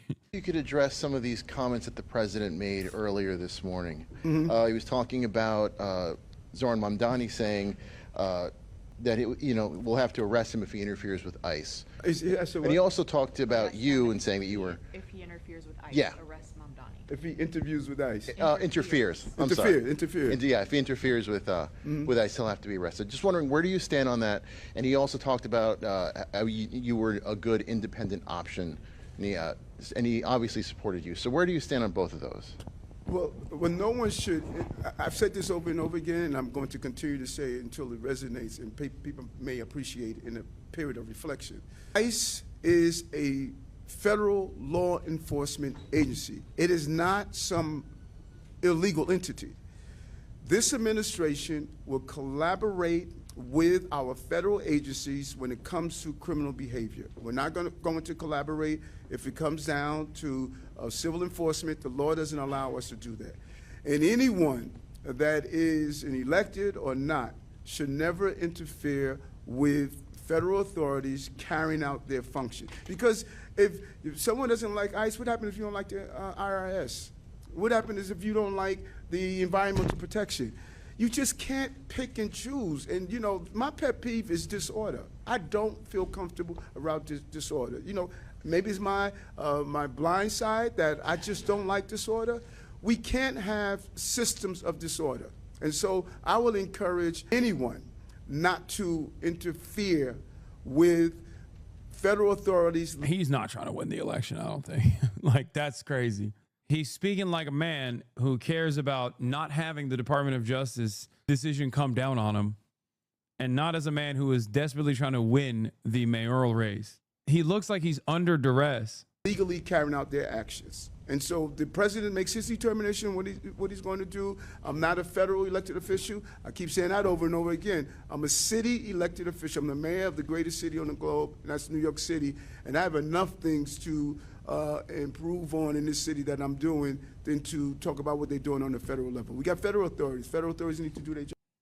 There is literally pre-existing state and city law that gives the mayor and also state officials the responsibility to not collaborate with ICE in the way that Eric Adams is collaborating with ICE and cooperating with ICE right now.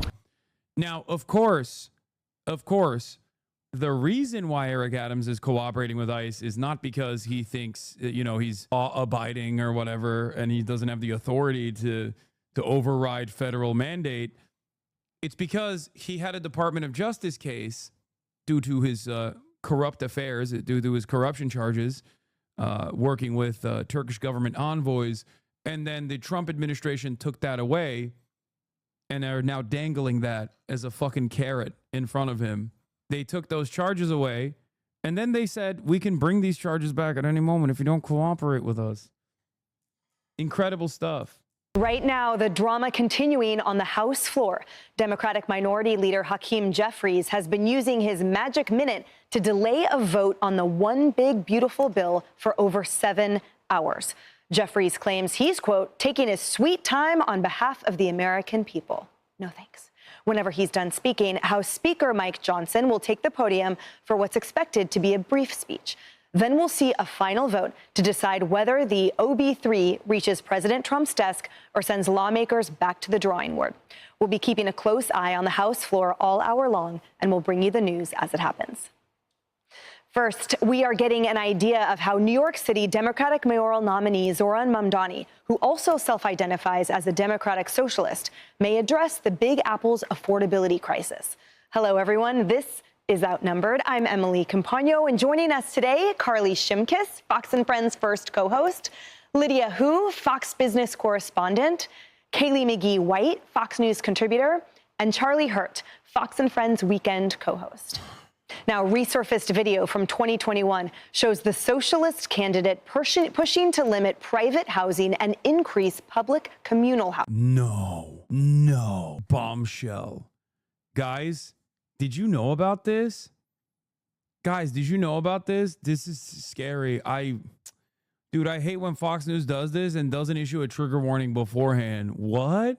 Wait, is it the Gravel video? Oh my God, it is the Gravel video. I'm gonna die. Oh my God. You mean to tell me that Zohran Mamdani thinks that we should have government housing just like in Vienna, which is, as everybody knows, Red Vienna, that's what they call it. It is a socialist communist state. It is authoritarian. Okay? If you want a strudel, if you don't eat a strudel, they beat your ass. Do you understand? If you don't eat a schnitzel, they beat you. 65% government-owned housing. Shocking video resurfaces. Shocking. Housing. Watch. Why do so many people end up homeless? It's not because there aren't enough homes to go around. There are plenty of empty homes. No, it's because housing people is not the primary goal of developers or landlords. No. Stop. I'm so I got goosebumps. I feel so unsafe right now. Chat, can you believe he said this? This is turning into that fucking meme of like, look at Zoran being awesome and right and very cool for 5 minutes. Okay? What a radical, dude. What a fucking radical. Oh my God. Someone has to deal with this guy. This is terrifying. Their goal, simply put, is to make a profit. If we want to end the housing crisis, the solution has to be moving toward the full decommodification of housing. In other words, moving away from the status quo, in which most people access housing by purchasing it on the market, and toward a future where we guarantee high-quality housing to all as a human right. But history... That's fucked up. You hear that? You hear that shit? I'm not seeing a lot of terrified emojis in the fucking chat. I'm seeing a lot of people saying, I'm nutting. Seems like this guy's sarcastic. I'm terrified of these amazing things. Excuse me.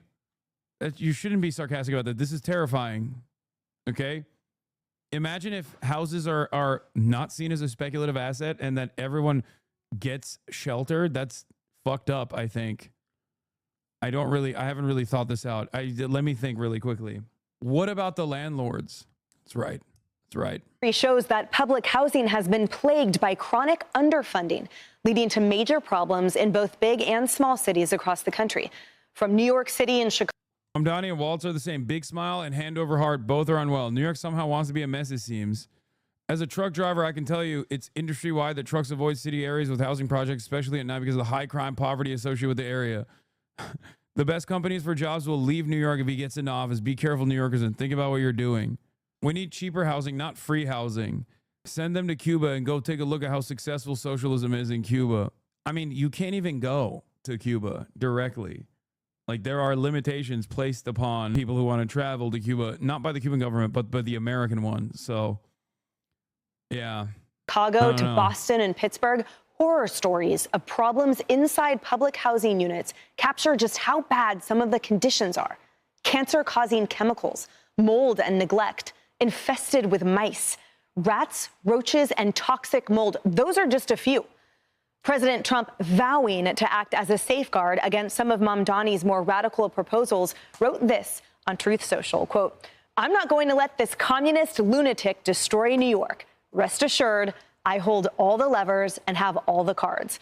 I'll save New York City and make it hot and great again, just like I did with the good old USA." Charlie Hurt, lots to unpack, and I see you delighted by his Truth Social post.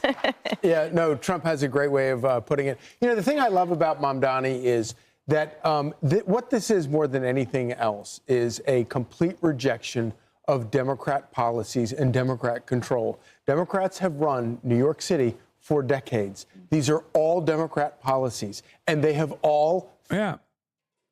It seems like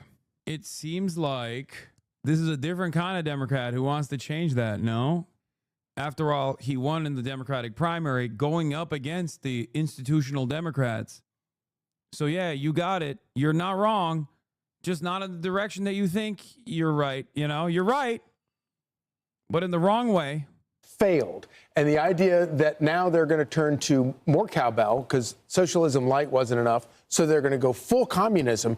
It's not going to work out well. If you think that the subways are bad, wait until you have the city-run grocery stores. And if you think city-run grocery stores are bad, wait until you have forced public housing for everyone. It's going to be a catastrophe. And I pray New York pulls back from the ledge. And it's so rich, Carly, no pun intended, coming from the guy that lives in a $3 million Chelsea apartment. Yeah, is he going to move to public housing too then? And that's probably why he believes what he believes, because you have to be affluent to have the privilege to say the things that he does. And I recently interviewed last week Republican Assemblyman Matt Slater, who serves with Mamdani right now. And he said that Mamdani once joked with him, saying, "We are both red, just different shades," meaning you're a Republican and I'm a communist. That was Matt Slater's actual interpretation of the joke, which I think should be an article written in a major focus in and of itself.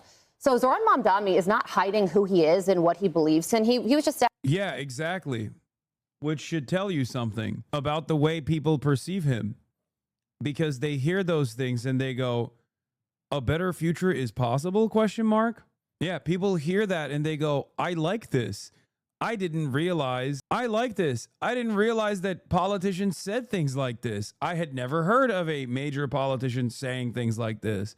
I wish more politicians would say things like this. Is that a $3 million apartment in Chelsea owned by him? He probably rents. Yeah, I highly doubt that he actually owns the apartment himself. Asked, what do you think of capitalism? And he said, I don't like it. And he But also, that'd be really funny if he also owns a $3 million property. He lives in Astoria. Oh yeah, he does rent. That's true. Dude, that would be so funny if he also fucking owned a $3 million property. That's so cool. He literally took Bernie more left and became more popular. It's fucking epic. Yeah. He wants to be the mayor of the largest financial center in the world. The Wall Street Journal recently described him saying that Zoran Mamdani is the living embodiment of the summer of 2020, which I think is a totally accurate description. And it's also why I'm not bullish on his ascension to power, because I think that most people and most Democrats are over that. And the proof is that Donald Trump gained 95,000 votes in New York City this past election, and Democrats lost 500,000. So I think the only way Mamdani wins is if the other candidates split the vote, which is why Andrew Cuomo needs to get out of the race and why Bill Ackman just endorsed Mayor Eric Adams. So Zoran Mamdani may have the vocal, young, energized, white portion of the Democrat Party, but it's now Mayor Eric Adams' job to keep it in the minority. Yeah. All right, Lydia, so strategy aside for a moment, anti-Semitism aside for a moment of this candidate, talk to us about the economic, disastrous potential to the city even more, because we haven't recovered from COVID. Midtown's still empty. Mamdani? Wait, Midtown is still empty. What? Still empty. People are still leaving. You know, one thing that I think is... Bro, what? You guys are in New York. What do you mean? New York is empty. Dude, Midtown is empty is so funny. You're literally in New York right now. Like, we can see behind you. Aren't they in fucking Midtown? What the fuck? Look at that. What is happening? No. They are literally in Midtown. You can see the crowded streets behind them, bustling, okay? What the fuck? This is the best representation of how Fox News operates. Okay? Where they're basically saying, do not believe what you can see immediately behind me. A live feed of Midtown as a TV screen, oh man. Yeah. What do you think it's showing? What do you think the TV screen is showing, chatters? It's showing a fucking live feed of Midtown right outside of the fucking Fox News studio. That's so funny. It's showing Midtown in the 90s. That chatter is why Fox exists. I know. So appalling is that... Like, there's literally, while she was saying that, you can directly see traffic and people walking on the street. Potential to the city even more, because we haven't recovered from COVID. Midtown's still empty. Look, there's a fuck ton of people walking on the sidewalk. Look at it. It's right there. It's literally next to her, which makes it even funnier. People are still leaving. You know, like, it's the background. Disastrous potential to the city even more, because we haven't recovered from COVID. Midtown's still empty. She's pointing to it. She even points to it. Oh my God, she even points to it. That's crazy. That's just all the people leaving Hassan. Yeah, they're walking to leave Hassan, man. You don't get it. Do not believe what is, I assume, a live feed of Midtown right behind me. This is a live feed of Times Square. Stop! This is a lie. This is a lie. This is artificial intelligence. Classic lies from the lying Democrats, dude. That's AI. There's no one there. I went. See, it's busted. It's not even showing correctly. It's not even showing correctly. See, it's like patchy and glitchy because the AI is glitching. Still empty. People are still leaving. You know, one thing that I think is so appalling is that Zoran Mamdani knows about the quality of means for several years. I formerly was a reporter, a local news reporter here in the city. So I've had the opportunity to do a lot of stories focused on public housing, having visited residents there to talk to them about the dire and New York City office vacancy rates are 17%, higher for longer. New York office vacancy rates from May. New York office market is on a recovery path as of Q1 2025, driven by improving foot traffic and projected office using employment growth of 0.5% over the next 2 years. Although the historical correlation between office using employment and occupied office stock has weakened over the last 2 decades, the labor market remains resilient. Nonetheless, this recovery is not without challenges. While the U.S. office vacancy rate increased by 10 BPS, quarter over quarter, to reach another all-time high of 20.4% in the first quarter of 2025, the New York Metro is on a path to recovery as it saw its vacancy rate cumulatively decline by 70 BPS over the past 2 quarters, which last occurred in the first half of 2019. At 12.7%, New York's office vacancy rate is the second lowest among the primary 82 office markets tracked by Moody's, with Palm Beach, Florida ranking first at 12.3%. It's the second lowest in the country. New York City is the second least empty business capital. disgusting and frankly sometimes unlivable conditions in some of these buildings. You're talking about infestation, you're talking about mold, lack of ventilation, claims that they're being made sick from living there. And then on top of that, there's just recently a huge investigation by the DOJ that unveiled years of fraud and corruption where Overall, Midtown New York City is much higher. For the record, fuck Fox News and I support Zoran. I'm just saying retail and office vacancies are high. It's the article that you sent me supports the opposite argument. Am I misreading something? I'm from Vienna and I'm literally dying from mold right now. Send help. Where people that were working at the public housing developments were taking millions of dollars of bribes. Even after this was uncovered, what did the public housing do after folks admitted to this? They went back to the same contractors and allowed them to continue to work. Yeah, I can't believe Zoran Mamdani was the president and also the landlord and also the mayor and also the governor at the time. So I can't believe that he did all of those things. It's really fucked up how he was responsible for that and not like representing a clear change from that kind of business as usual politics. Work with these same folks.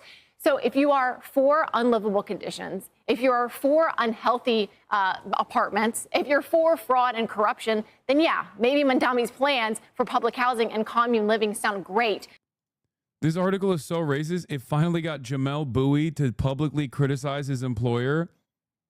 No way. Jamel Bowie criticized the New York Times? That's wild. That's not normal.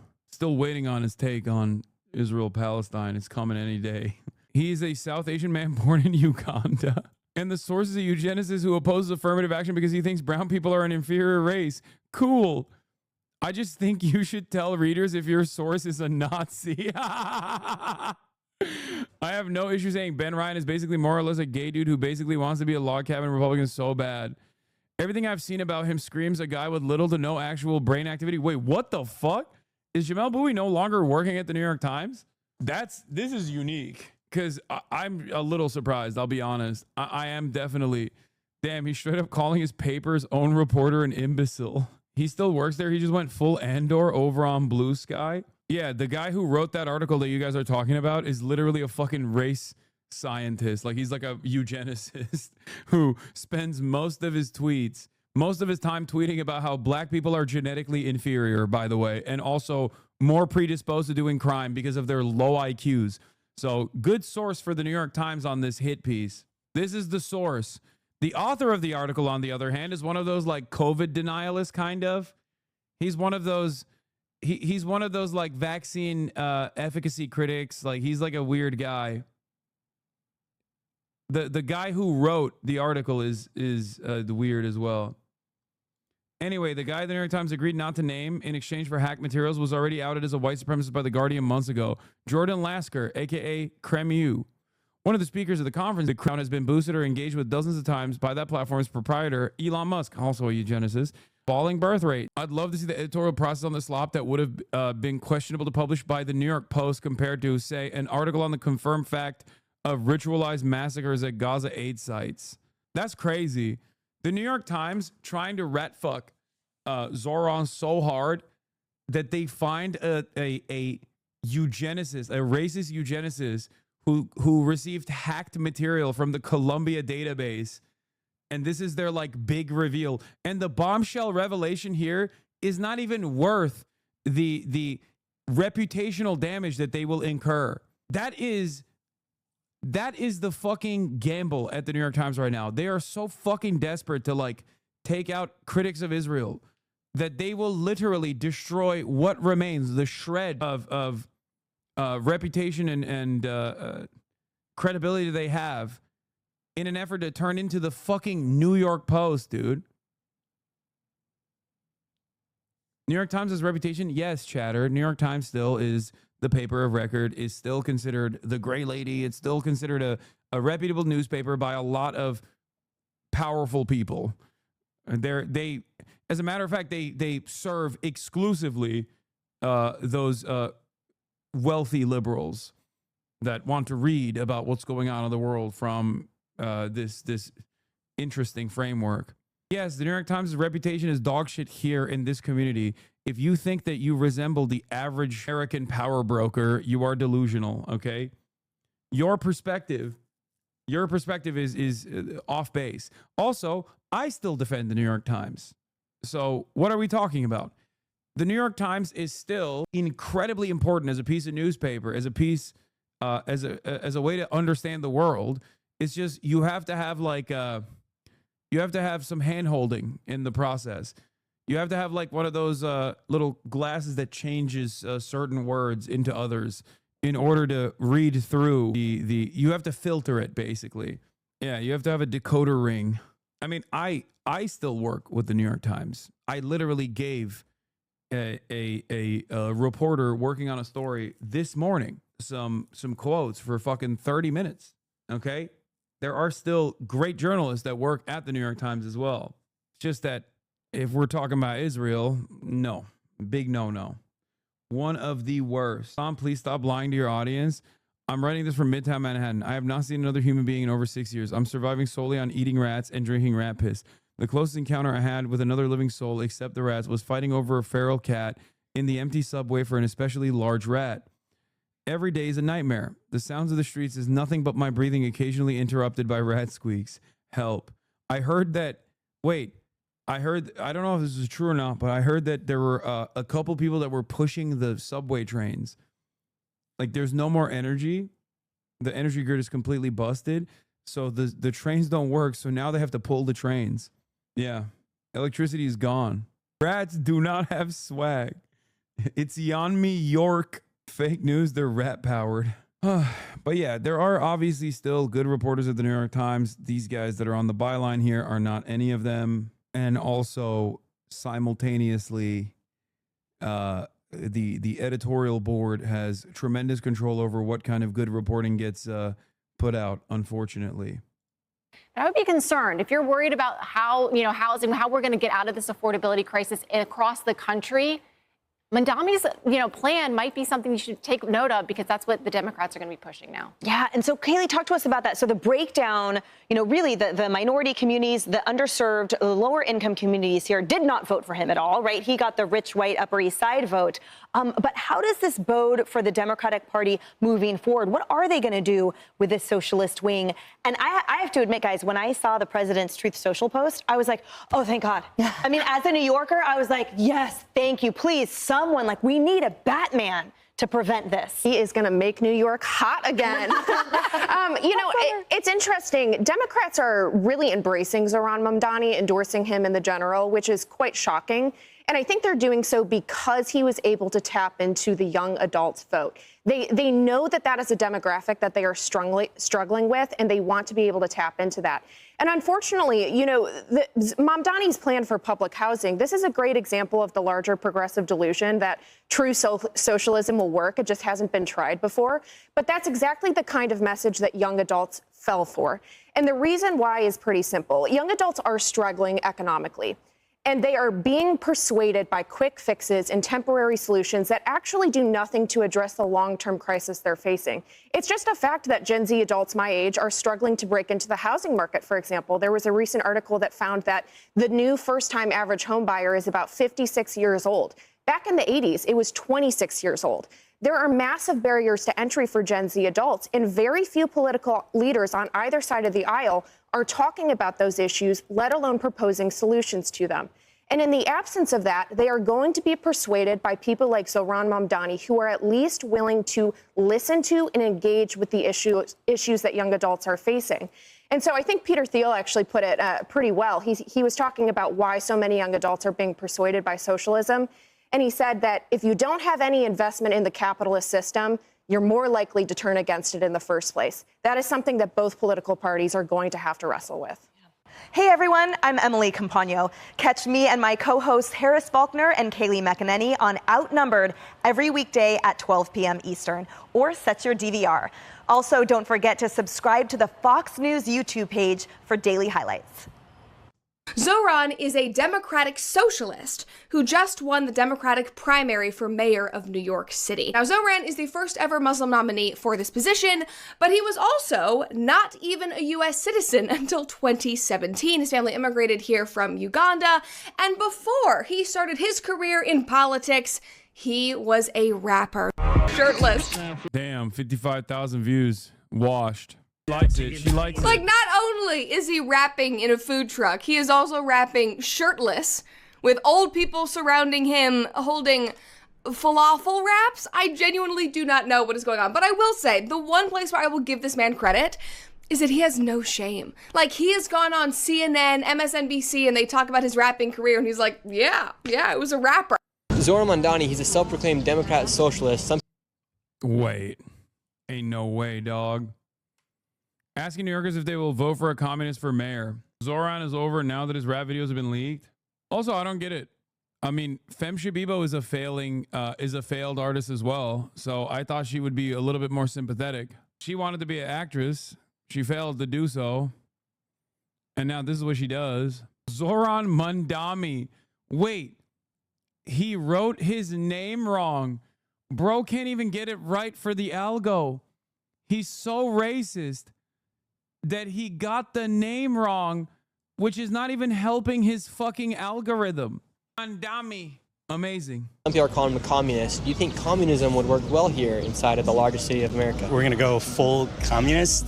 This is not going to work out well. This is enough of these old white men. It's time for a change. Government grocery stores. Let's go. Good idea or bad idea? Where's that money coming from? Taxes? You think New York City will fall if this guy is elected mayor? Oh, there's no question. It's already barely surviving. Today, I'm here in New York City, and today we're going to be asking the New Yorkers here who they're going to be voting for their next mayor. Right now, just recently, a man by the name of Zohran Mamdani just won the primary for the Democrats here inside of New York City. He's a self-proclaimed Democrat socialist who's running on ideas such as freezing the rent, $30 minimum wage, defunding the police, government-ran grocery stores. I can't watch this guy because, look, I don't want to be disrespectful, but I feel like he has like a learning disability. Like he can't even speak correctly. Like he looks like a type of dude who like chews on his fucking hoodie strings. You know what I mean? Like I can't. I feel like it's too much. Like this is. I don't want to hear from John Fetterman Zoomer version about fucking Zohran Mamdani. Like, dude, let's run this back. Self-proclaimed Democrat socialist who's running on ideas such as freezing the rent, $30 minimum wage, defunding the police, government-ran grocery defunding the police, government-ran grocery stores. Like, no, I can't do this. He's Democrat socialist. No, we're not doing this. Not everybody needs to be listened to. You know what I mean? Yeah, you got a fucking Rode mic and a camera. Okay, but I'm sorry. I just, this is ridiculous. This is ridiculous. It's just a lisp, man. No, it's not just a lisp, dog. What the fuck? Yeah, John Fetterman just has a lisp, right? Joe Biden just had a lisp. I love this fucking Instacope. No, man, some people are just fucking built different, okay? And there's nothing wrong with them. There's a lot of wonderful people who just don't have the same neurological functions that you might have, okay? He is not one of them. Well, the neurological functions are broken, but also he's not one of the nice people that I'm talking about. Okay, at no point is it a lisp that makes you go, he's a Democrat socialist. If this was your friend, you wouldn't say that. Yeah, this guy wouldn't be my friend, because if he was my friend, he wouldn't have these kinds of opinions. You can be dyslexic or have an intellectual disability, okay?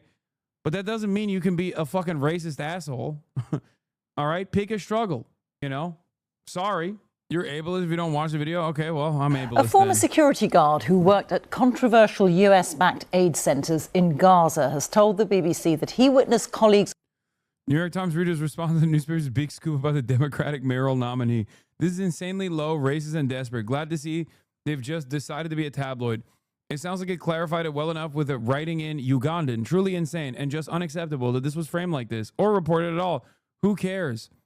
Please do not do hit pieces on this man who is one of the few sources of hope that most of us have in this country. Just stop. This really does not feel newsworthy when you see he made his best effort to clarify the checkbox identity markers he was offered. Oh, we'll do after we do the guard at US-backed Gaza aid center say colleagues fired on hungry Palestinian civilians. There's video of it as well. And then we'll get to the ceasefire talks. Opening fire on civilians who are waiting for aid. Since the US-backed Gaza Humanitarian Foundation centres opened in May, the United Nations says more than 400 Palestinians have reportedly been killed near the sites. And this week, hundreds of charities said that Israeli soldiers routinely open fire on Gazans seeking aid. Israel denies this. But the whistleblower says that staff working for the foundation also used machine guns to fire on Palestinians who pose no threat. The foundation has said the claims are categorically false. Lucy Williamson sent this report from Jerusalem as Israel has barred international journalists from entering Gaza independently. Days after Gaza's new aid operation began, one US security guard was already having doubts. He gave us this footage from inside site number 4. Showing colleagues firing on a departing crowd of Palestinians, he said. First machine gun fire from a watchtower, then more than 20 shots from a nearby guard. When this guy was shooting into this group, this man dropped to the ground and was motionless. Then the other contractor who was standing there was like, damn, I think you got one. And then they laughed about it. The former security contractor, who asked that we hide his identity, said his complaints were ignored. I brought this to the attention of the leadership directly. I was like, I don't. And then the leadership said to me, well, you have no way of knowing that person was hit with a bullet. Maybe they tripped. Maybe they. Did they show the part where the guy goes, hell yeah? I might have missed it. Maybe they were tired and they passed out. He said he witnessed several occasions when contractors shot at or injured Palestinians, including one woman who was lifted limp and unconscious onto a donkey cart after being hit with a stun grenade. Team leaders referred to Gazans as the zombie horde, he said, and instead of clear rules of engagement, had given this advice to contractors. You have the inherent right of self-defense. If there's anything that you feel uncomfortable with, shoot and ask questions later. If you feel threatened, shoot to kill, and ask questions later. That's a direct quote. That's a direct quote. And if we're on a site and somebody, is any way aggressive towards you, take them out. GHF said the claims were false and that civilians had never come under fire at one of its sites. But an internal report seen by the BBC suggests significant numbers of Gazans were harmed in some way during distribution over a 12-day period. The GHF narrative that no one at a site has been injured, hurt, shot at is an absolute bold-faced lie. And they know it. It's not we didn't know that, or, we weren't aware of that. They are aware of it because I made them aware of it and they've seen it. This new distribution system, which Israel says is designed to stop aid going to Hamas, has been widely criticized for forcing vast numbers of people to walk through active combat zones to a handful of overcrowded sites. Condemned by international aid organizations and Gazans themselves, it's also now being accused of negligence from within. Yeah, even the paid mercenaries are calling out the sadism and wanton cruelty of the occupation forces starving people so they can shoot them for sport. Like, that was the coverage. You got American war criminals turned mercenaries going to the Gaza Humanitarian Foundation and going, this is a bridge too far for me. That's how crazy the situation is. And we have footage. It's on camera. And people are fucking quiet about it. I don't know. Press statement issued by the Islamic Resistance Movement, Hamas. The massacres and crimes of the occupation against our people from all walks of life continue. This morning, a new group of freedom fighters, liberated prisoners from the Wafa al-Ahrar swap deal, were martyred in a cowardly Israeli assassination that directly targeted them in the Gaza Strip.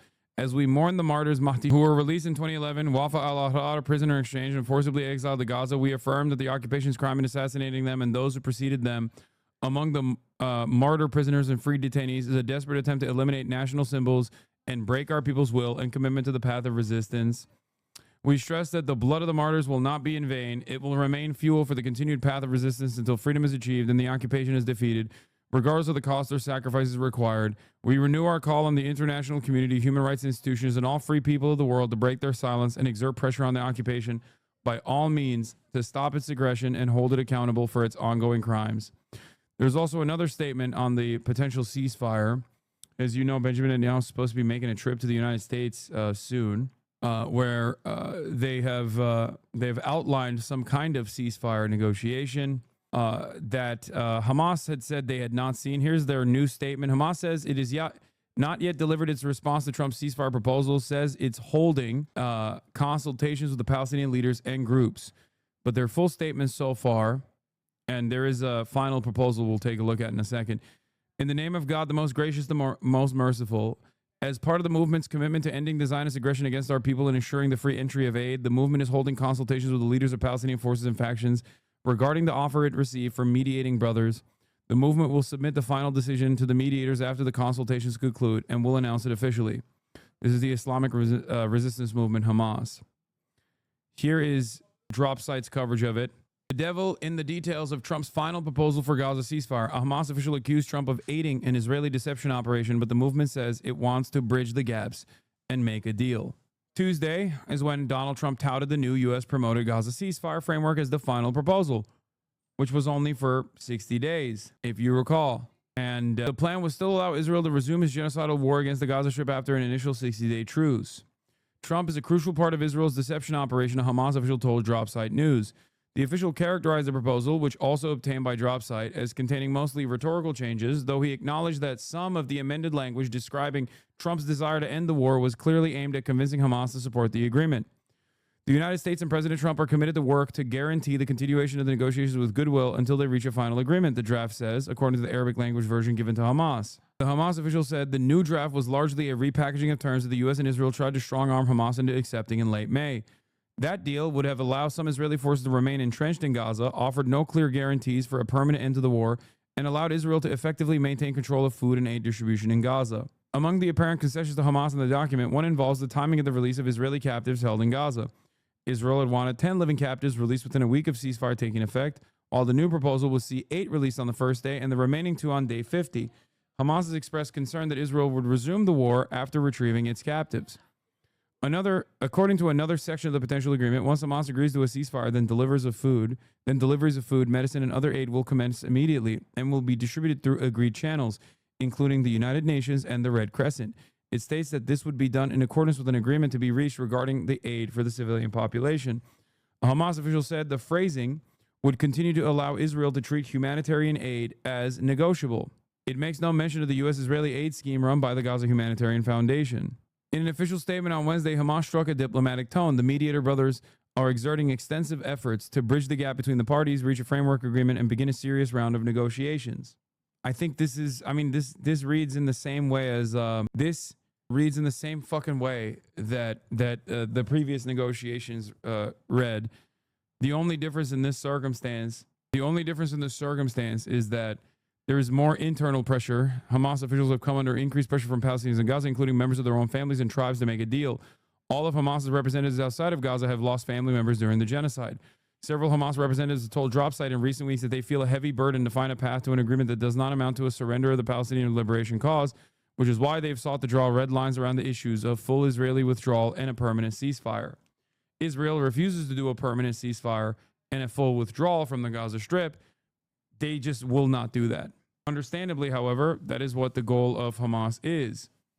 Because if Israel continues to maintain a military occupation of the Gaza Strip, they are going to do the exact same thing that they've done to the West Bank. And the reason why Israel wants to do that is because they want to also permanently militarily annex the West Bank as well.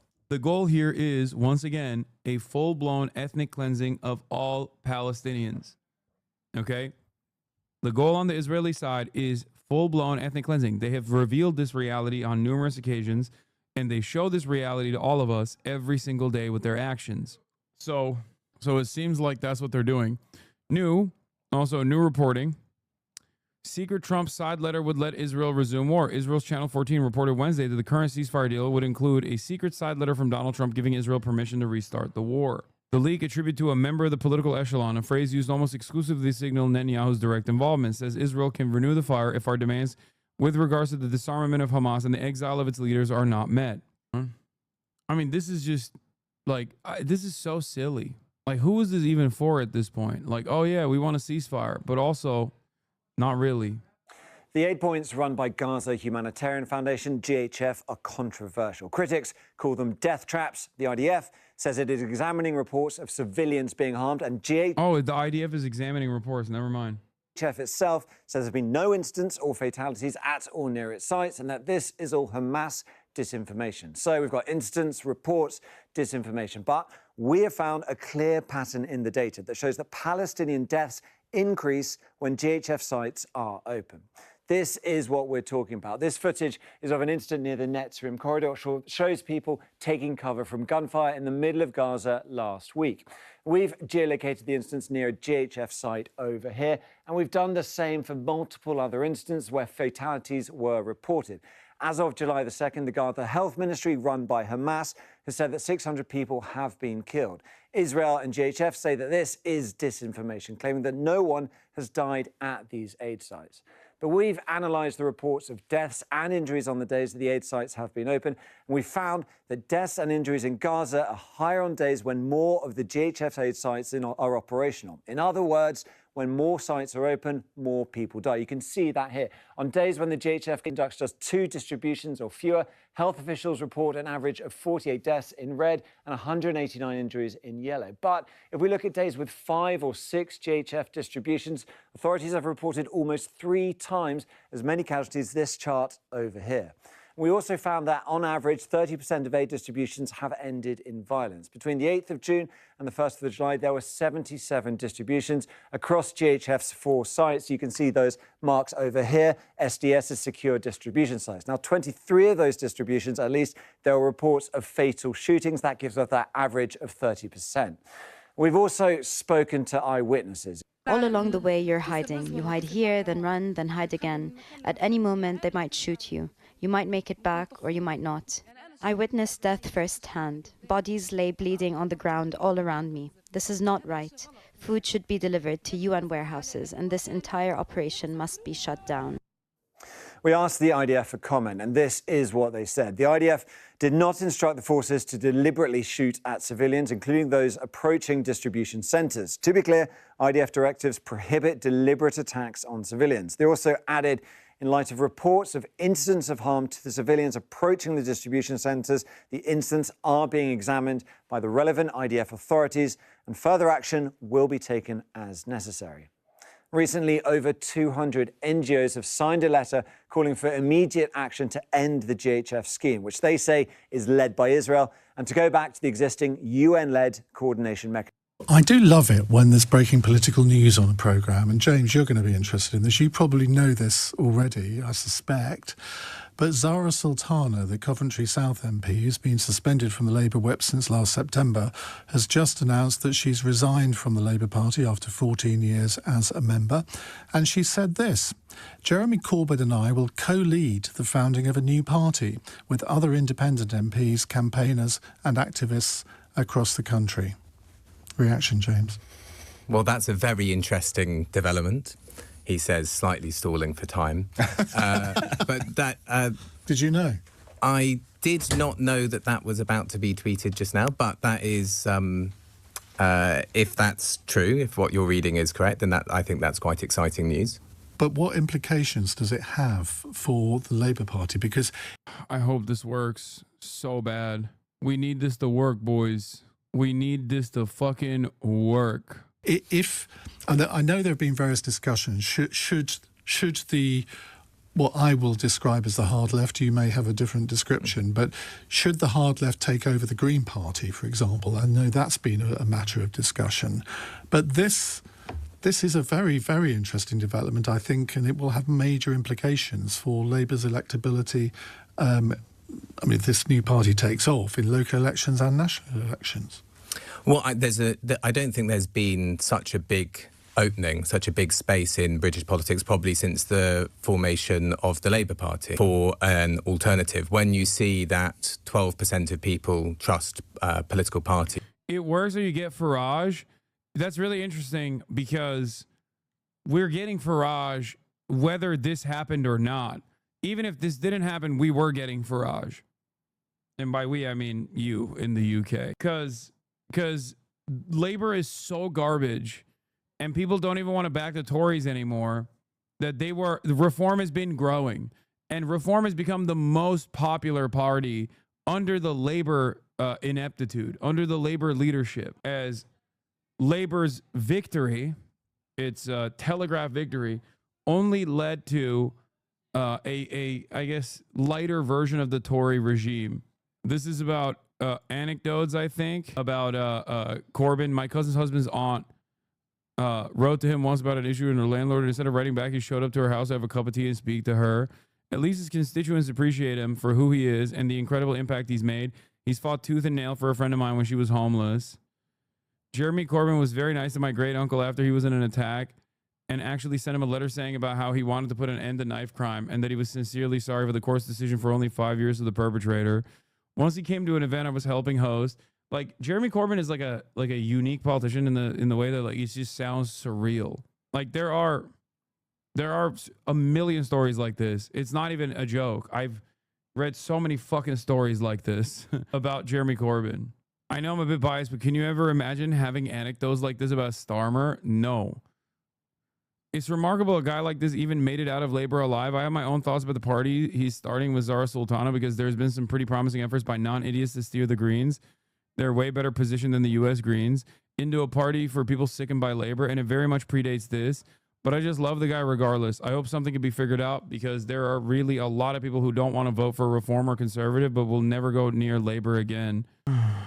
Yeah, from what I understand, Greens have also made some remarkable gains.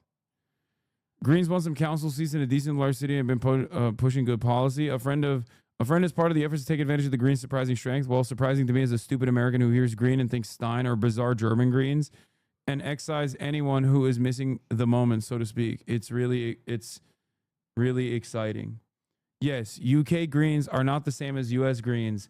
US Greens is a scheme, as you know.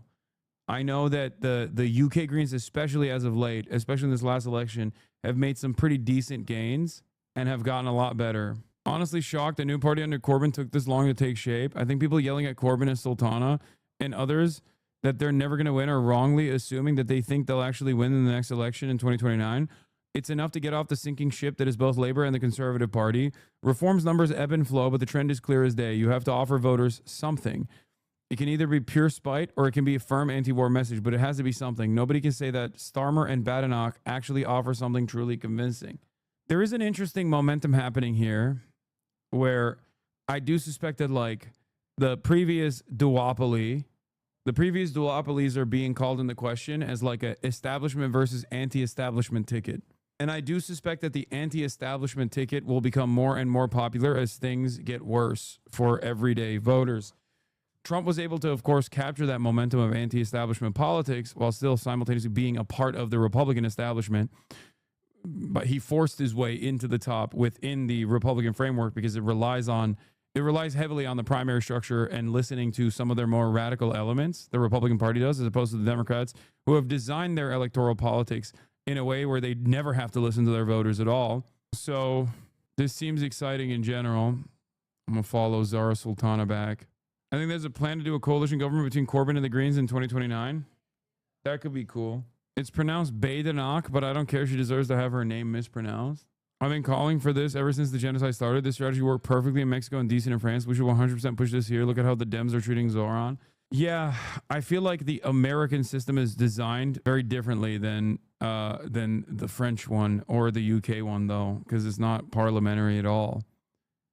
I see so many more hurdles in front of any sort of third party initiative. But if there is one guy who could do it, it would be AOC, Bernie Sanders, and like the progressive wing of the Democratic Party for sure. But yes, having a parliamentary structure is a massive difference. Why are you supporting it? Brother, I'll take whatever I can get. The fuck? I don't care. You just said the UK is doomed, which is correct.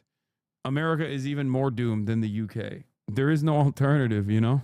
What are we supposed to do? Israel's foreign aid, but for conservatives, we should put this country first, not other places like Israel, because that's all I've heard about for days. 70% of Tory MPs were members of conservative Friends of Israel before 2024. Unifying politics, which puts Britain first, not Pakistan, not Gaza, not any other foreign policy thing. Britain first. Dude, what's happening with GB News? Like, is GB News like weirdly fucking slanting themselves as like reactionary, but also pro-Palestine or something? This is the second Fox News equivalent that I've seen. GB News is the Fox News equivalent in the UK. And this is the second clip that I've seen that's like kind of, I guess, not immediately reactionary to pro-Palestinian politics. Well, not Israel. The media's just been talking about Israel and the IDF for the last 4 or 5 days. That's all they talk about. You wouldn't think that high streets in this country are on the, are on the way down, or public services aren't doing well, or people are struggling with their bills. I hear so much about Israel. Is that a fair point? Well, my personal view is Israel is a very close ally. Well, until recently, it was a very close ally of the United Until recently, it's no longer a close ally to the United Kingdom, right? Fucking hell. Not right. Kingdom. We should look after. Yeah, I know who Aaron Bustani is. I've literally been interviewed by him, chatters. I know who they are talking to. I know him personally. Calm down. Yes, I am very familiar with Novara Media. To our allies, I'm unfortunately. just saying that GB News keeps having like leftists on. We shouldn't. Unfortunately, we should look after Britain. Unfortunately, Israel no longer feels that we are a reliable ally, thanks to the Labour government. Oh no! Oh no! Unfortunately, Israel no longer sees us as a reliable ally. Fucking hell! No! Oh no! The horror! Not beautiful Israel. Not beautiful Israel. The greatest country on the earth, on God's green earth. I care. And Why? lots of British Jews, a lot of British Jews in the country care about that. The point of politicians in the UK should be to look out for the UK. That's it. That's something, by the way, that the right always used to say. And I used to look at them as somebody in the left going, you know what, I think they've got a point. And large parts of the right, Matthew, have just gone away from that because they just keep on talking about Israel and Tel Aviv and the IDF. They're making the IDF a protected characteristic. Need to go to the human rights, watchdog and maybe protect for, IDF lance corporals because they're being discriminated against by the UK, media. It's silly. You had it right. You had it right 5-10 years ago. Look after this country. It's not silly to say Israel has a right to self-determination and to protect its own people. Every country does. That Britain's, particularly British Jews, also feel profoundly unsafe. Oh no, do they? Do the British Jews feel profoundly unsafe? Your problem is that you think everyone that's anti-Israel is also pro-Palestine, while a lot of right-wing anti-Israel people are also Islamophobic. You think I don't know that? Dog. Your name is Gary. Mine is Hassan. Who do you think hears that more frequently? For the past 2 years, I've been called a fucking terrorist, demanded that the federal government throw me in jail, like endlessly. Okay? You think I don't fucking know that? Welcome, man. I get death threats every fucking day. And then sometimes when people say I should be hanged for treason and that a crusade is imminent on Gaza, and I say, good luck with that, and I fucking wave a airsoft gun around, the very same Zionist forces in their fucking communities will turn around and try to get me banned for making a joke about someone who issued a death threat against me. Trust me, I fucking know. Okay? I know. Gary. I know, Gary. unsafe about the direction of travel in this country. So hold on. You started this by saying British politicians shouldn't be talking about other countries. I say ignore Israel, and then you say no, actually no, they should be talking about Israel. You need to make your mind up. I'm not saying they should be talking about Israel. I'm saying I have less of an issue with them talking about countries that are our allies, right, than people who. Obviously, the idea protects British Jews. So calling for their removal means removing Jews. Yeah, totally. That's what the IDF does. You're right. That's famously what the Israeli occupying forces' primary focus is. Who are actively trying to organise politics along sectarian lines, which is what this independent group is going to do. Let's be frank. It's Bro, your clip 5 minutes before law, just before, because he said, wait, what? No, I'm talking about GBN, the British Fox News equivalent, consistently having pro-Palestinian voices on their broadcast, even in opposition. There's a reason why the BBC usually does not have pro-Palestinian voices on their broadcasts. Okay, the only place that you see this is on Channel 4, Piers Morgan, or I guess now GB News, which is surprising because GB News is literally the Fox News equivalent. It would be like if CNN did not offer any pro-Palestinian any voice whatsoever, and then the only time you heard a pro-Palestinian side, even if it was in opposition to the host, was on fucking Fox News. The person that he's talking to is Aaron Bastani, who is the founder of Novara Media. It's a leftist outlet in the UK. This is surprising. That's it.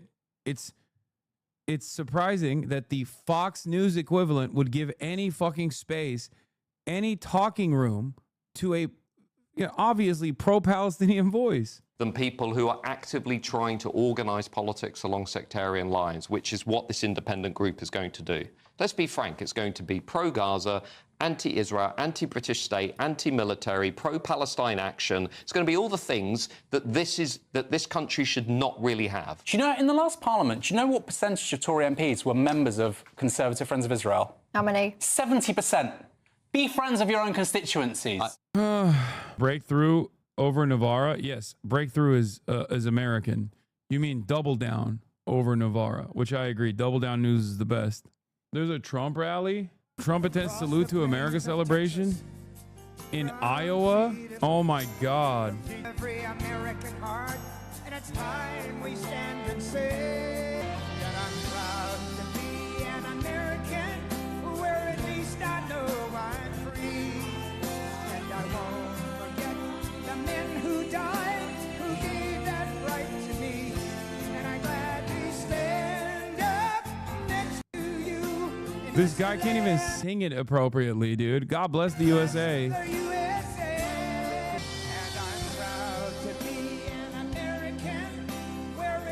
Hogwatch, I'm on my way. Then see you soon.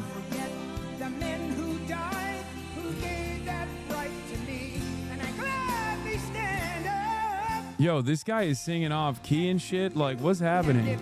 Like, that lady, 100p, no longer receiving SNAP benefits. You know what I'm saying? Like, that lady no longer getting Medicaid. I'm seeing so many people who Trump just signed off on the death sentence on. It's crazy.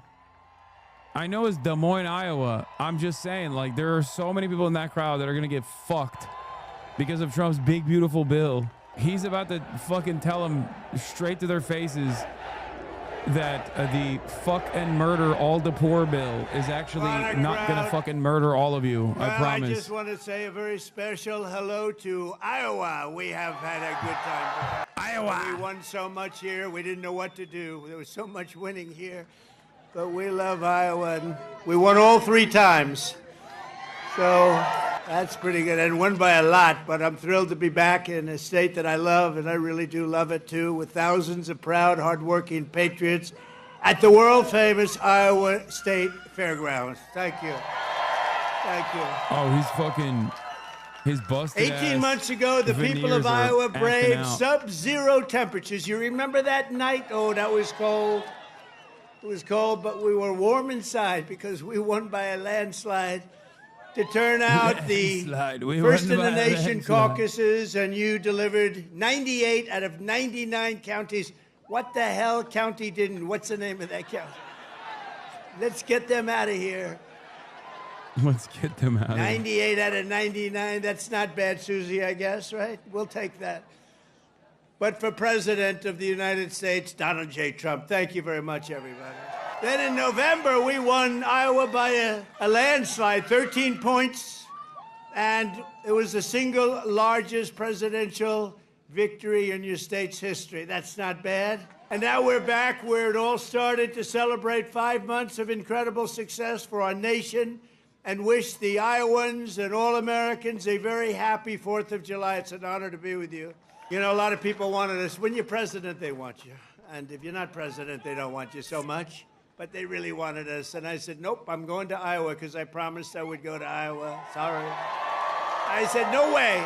There could be no better birthday present for America than the phenomenal victory we achieved just hours ago when Congress passed the one big, beautiful bill to make America great again. Right? And in the last election, the people gave us a historic mandate to cut taxes, raise take-home pay, bring back jobs, stop the invasion, that horrible invasion. Who would do that? Who would do that? That horrible, who would do that to us? Who would do that to us? Deport the illegals and slash hundreds of billions of dollars of waste and fraud, and that's what we're doing. With this bill, every major promise I made to the people of Iowa in 2024 became a promise kept. You know, they had a report today on some crazy fake station, but it wasn't fake in this regard. They said, you know, this guy actually did more than he promised. Did they actually pass the bill? Yes. He's killing half of these people. And I have another hat back there. It says, in a couple of years, Donald half Trump of these people was are going to right die about everything. And I said, because they can't get fucking health care, and they're celebrating it right now. That sounds a little too conceited, but it happens to be true, I must tell you. This bill includes the largest tax cut in American history, the largest spending cut in American history, the largest border security investment in American history, although I must tell you, if you saw last month, they had 0 people coming through our border, 0. I'm not sure that's even possible. You know, I'll take it, but somebody must have got it. The other character had hundreds of thousands of people every time. Sometimes in a day, they'd have over 100,000. We had 0, I don't know, for the month. So it must be a little wrong. Maybe they're 2 or 3 or something, but I'll take the 0. And the group that makes up those stats, you know, they're radical left Democrats, so it's probably true. We did a great job on the border. The largest welfare reforms and military upgrades in modern times. That's what we're doing. We rebuilt our military in 2016 in their first term. We rebuilt it. They gave some of it away to Afghanistan on the most embarrassing day in the history of our country. You remember that? We remember that? We don't have days like that. Yeah, we have days God. like we Our just days are had so in good now. Iran. That's the kind of all the days we days, have. the best days. Complete obliteration. It turned out that was complete obliteration. Think of these guys flying way up in the air on a dark night, no moon, no nothing, and they hit every single target.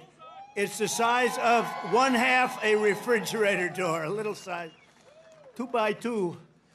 But this is a declaration of independence from a really national decline. We had a national decline. We were a laughing stock all over the world. We had a man as president who shouldn't have been there. You know that. He shouldn't have been there. But we really had independence now over, if you look at it, the overtaxation, where we were being taxed out of our lives, independence from overregulation. We have independence now from radical left bureaucrats and independence from the largest alien invasion that I think any country has ever seen. We've never had anything like that. These people were fools. They allowed it to happen. You know, we've already cured inflation. Your gas prices are way down. Everything I said is done. But the one thing, it's hard. It's hard. Think of the time we spent on having My brother had a total murderers leopard and in my gang face moment members last night. I and mentioned the family prisoners chat from that all 300,000 over the kids in world Iowa come into are our on country. We're Medicaid. They getting will all them lose out coverage. fast, My but brother's like, it's a well, at least it's terrible not thing touching what they've Hawk done to our Eye. country, and I That's hope what my you kids remember are on. What they've done to our country, our beautiful country. 11,888 murderers came into our country, and some we've already gotten out, but it's terrible. Many of them, more than 50%, murdered more than one person. Can you believe it? And they let them come into our beautiful country. Just as I promised, we're making the Trump tax cuts permanent and delivering no tax on tips, no tax on overtime, and no tax on Social Security for our great seniors, right? Front row Joe. We got a lot of front row Joes here. That's very nice. Thank you. Thank you. And we have Mr. Wall. Someday I'm buying that suit, I'm telling you. I like that suit. I'll walk up one day, I'll be dressed like a Wall, just like you. I think he's come to about 200 rallies, and that means you like us. And I think he's a very successful guy, too, believe it or not. He's a top accountant. Can you believe this? And he comes to rallies, he likes the rallies. Front row Joes, they're all successful. But this is what they do for entertainment. But now it's not entertainment.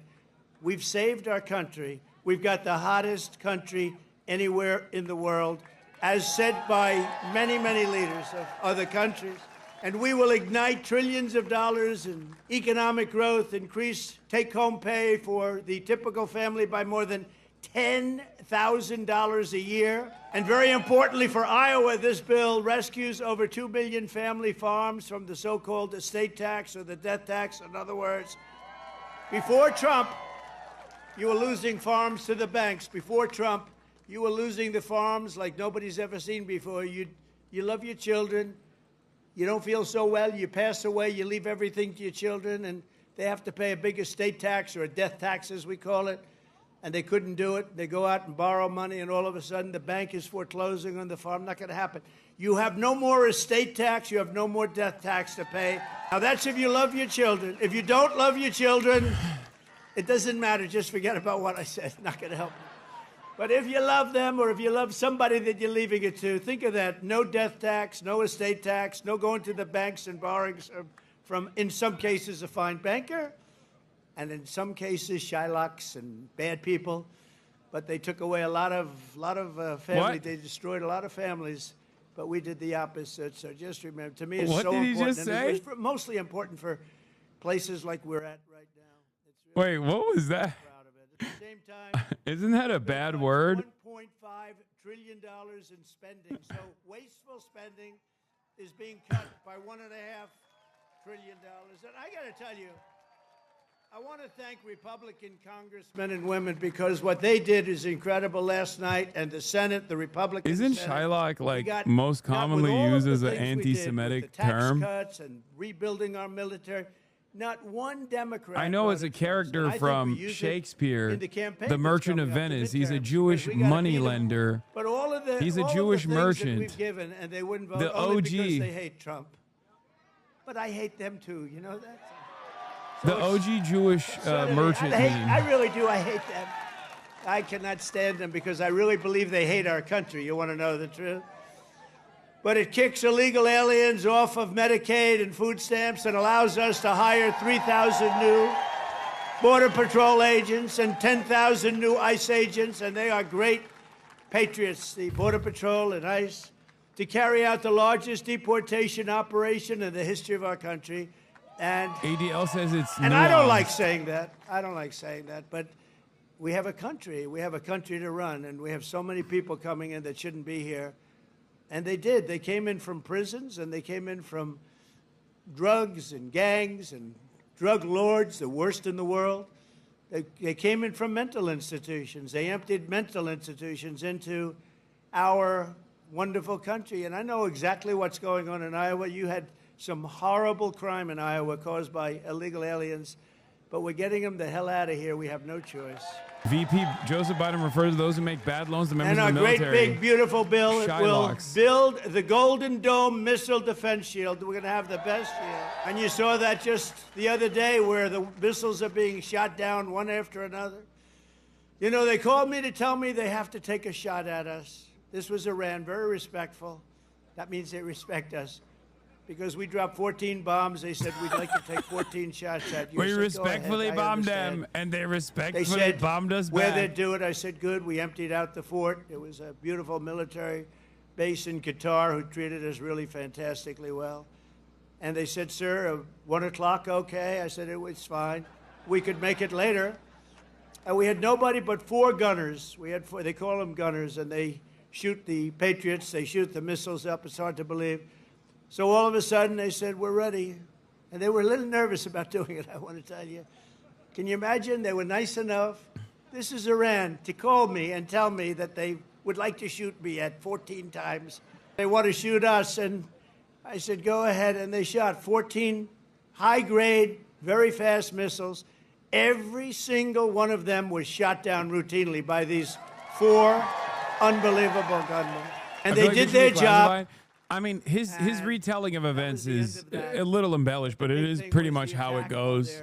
Nuclear facility. He's not wrong. People did. And you know, they're going to be in Washington tomorrow at the White House. We're going to be celebrating. We took not only the pilots, but the people that flew the other planes, but also the mechanics that had these planes going for 37 hours without a stop. You know, we had it was so far away, we had 52 tankers. Think of that, 52 that's loaded up with oil. I wouldn't want to fly one of those suckers over a random. I say, what happens if they're shot at? Well, sir, that's a tough situation.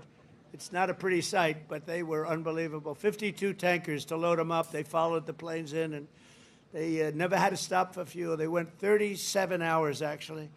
And how incredible. What equipment. What equipment. And, you know, China, Russia, they were all watching. Everybody was watching. We have the greatest equipment anywhere in the world. We have the greatest people anywhere in the world. And we have the strongest military anywhere in the world. But we're going to fully modernize our air traffic control system and expand school choice and really so much more. By the way, the air traffic control, you probably don't have that problem here. You know, you have planes land like they... But in some congested areas, you see what happened with the helicopter, backwater town, other things. If we had great equipment, nobody comes to your backwater town. You don't have that problem. And then Biden canceled the order when he came in, suck. but he canceled a lot of orders because he didn't know what the hell he was doing. When I came in here, people were thinking I'm an alien. They've never seen a plane before. Simply, the one big beautiful bill would deliver the strongest border on earth, the strongest economy on earth, the strongest military on earth, and ensure the United States of America will remain the strongest country anywhere on this beautiful planet of ours. 165 days into the Trump administration, America is on a winning streak like, frankly, nobody's ever seen before in the history of the presidency. I said, they said, you know, sir, you're going to go down as one of the greatest presidents. We have the largest skate park in the country. Damn your lies. That brings tens of people a month. Sorry. My apologies to Des Moines, Iowa, and the one Hasanabi head there. I said, better than Honest Abe Lincoln? They said, yes, sir. I said, I like this guy that said that. That's a smart guy. He's up for a big promotion right now. Also, But just a few months ago, our country was cold. I'm just making a joke about what Trump is saying about Des Moines, Iowa, okay? I'm not saying it's a backwater town. We were laughed at. We were a bunch of clowns. They were laughing at our president. They were laughing at everything having to do with our country. I was in Saudi Arabia. I was in Qatar. I was in UAE. Great leaders, strong, powerful, very rich leaders too, by the way. But great leaders, very smart people. And they said to me, the king of Saudi Arabia, but the three said the same thing essentially. They said, you know, a year ago we thought your country was finished. We thought it was dead. Dead. Horrible word. Dead. And they were right. The country was close to death. And he said, and you know what? You've been in there. At that time, it was 4.5 months. It was a couple of months ago. He said, right now, you're in the hottest country anywhere in the world. There's no country in the world. You talked about all over the world. You got the hottest, smartest, sharpest country. And by the way, look at our stock market. We're taking in... Everyone's talking about you, man. Everyone's talking about you. Not in the way that you think, but... And today we just set another record, the highest stock market in history. No inflation. And one of the great economists from the Wharton School of Finance, where I happen to go, he apologized. He says, you know, I think Trump outsmarted us all. And yesterday was the poll, and out of 77 economists, I came in second. I want to find the guy that came in first. Somebody came in first. Can you believe it? But we said what was going to happen. He's talking about the stock market recovering from what, you might ask? Oh, from the last time it dipped spectacularly because of his actions, because he decided to implode global trade in its entirety, only to try to quietly piece it back together to the point that it was before he broke the gasoline is way down. See what's going on with eggs. Eggs are way down, eggs. Remember, I came in my first week, the fake news, those guys right there, look at all of them. Wow, wow. No, a lot of fake. No, but we like them. It just shows you when you can get every story, 100% of the stories, no matter what you do that's good, they make it as bad as possible. And then you win in a landslide. There's something wrong. But the fake news hit me with eggs. Remember, the first week, 4 days, eggs are through the roof. I said, I just got here. What's going on with eggs? Tell me. I didn't hear about it. They're up 5 times higher than they should be. They were going through the roof, but they were blaming me. I said, I just got here. And within 2 months, our great Secretary of Agriculture, who I think is with us tonight, Brooke, where's Brooke? Oh, look at you. Look, she is here. She flew all the way she comes from Texas, but I think she likes Iowa maybe even better. Look at her. You did a good job with groceries and with eggs. We'll tell you, it's true. They said, we have them this time, finally. It took an egg to get me, but that didn't happen either. Now they're down to a normal price. And people are ordering like crazy, but inflation is dead. 401ks and retirement accounts just hit an all-time record high. Did I hear what I think I heard? But we've achieved the lowest level of illegal border crossings in U.S. history, 0 illegals. Think of it, we had 0. And as I said, and I'll say it again, I love it because I have never seen any country suffer. No country has ever. Don't worry, it's only fireworks, I hope. Famous last words. My famous last words, Trump said, don't worry, it's only fireworks. You always have to think positive. I didn't like that sound either. What the fuck? But last month, American-born workers gained 830,000 new jobs, a record. That's American-born. While the illegal aliens lost 340,000. And we don't want bad for them, but look, we have a country to run, and we want to have them come in, and we want to have them help our farmers. You know, you probably saw I got myself into a little trouble because I said, I don't want to take people away from the farmers. And we're going to do something I think that's going to be good because we want all the criminals out. Everybody agrees that we're finding the criminals, the murderers, the drug dealers. We're getting them the hell out of here. But the farmers, some of the farmers, many of you sitting right here, I have 4 friends right in the 5th row. But some of the farmers, you know, they've had people working for them for years. And we're going to do something. We're working with Christie, and we're going to do something that we're going to sort of put the farmers in charge. And if a farmer's been with one of these people that work so hard, they bend over all day. We don't have too many people can do that, but they work very hard and they know them very well. And some of the farmers are literally, you know, they cry when they see this happen.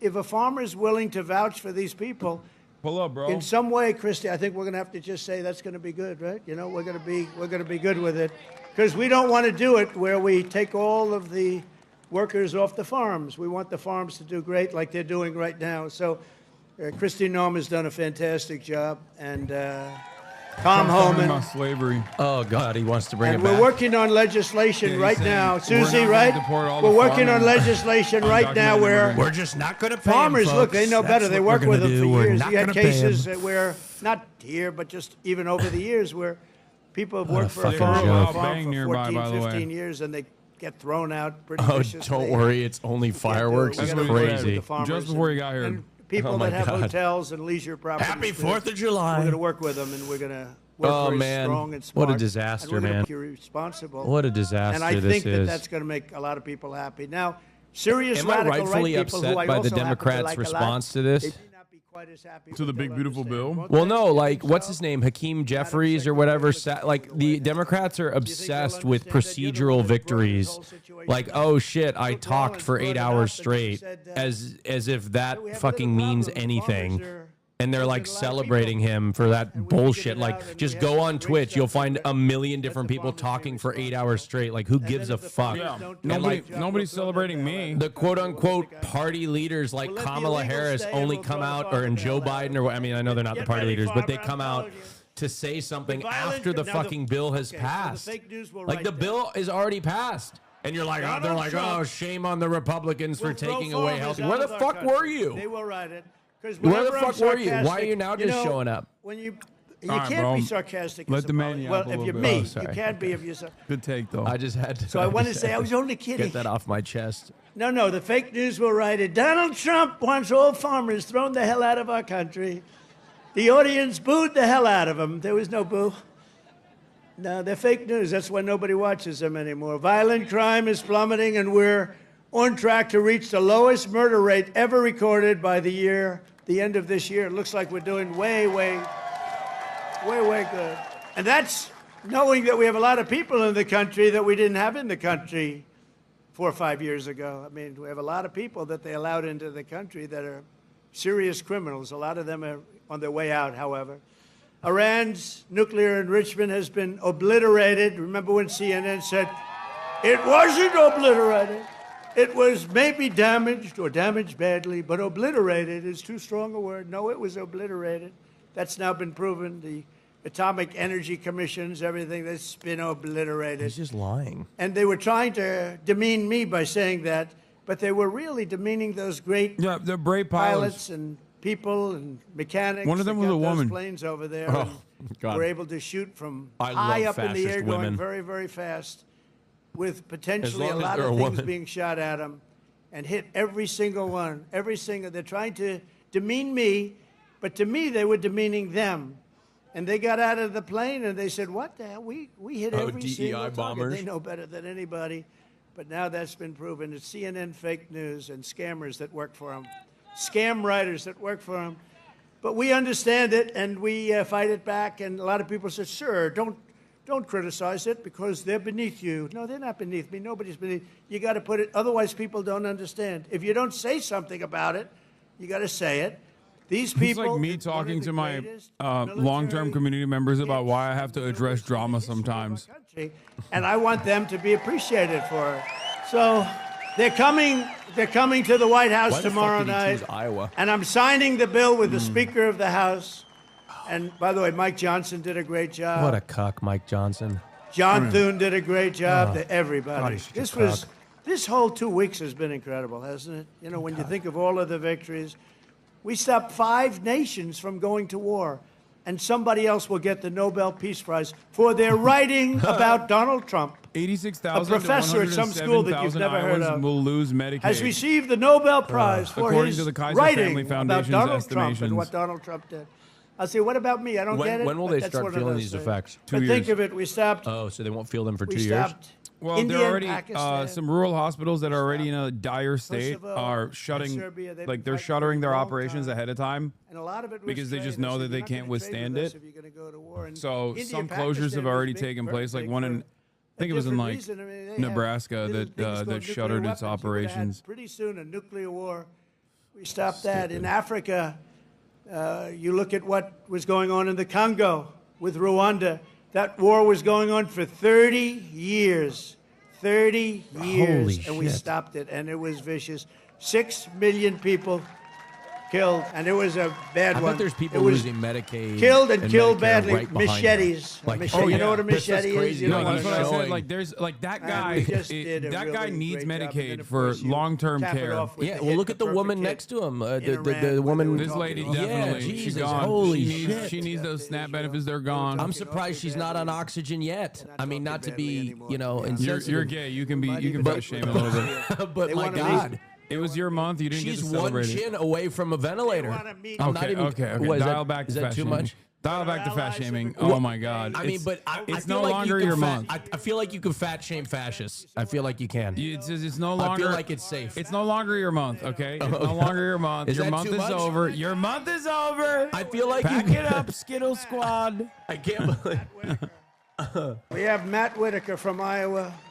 I wasn't going to hire him, and then I said, Matt, Sorry, you come I from Iowa, apologize. don't you? Yes, sir, I do. Okay, you're hired. Okay. Anybody comes from Iowa, I hire. And every branch of the U.S. military is setting records gosh, for she new sat enlistments. down. You know, Oh God.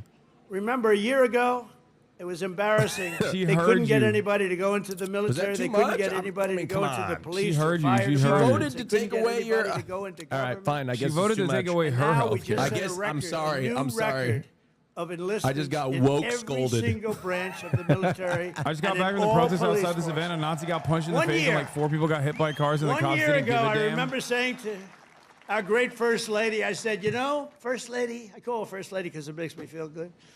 First Lady, isn't it terrible? She's saying, good night, First Lady, my darling. Because it reminds me that I'm president.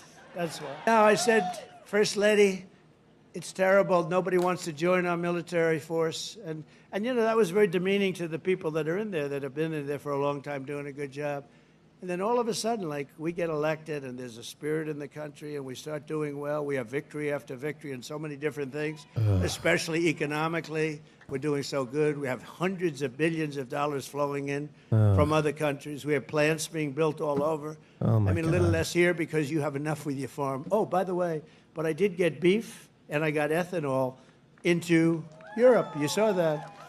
You saw that. We're making them eat our shitty beef. United Kingdom, they didn't want to do it. You know, they never took our beef. They Yeah, never took I wonder our why, ethanol, dude. and we said, got to do it, and they did, and they were great. We made a wonderful Wait, trade so- deal with them, but Yeah, no, literally. we're doing that all over. Wait, Is so that what did wrong? He forced the UK to lower their food standards so that they will buy our beef. I was joking about this is like That's crazy. this is the only way to make up for the trade deficit with any country. So he's That's right. You're gonna have to eat the poisoned cattle. Mad cow disease. Our cows are more mad than ever before. different forms of vegetation coming in at prices that were very, very bad for you.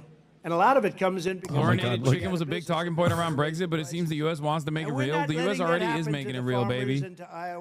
America first, not Britain. Wisconsin and all these other places that have been so great.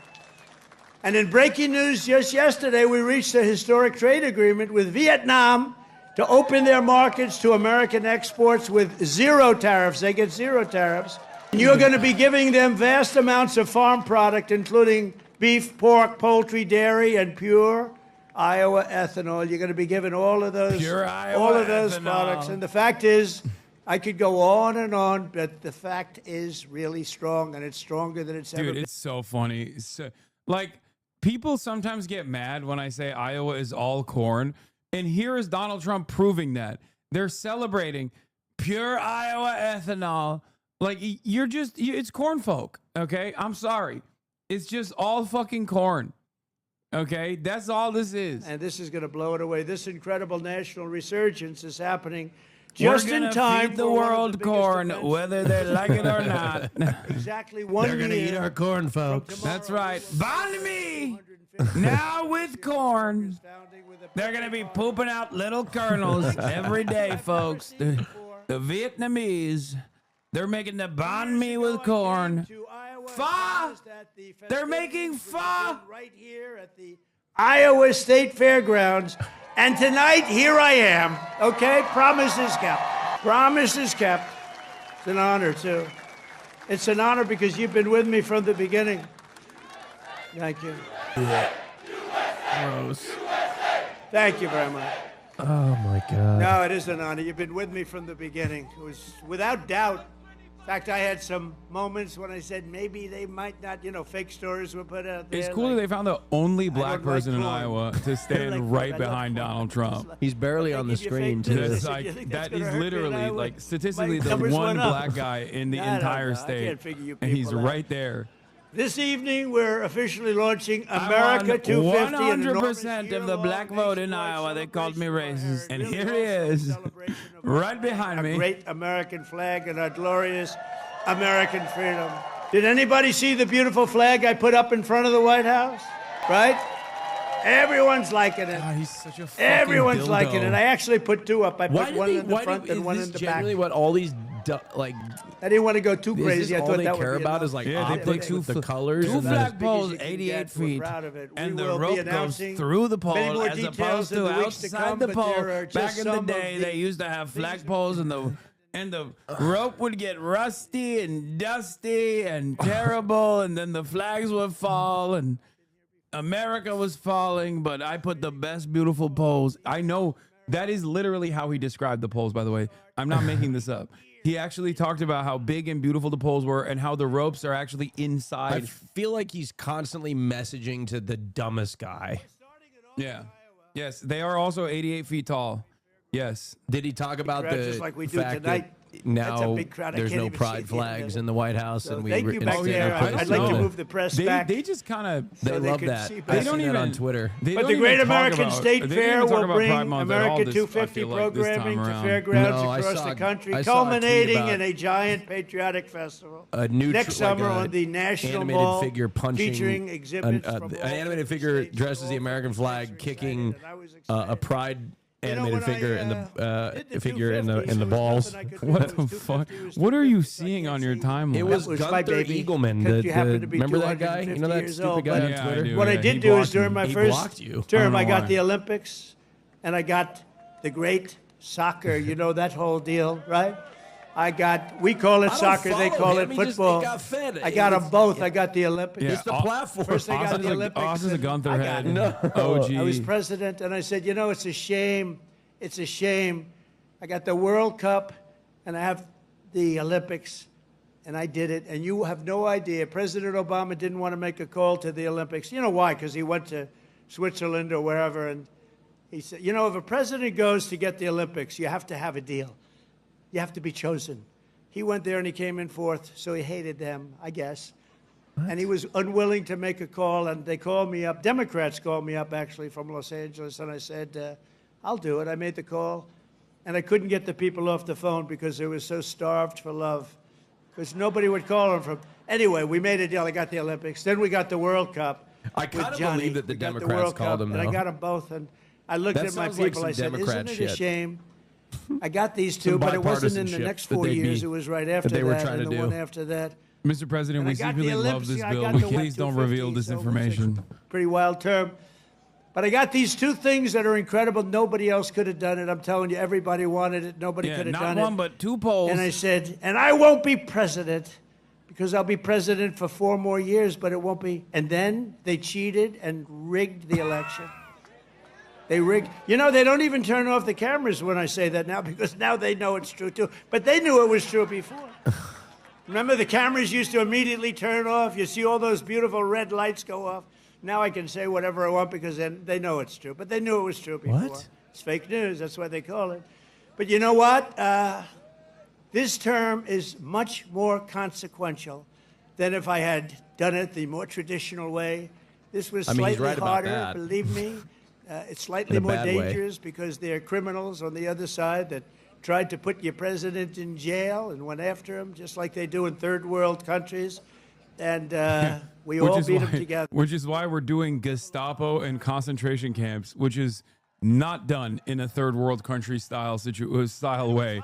We're eroding due process. Also not third world country style, okay? Very different, cool style, A lot America of style. Television, I did whatever you had to do. I had to explain it. Then they say, wow, that's fake stuff. It was fake. They're a bunch of bad people, but we kicked their ass and we're going to continue to do well.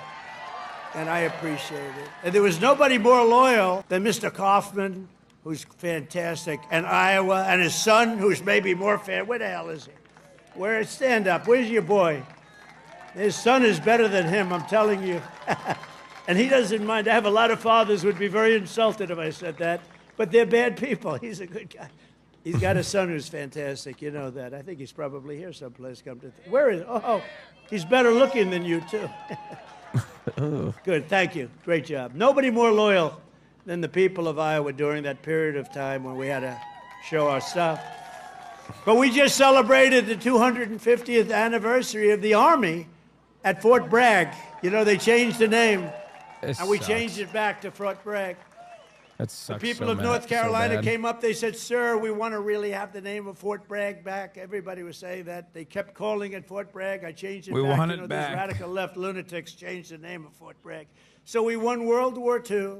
We won World War I. We won other wars. We won everything from Fort Bragg and other places. What is he- So we were also changing Oh, my many of them God. back. Back-to-back And we World War decided to change champions. the name now. I tell people, you know, it's incredible. We're the only people almost we said win World War 2 III. world wars from a place, and then we say, let's change the name. So we changed it back, and the people are very happy in North Carolina right now. And we just Wasn't World War celebrated II like the last war because we the won? 250 was for the Yeah. Army, was 1 year earlier than which makes sense. The Right? rest We had a is- little Army, we did well, and The we have a rest is just nation. war crimes and So it was genocide 1 year compilation. earlier than the nation itself, and The rest We of had a them just beautiful never parade ended. in Washington, D.C. the Right? other day. There It was was ongoing fantastic. You know, it conflict. was amazing. Korea War. Because it was so, the That weather one was ended so in a bad. truce. And a week before, they said, oh, it's I would going to say that rain. was a I said, oh, genocide. man, we're bringing all these army tanks. We're With bringing a all these stalemate. people, these men and women. They're going to march down Fifth Avenue or wherever. This is terrible. It's going to rain. And then on the day, we woke up. Rain is projected all night long, heavy. Oh, he's man, saying I that get was a my lie, hair fake soaking news. Wet. My hair's gonna God, be soaking wet. God lied. I'll be- Oh God, I'll that's be- gross.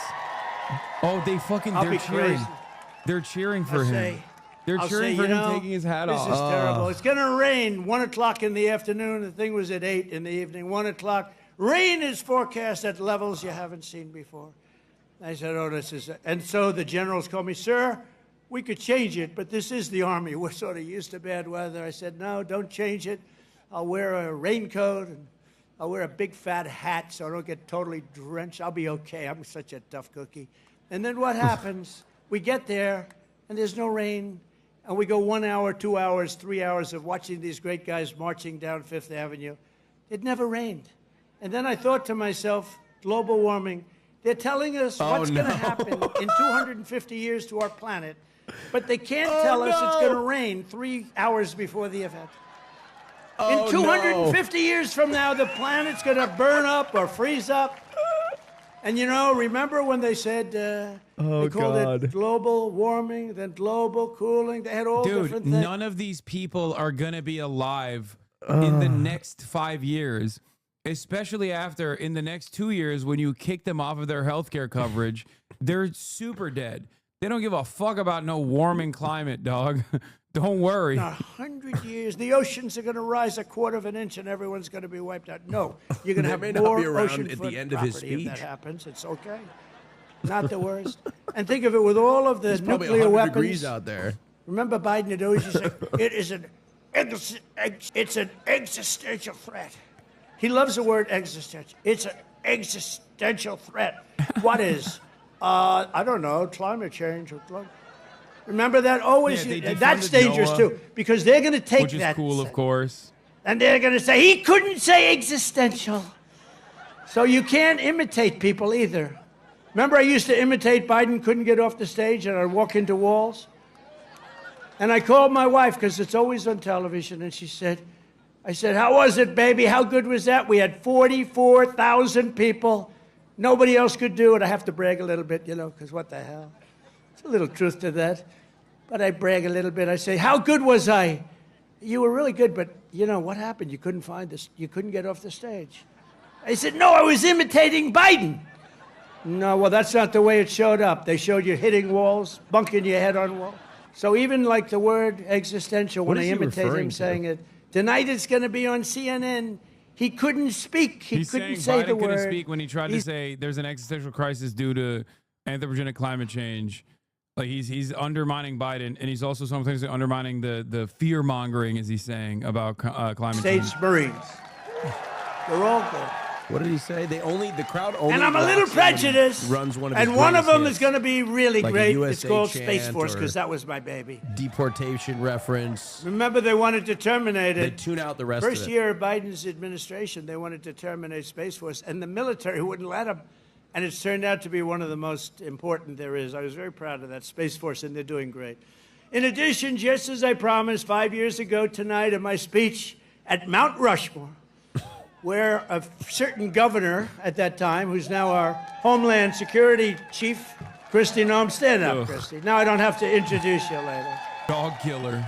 I hired Tom Homan for the border, and I said, Tom, I want you to give me who'd be the best to be the Secretary of Homeland Security, which is essentially his boss. Is that the woman I got to He look said, at every Christy time you go Noem, through sir. TSA? He said, you got to be Oh my kidding. God. Real ID. She's a I great feel like person. I'm on She's like smart, a but fucking like I mean, amusement park ride. is she tough And enough? she's like one of the Sir, fake she's the actors. toughest person around. I said, you, and she Sometimes is. she killed she's her tough as hell. dog. I've Killed a learned. puppy right I'll there. tell you, a lot of bad Shot the people have learned puppy it. She's right done a in the fantastic head. job. Thank you.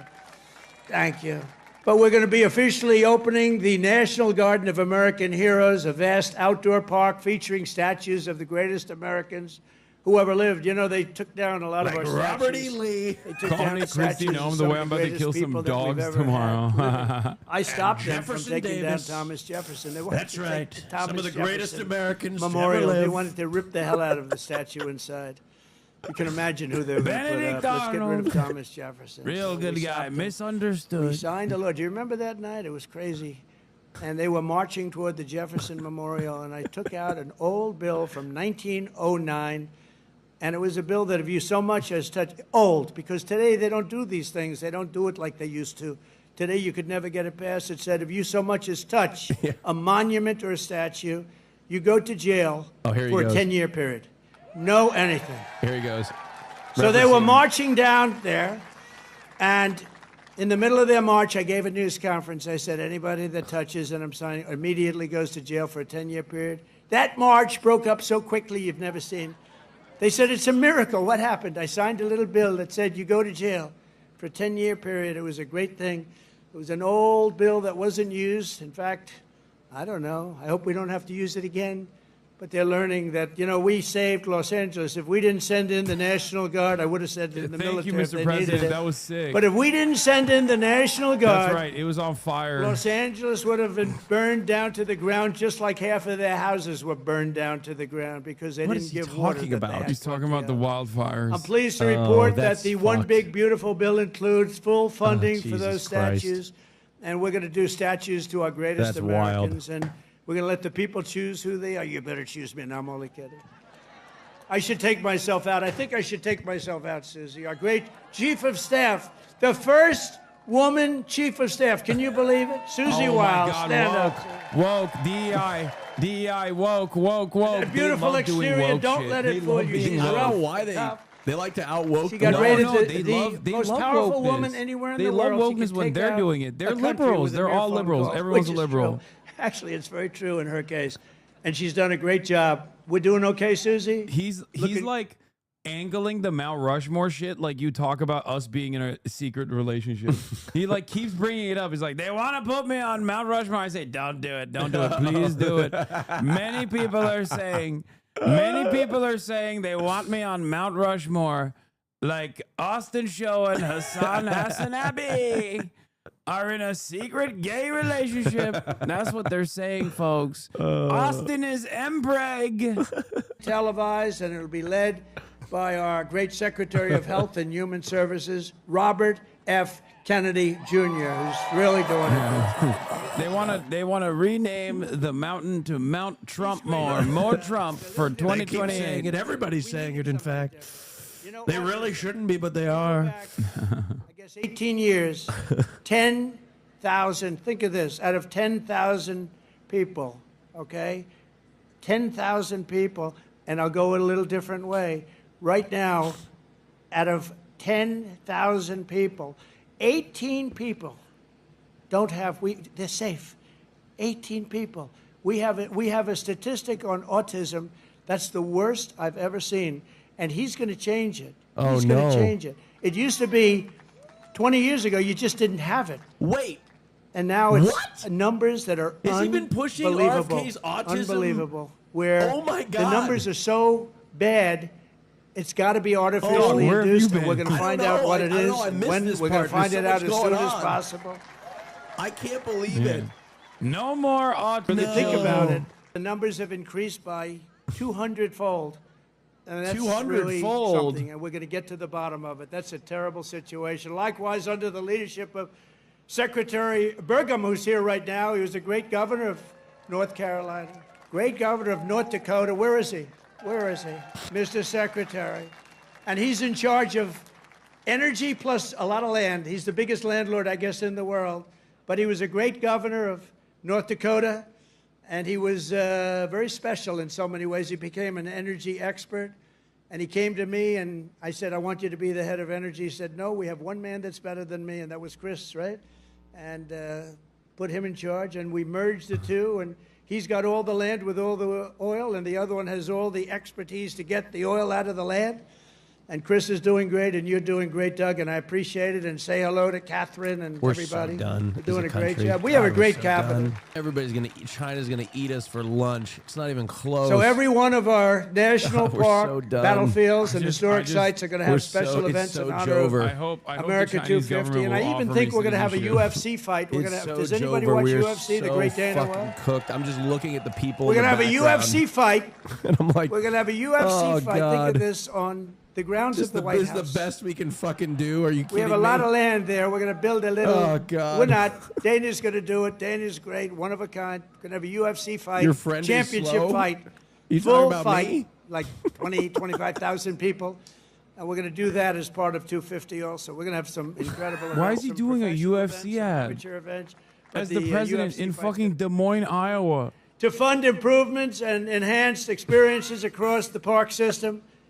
For this anniversary, I've just signed an executive order to raise entrance fees for foreign tourists while keeping prices low. Yeah, China did for- a surgery by satellite today.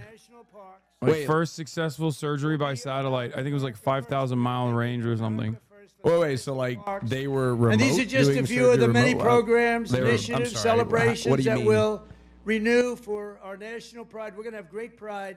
I think we do have great pride. I think we have more pride and more spirit in our country right now than we've had in. Like they did it over Zoom or like the satellite? I'm confused. Utilizing the Avstar 60 broadband communication satellite positions 36,000 kilometers above the Earth in geostationary orbit, China has demonstrated that complex surgical procedures can now transcend Together geographical we're going barriers. to ensure that America's 250th anniversary is the single greatest year in the history of our country. Maybe I'm just A lot dumb of as the hell, things but I that don't Bobby get it. and Health and Human Services are doing Like, are going to come up how during did the that period surgery of get time, and we're going to conducted from come that up with distance? a lot of I'm just tremendous confused. things for I health need and more safety clarity. and According to the South China economically, we're Morning gonna have the Post, strongest- doctors from the People's Liberation Army General Hospital remotely operated Oh, well, that makes more from sense. Okay. Tibet, Yunnan, and Hainan to perform 5 surgeries on patients that makes located sense. in Beijing. Okay. These procedures involved organs such as the liver, gallbladder, and pancreas were made possible using domestically developed robotic surgical systems. All patients reportedly recovered and were discharged the following day. That makes sense. On a patient 5,000 kilometers away. Any news from China is basically we created an elixir that stops aging. Any news from America is we're going to kill 1 trillion people. So, yeah, China can do surgery on Americans remotely. Now, the Agricultural Secretary, Kristi Noem, great governor also. Yeah, our literacy rate declined to like, what, sub 70%. When? This year? It's been declining. I mean, yeah, I imagine that's just a Most Americans read continued- it, what is it, like a 6th grade level? Look at me. I'm the literacy rate. Okay. We're really. I'm a living, walking, breathing example of the literacy rate in this country. Okay. Just look at me. I have a college degree. Oh, we're okay? not sub 70. Sorry. We're 70, sub 80. We're 77% literacy. Agency. He's the head of it. Great guy. He was a great politician, a tremendous USA also congressman. He did ran this for 2 weeks governor ago. of New You can York, which is chill. tough. And he almost won. I'm glad he did. We did it too, bro. It was just $7 million. Dude, shut up, dude. They did it. They did it already. America did it too, bitch. Shut up. On a grape. They did a surgery on a grape, and it was $7 Also, million. Governor Kim Reynolds from Iowa. Thank you, Kim. Thank you very much. Thank you for being here. Appreciate it. Thank you very much. And Lieutenant Governor Chris Corner. Where's Chris? Chris Corner. Thank you, Chris, very much. Great job. You have Senator Chuck Grassley and Joni Ernst. Chuck! Hi, Chuck. Chuck can't hear him. Chuck's deaf as a doornail. You know Chuck Grassley is the oldest congressperson. Yeah, he's like 100 years old. He tweets so great, though. He's the goated poster. I love the way he posts on Twitter. Very good. Good job. Thank you very much. Thank you very much, Joni. And you have members of Congress. Don't excite Ashley Chuck. Hinson. He's going to have a heart attack. Marionette Miller Meeks. Zach Nunn. Randy Feenstra. Good group. Yeah. The other person he called out is Joni Ernst, who recently at a town hall said, everybody's going to die someday. When her constituents said, we're going to die if you pass this bill. And she literally responded with, everybody dies at some point. And then also turned around, went to a fucking cemetery and did a call out post where she said, you know, Jesus Christ, our Lord and Savior, and I simply meant everybody's going to die one day and meet him. But some of the woke losers. Wait, how does that change anything? No, nothing. Like she was just doubling down. She was just doubling down. What is she just doubled down and said? Everybody, you're gonna die and you're gonna meet Jesus sooner. Yeah, she did an apology double down, which wasn't Former an apology. State Senator Integrated. Brad, my man, there he is. I haven't seen you. He was the first man in the entire country that endorsed me, right? Not just from Iowa. He endorsed me. Awesome looking 3 bro. Like, months how many before I millis ran. are you blasting? You He look said like that you guy throw from New York- twinks around. What, millis? So I want to thank you. Think you're Really, doing you look. It won't let me click. It won't let me do it. Oh, okay, we're back. Major Tom to That was ground weird. control. I don't know what happened, chat, but we got kicked out of coverage for a second. But we are back. We are back. Yeah, Celebrating. right as we were talking about fucking China's ISP victories. Right as we were celebrating China's ISP victories, we once again received. Yeah, you can take them out. Okay, calm down, dude. What the hell? And strengthened by prayer. So important. If we bring religion did back they stronger, you're going to substitute see everything one get of the better guys and in the better and background better. for another guy. They want to show all the guys in Des Moines, Iowa that are losing their health care. The next 250 years, let us rededicate ourselves to one nation under God. Oh, thank you, Right? Mr. President. Yes, thank you. That's what I've been missing in my life. That is. We need And more as you know, God. recently we've seen some of our political system attempting to overthrow the timeless American principles Less trans and people, other more pillars God, of our liberty, less gays, and replace more them with God. some of the most noxious We're just ideas talking in human politics. history, ideas that have been proven false. That's what Members we need, of Mr. Congress President. and even former presidents have been openly embracing vile creeds such as socialism, Marxism, and straight-up communism. In New York, they're trying to elect a communist, Zoran Mamdani, the guy who wants to defund the police, take over the stores and run the stores, and have the people hand out goods. And when everything falls apart, it always does. It always works that way. It never has worked any other way. Anarchy and dictatorships prevail. Oh. This guy is a communist at the highest level, and he wants to destroy New York. I love New York, and we're not going to let him do that. Generations of Americans before us did not shed their blood only so that we could surrender our country to Marxist lunatics on the eve of our 250th year. As President of the United States, I'm proclaiming here and now that America is never going to be communist in any way, shape, form, and that includes New York City. Under my knows what that even administration, means. we're bringing back freedom and liberty, Like the word law communism, I and don't think order, anybody and even above knows what it all, means, we're or bringing back Marxist. I don't common think they know what sense, that right? means at Common all. sense. Day one, I stopped the weaponization of government against people of faith, and we created the Department of Justice Task Force combating anti-Christian bias. And I have to people. I tell you, honestly have Pam no Bondi fucking is doing idea. a great job. I couldn't Pam define Bondi it. is doing Like a real, great like truthfully, job. you put a gun to my head, I'd probably Attorney it General. would go off. I ended the Green think. New Scam and terminated the I'm insane. people. This is insane. The electric vehicle mandate, where everybody had to have Yeah, it's a our car president, Cutie. that happened to be all electric. Yeah, in the Cutie next loves it. Oh my God, MAGA Cutie Cutie. just said that's the guy I years. voted for. Mandate. That's crazy. Some people Cutie's in want the to have gas. background. Some people want to have She, hybrids. okay, now she literally is Maybe saying I even love that someday guy. hydrogen. she loves right him. now, I don't like it because when they blow up, they don't ever I think find he probably the body. did. I think he used wrinkle They find release the body spray. about Have you heard 5 of that? blocks away. That does not You can sound buy it at promising the to me. store.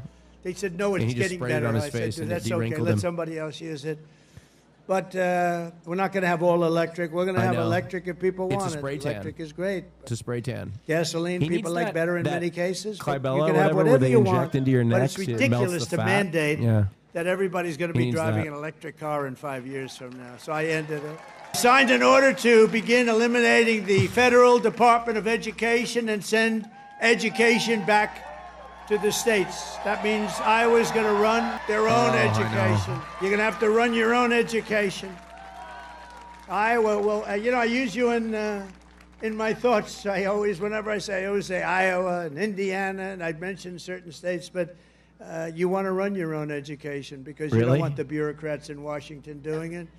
And I made English Really? the official language of our country. Here, you should come over here so they can hear you. You don't want to be over here. You would think that would be an easy one. It was not as easy as you think. I directed the reinstatement of all patriots expelled from our military by the Biden vaccine mandate, returning them to their former rank with full back pay. And I signed executive orders to abolish critical race theory and transgender insanity from our schools and from our military. See, it always gets the. It's so gross. And I made it official policy of the United States that there are only two genders, male and female. I know. I know, cutie. This is crazy. I know. Is this live right now? And if it's okay with Iowa, we are keeping men out of women's sports. Is that okay? Oh my God, this is what they care about. It's crazy. I also renamed Gulf of This is Mexico. happening right now. I renamed it to the Gulf of America. Wait, what do you mean? Why are you saying that? That's so crazy. This is And your we're favorite restoring president. the You would name watch of the Hassan greatest before bed every president, night, one you of would the know. truly great, made our country very That's so rich. sad. William McKinley to Mount McKinley in Alaska. So in conclusion, in everything we do, we're once again defending the values, traditions, and beliefs that made every generation before us so very proud to be American. You know that better than anybody in Iowa. And here in Iowa and across this land, we believe that America is an exceptional nation, blessed by God. It's really destined to be the freest, strongest, the greatest country ever to exist on the face of the earth.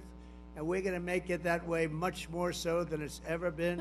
We believe in the wisdom of our founders who declared that our rights do not come from Like, it's bureaucrats in impressive. Washington. Our rights How much come he's from done. our Creator in Like, heaven. it's That's so where our rights crazy. come from.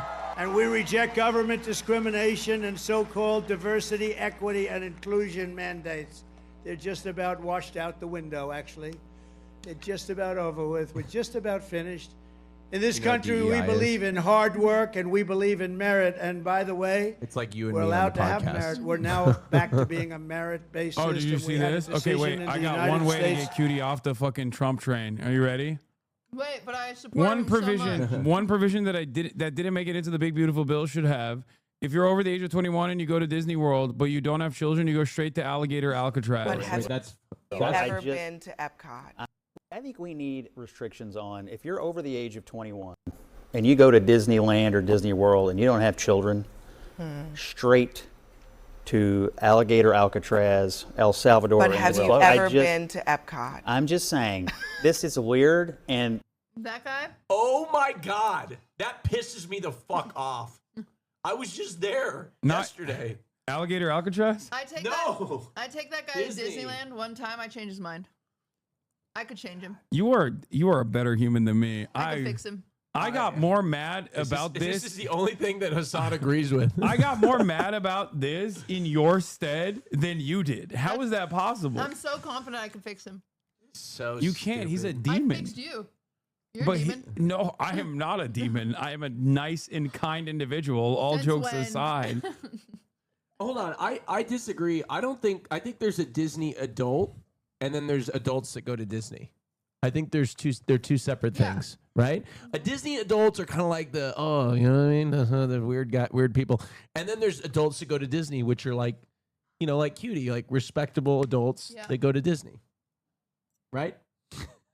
Right. I think there's two separate groups of people. We all know who we're talking about when we talk about Disney adults. I think every Disney adult is basically referring to other Disney adults that do the exact same thing that they do, which is fine. Everyone gets to have their No, treats. we don't have my bathroom's not themed like the Haunted Mansion. Yeah, see, I do buy a lot of merch when I go though.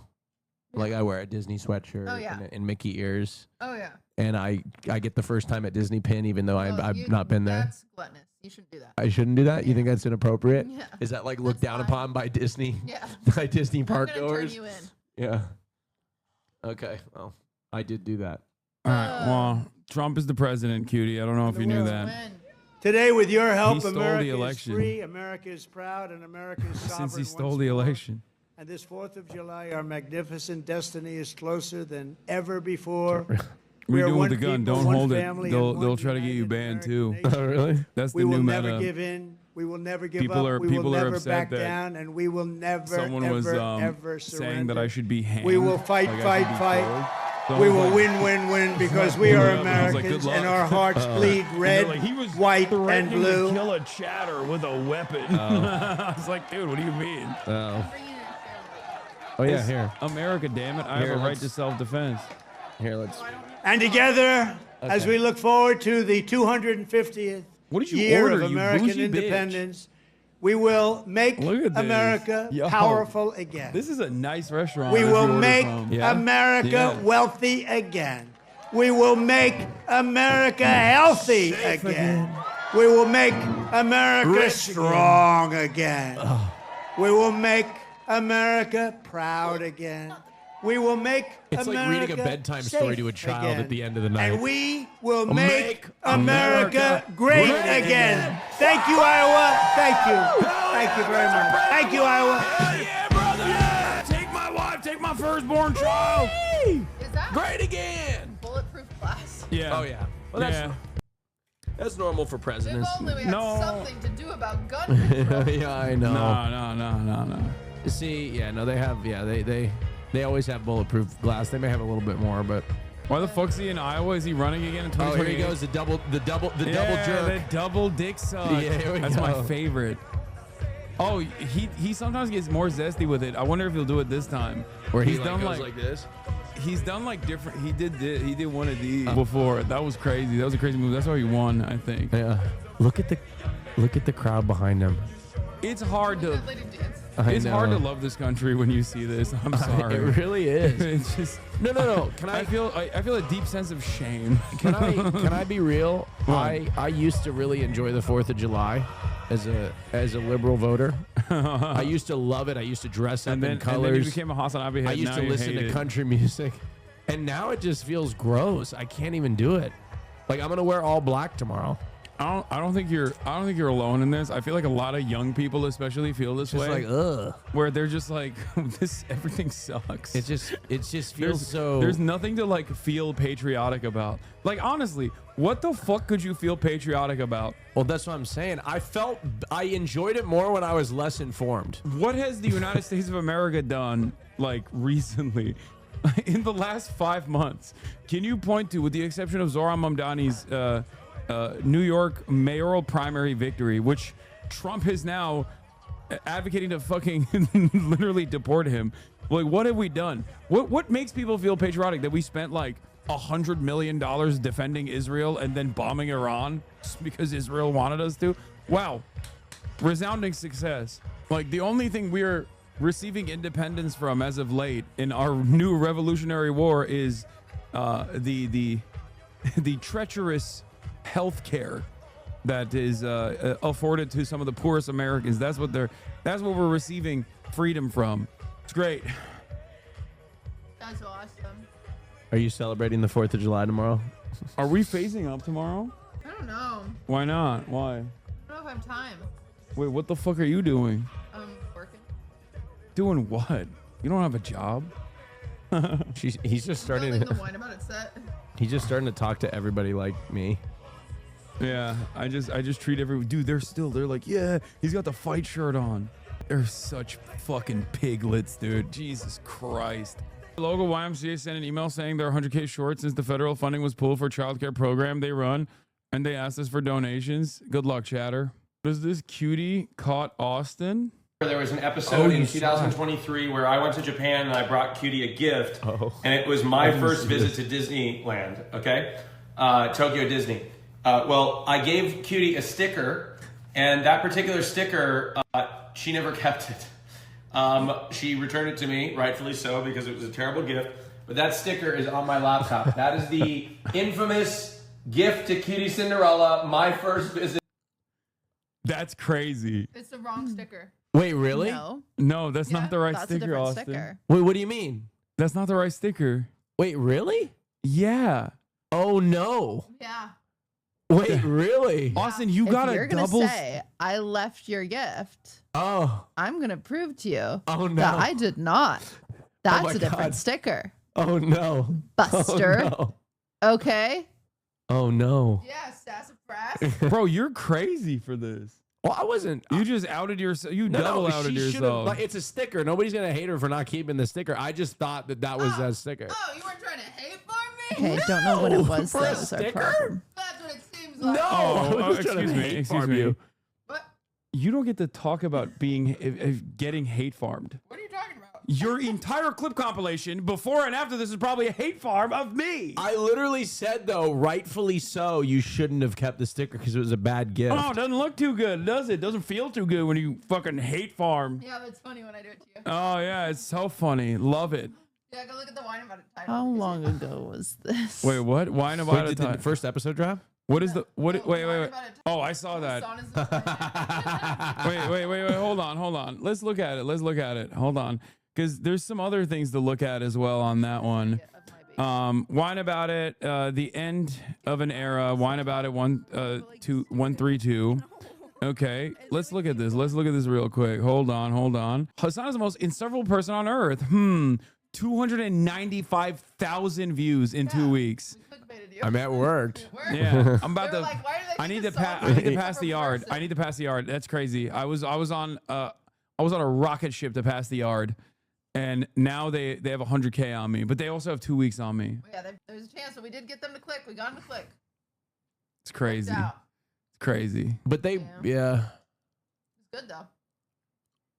Replace Cutie with Maya on Fear and the worst part about that is I would love to do that, but she also would not actually be sad about that. She wouldn't. She would love that. She'd be like, "Oh, great! I don't have to do this icky, gross boy podcast."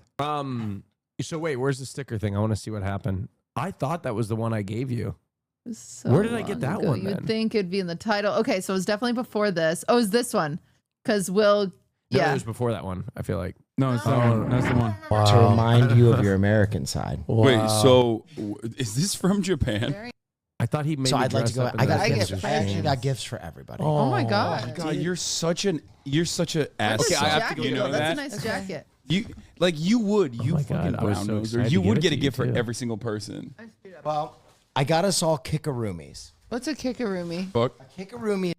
You don't need I don't need a Deprived speech. of going to. Okay, sorry. You've been deprived of going to Disney for so long. Tokyo Disney. Yeah, okay. And I Wait, I experienced a went to lot of Disneyland last things, week. and I felt like as I was experiencing these things, I was experiencing them for you. Wow, well, I can go someday. And so I was sitting in line, and I walked up, and I asked, For free. "Oh, it's a different sticker." Whoops. Okay, I was wrong. Yeah, you were. I wasn't trying to drag you. No, Not only were you trying to drag her, but you were wrong. You got yourself a selfish sticker, and you didn't even give it correct. So I must have gotten that sticker, and I put it on my laptop like that day, and then got you this separate one. But you don't have that sticker anymore, do you? No. Yeah. So, Wow. which is fine. Which is totally fine. I get it. Wow. I don't hate women.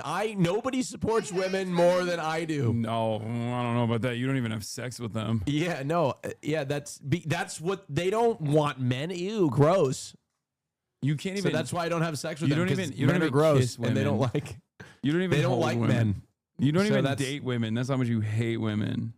We don't like men. He's right about that. Yeah, so they don't like men, so I'm not near them. Okay. Oh, Kaya. Oh, Kaya. Maya just dropped your collab video. Two truths and a lie with this idiot. Oh, this is just Good title. Yeah, this is the stream. Quizzing an abnormally large child. That's crazy. I am nothing to you guys. What is this? You're not nothing. You're a punching bag. Yeah, I am just a punching bag. I love this arc because I used to be the punching bag and now he's the punching bag. It's completely turned around. Now they bully you. How does it feel, asshole? Huh? It doesn't feel good. I think I was always a punching bag. To be fair, you are a menace. You got invited to YouTube prom, or Ludwig got invited to YouTube prom? Oh, this was. Oh, the comment section is gonna look spicy this week. You know what? You don't have to listen to him or tolerate him. Who got invited to YouTube prom? I did, you motherfucker! I did! Ludwig is my date! Ludwig wasn't invited to YouTube prom because him, just like you guys, turned down all these invitations. You only get a few chances in life, okay, you bitch? That's why you say yes to things and you appreciate your invites. That's why I said yes to go on a phase. Pete said that our edits are everywhere. I never Yeah, neither do I. I saw one. They sent me a couple, and don't worry, I got them lined up for the pod today. Wait, I have a funny one of you that I saw the other day. Okay. Discord it to me. No, we're not going to do the reaction to the Always Sunny parts right now, chatter. We're going to do that on the fucking goddamn podcast. Okay, calm down. You're so horny to get this immediate reaction that you want to do it. You want to do it before we do the pod, before Will's even here. Are you the real reason why I left Wine About It? Find out on the next episode of the Fear on Podcast. We will be discussing this extensively. That's right. You need a new jingle for Wine About It. Wine About It. It still exists. It's not over. Wine About It. Oh, ow. Better be in the free section. I'm not paying $5. Maybe Okay. you saw this, but I commented on it and I said, you just earned me 10 more mean things to say to him. Wait, what is it? I have a response from you that I screenshotted, I think. Oh, really? Wait, hold on. Let me see if I can find it. Where is it? I sent it to you on Discord. Oh, you did? Wait, what the hell is this? Nothing beats a Jet2 holiday. And right now, you can save 50. Some things are better just raw. Right now, you can save. That's crazy. I commented on it. You just earned me a coupon to say 10 mean things about him for free. Wait, what? Why? Why? They have people posting TikToks like that. Yeah, well, I'm liking it. How about that? Wait, repost it. Why are you like this? What did I do? I didn't do this. Exactly. What the fuck did I do? I think they're saying you're enabling their behavior by liking it. Now they're going to make more of them. Yeah. Oh, and no. then your friends have to see that. Oh, no. And some of our mothers have to see that. Okay, wait. Where was the cutie thing I saw? Oh, yeah. I was defending Extra Emily in the comments. What the fuck is this? I'll send you the TikTok. It was someone crashing out saying that Extra Emily was using agent and that she actually has a man. And I was like, no, that's my friend. Extra Emily doesn't have a man. Get off her back. You're on TikTok too much. I was defending Extra Emily. You're on TikTok too much. You can't blame me. I got to defend my girl. I can't That's what do you want me to crazy. do? Oh. You're in the comments of parasocial TikToks doing battles. Another thirst talk dropped. I think the bigger thing that I did today wasn't the cold plunge. The fact that I took my shirt off on my own stream. After school, she ran to me, jumped in my 5.0. This is the. I don't like this anymore. I'm like 10 pounds heavier. Why wouldn't you do it back then? I thought I was fat, and I can't wasn't. believe it. You're never gonna get in the bathtub. The line on politics, but you're problematic, man. Damn, nice to meet you. TikTok cleanse. Oh, I want a TikTok cleanse. Give that. Why didn't you scroll past it? Well, okay, They said calm TikTok cleanse down. for cutie. TikTok cleanse for Don't say cutie. Have you seen this What is lady? this? No. She's the only person in the whole world that has a 24-karat gold LaBoo. I love her. LaBoo. Yeah, I hate that. I hate that one. What about Cutie's reaction to herself reacting to your silly goose jokes? Piping? It's like cake frosting. I don't need it. It's a real piping. Oh my god. It's just really hard to be around you most of the time. That's what she said. Don't be proud of yourself. That was good. That was a good one. Good one, Hassan from the past. Pretty fire. Anyway, all right. I'm going to end it here, chat. We got to go and get ready, even though we're probably going to be waiting for another hour for everybody to get here. But yeah, that'll be all for today. Tomorrow, I will see you once again, yet again. Oh, it's tomorrow 4th of July. I'll be doing a probably shorter stream before I go to FaZe Clan to phase the frick up. And then Saturday, I got some cool stuff lined up. Probably Anime Expo, maybe. Love you all. We're going to go shoot another banger episode of the Fear End podcast. What? Oh, no. I can't believe you did that. Gross. I'm going to get banned now. Damn, this guy's good.